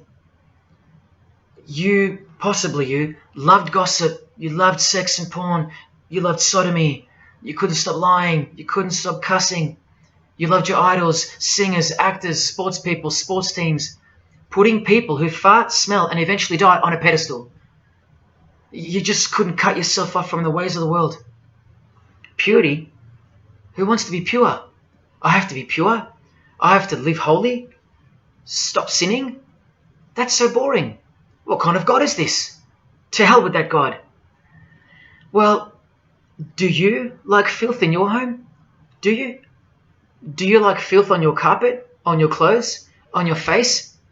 Do you invite filthy guests over and give them a share in all your belongings and all your power? Do you give them the keys to your house and car? No, you don't. But the Creator, who has the greatest house of all, he should. We can barely earn $1,000 a week, and we don't give that away to anyone. But now God should share his wealth with you, the unclean, the unrepentant. Is it too much to ask your filthy guests to clean up before they enter? To watch their mouths, to control their willy? Is that too much to ask? Oh, but if God was real, what about all the children that die? What about them? What are you doing about them?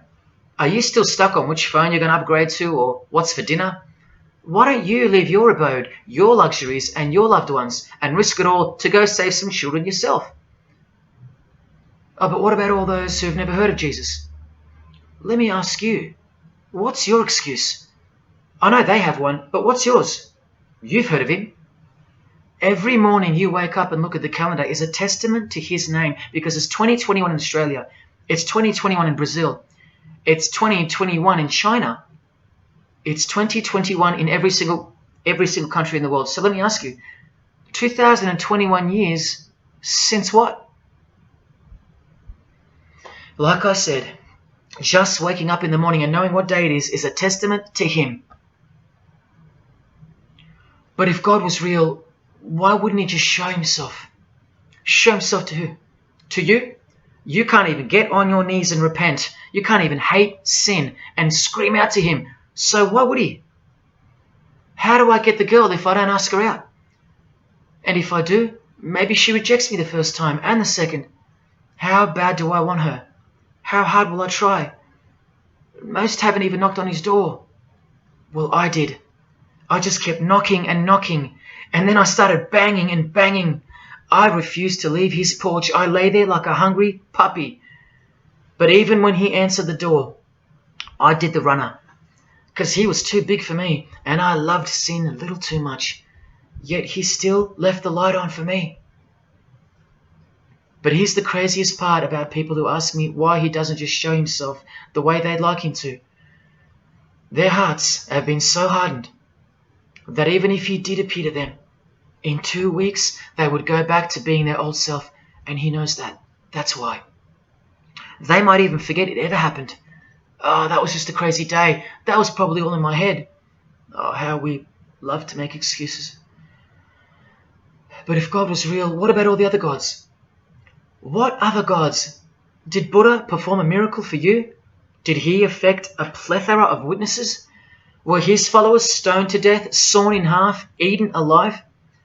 Did historians of his era leave any trace of him?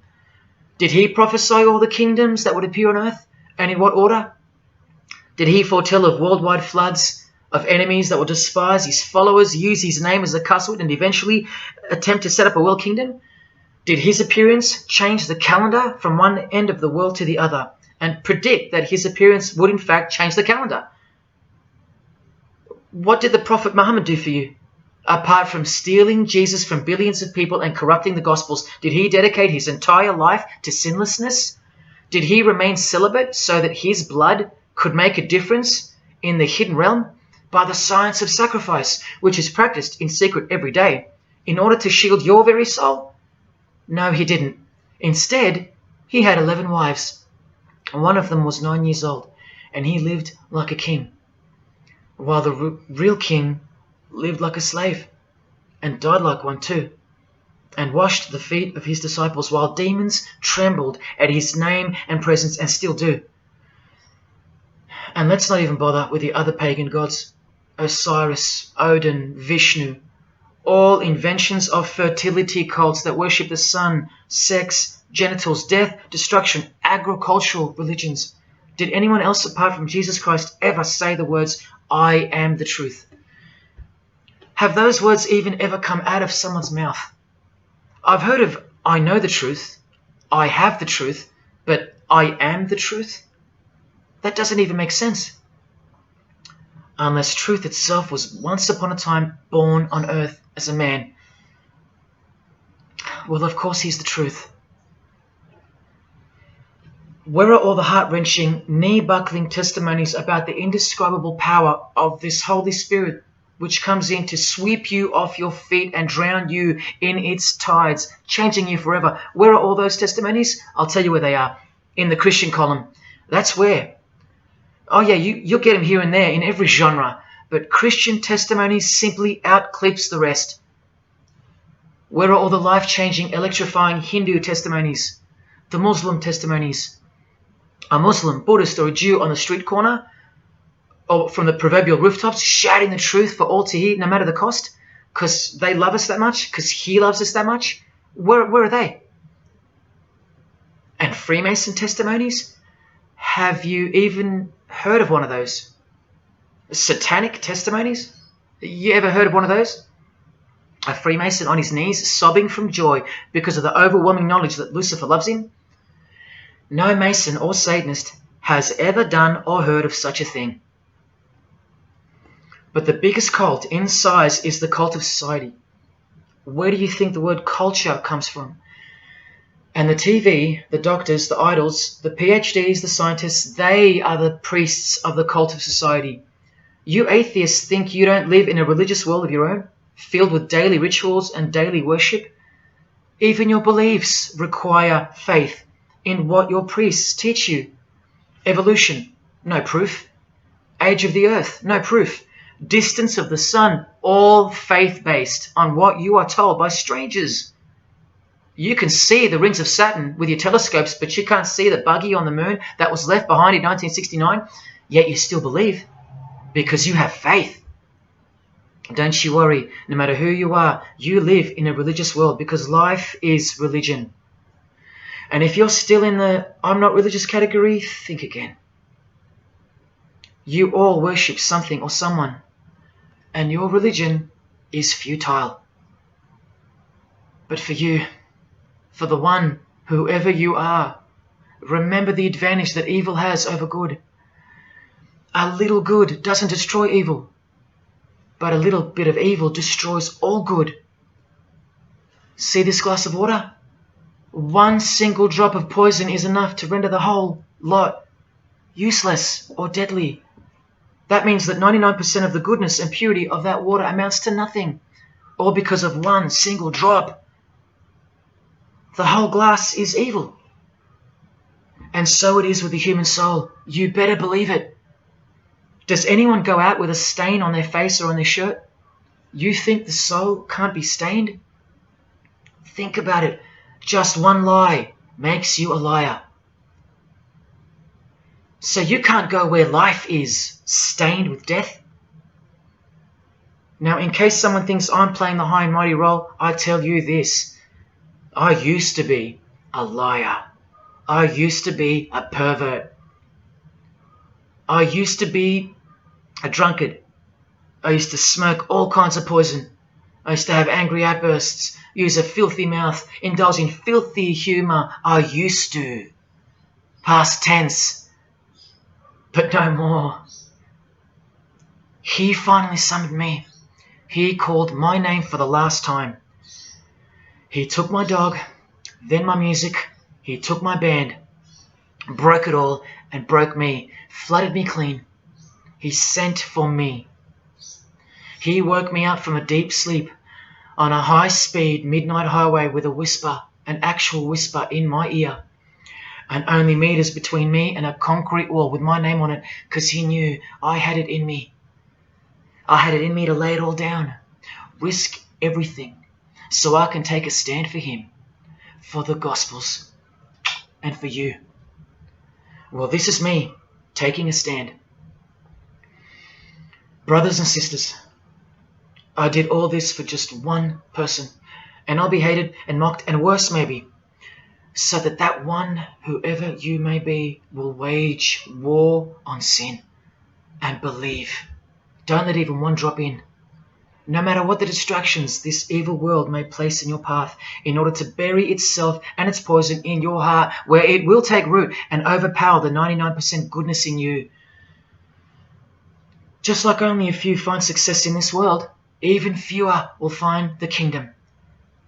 It's far more difficult than winning X Factor, or making $1 billion, or reaching a 33rd degree of a secret society. It's as difficult as loving your greatest enemy. And that's just about impossible. But if you can figure out how to do that, then you've found the road to life. And I hope to see you soon. God love. Jesus wins.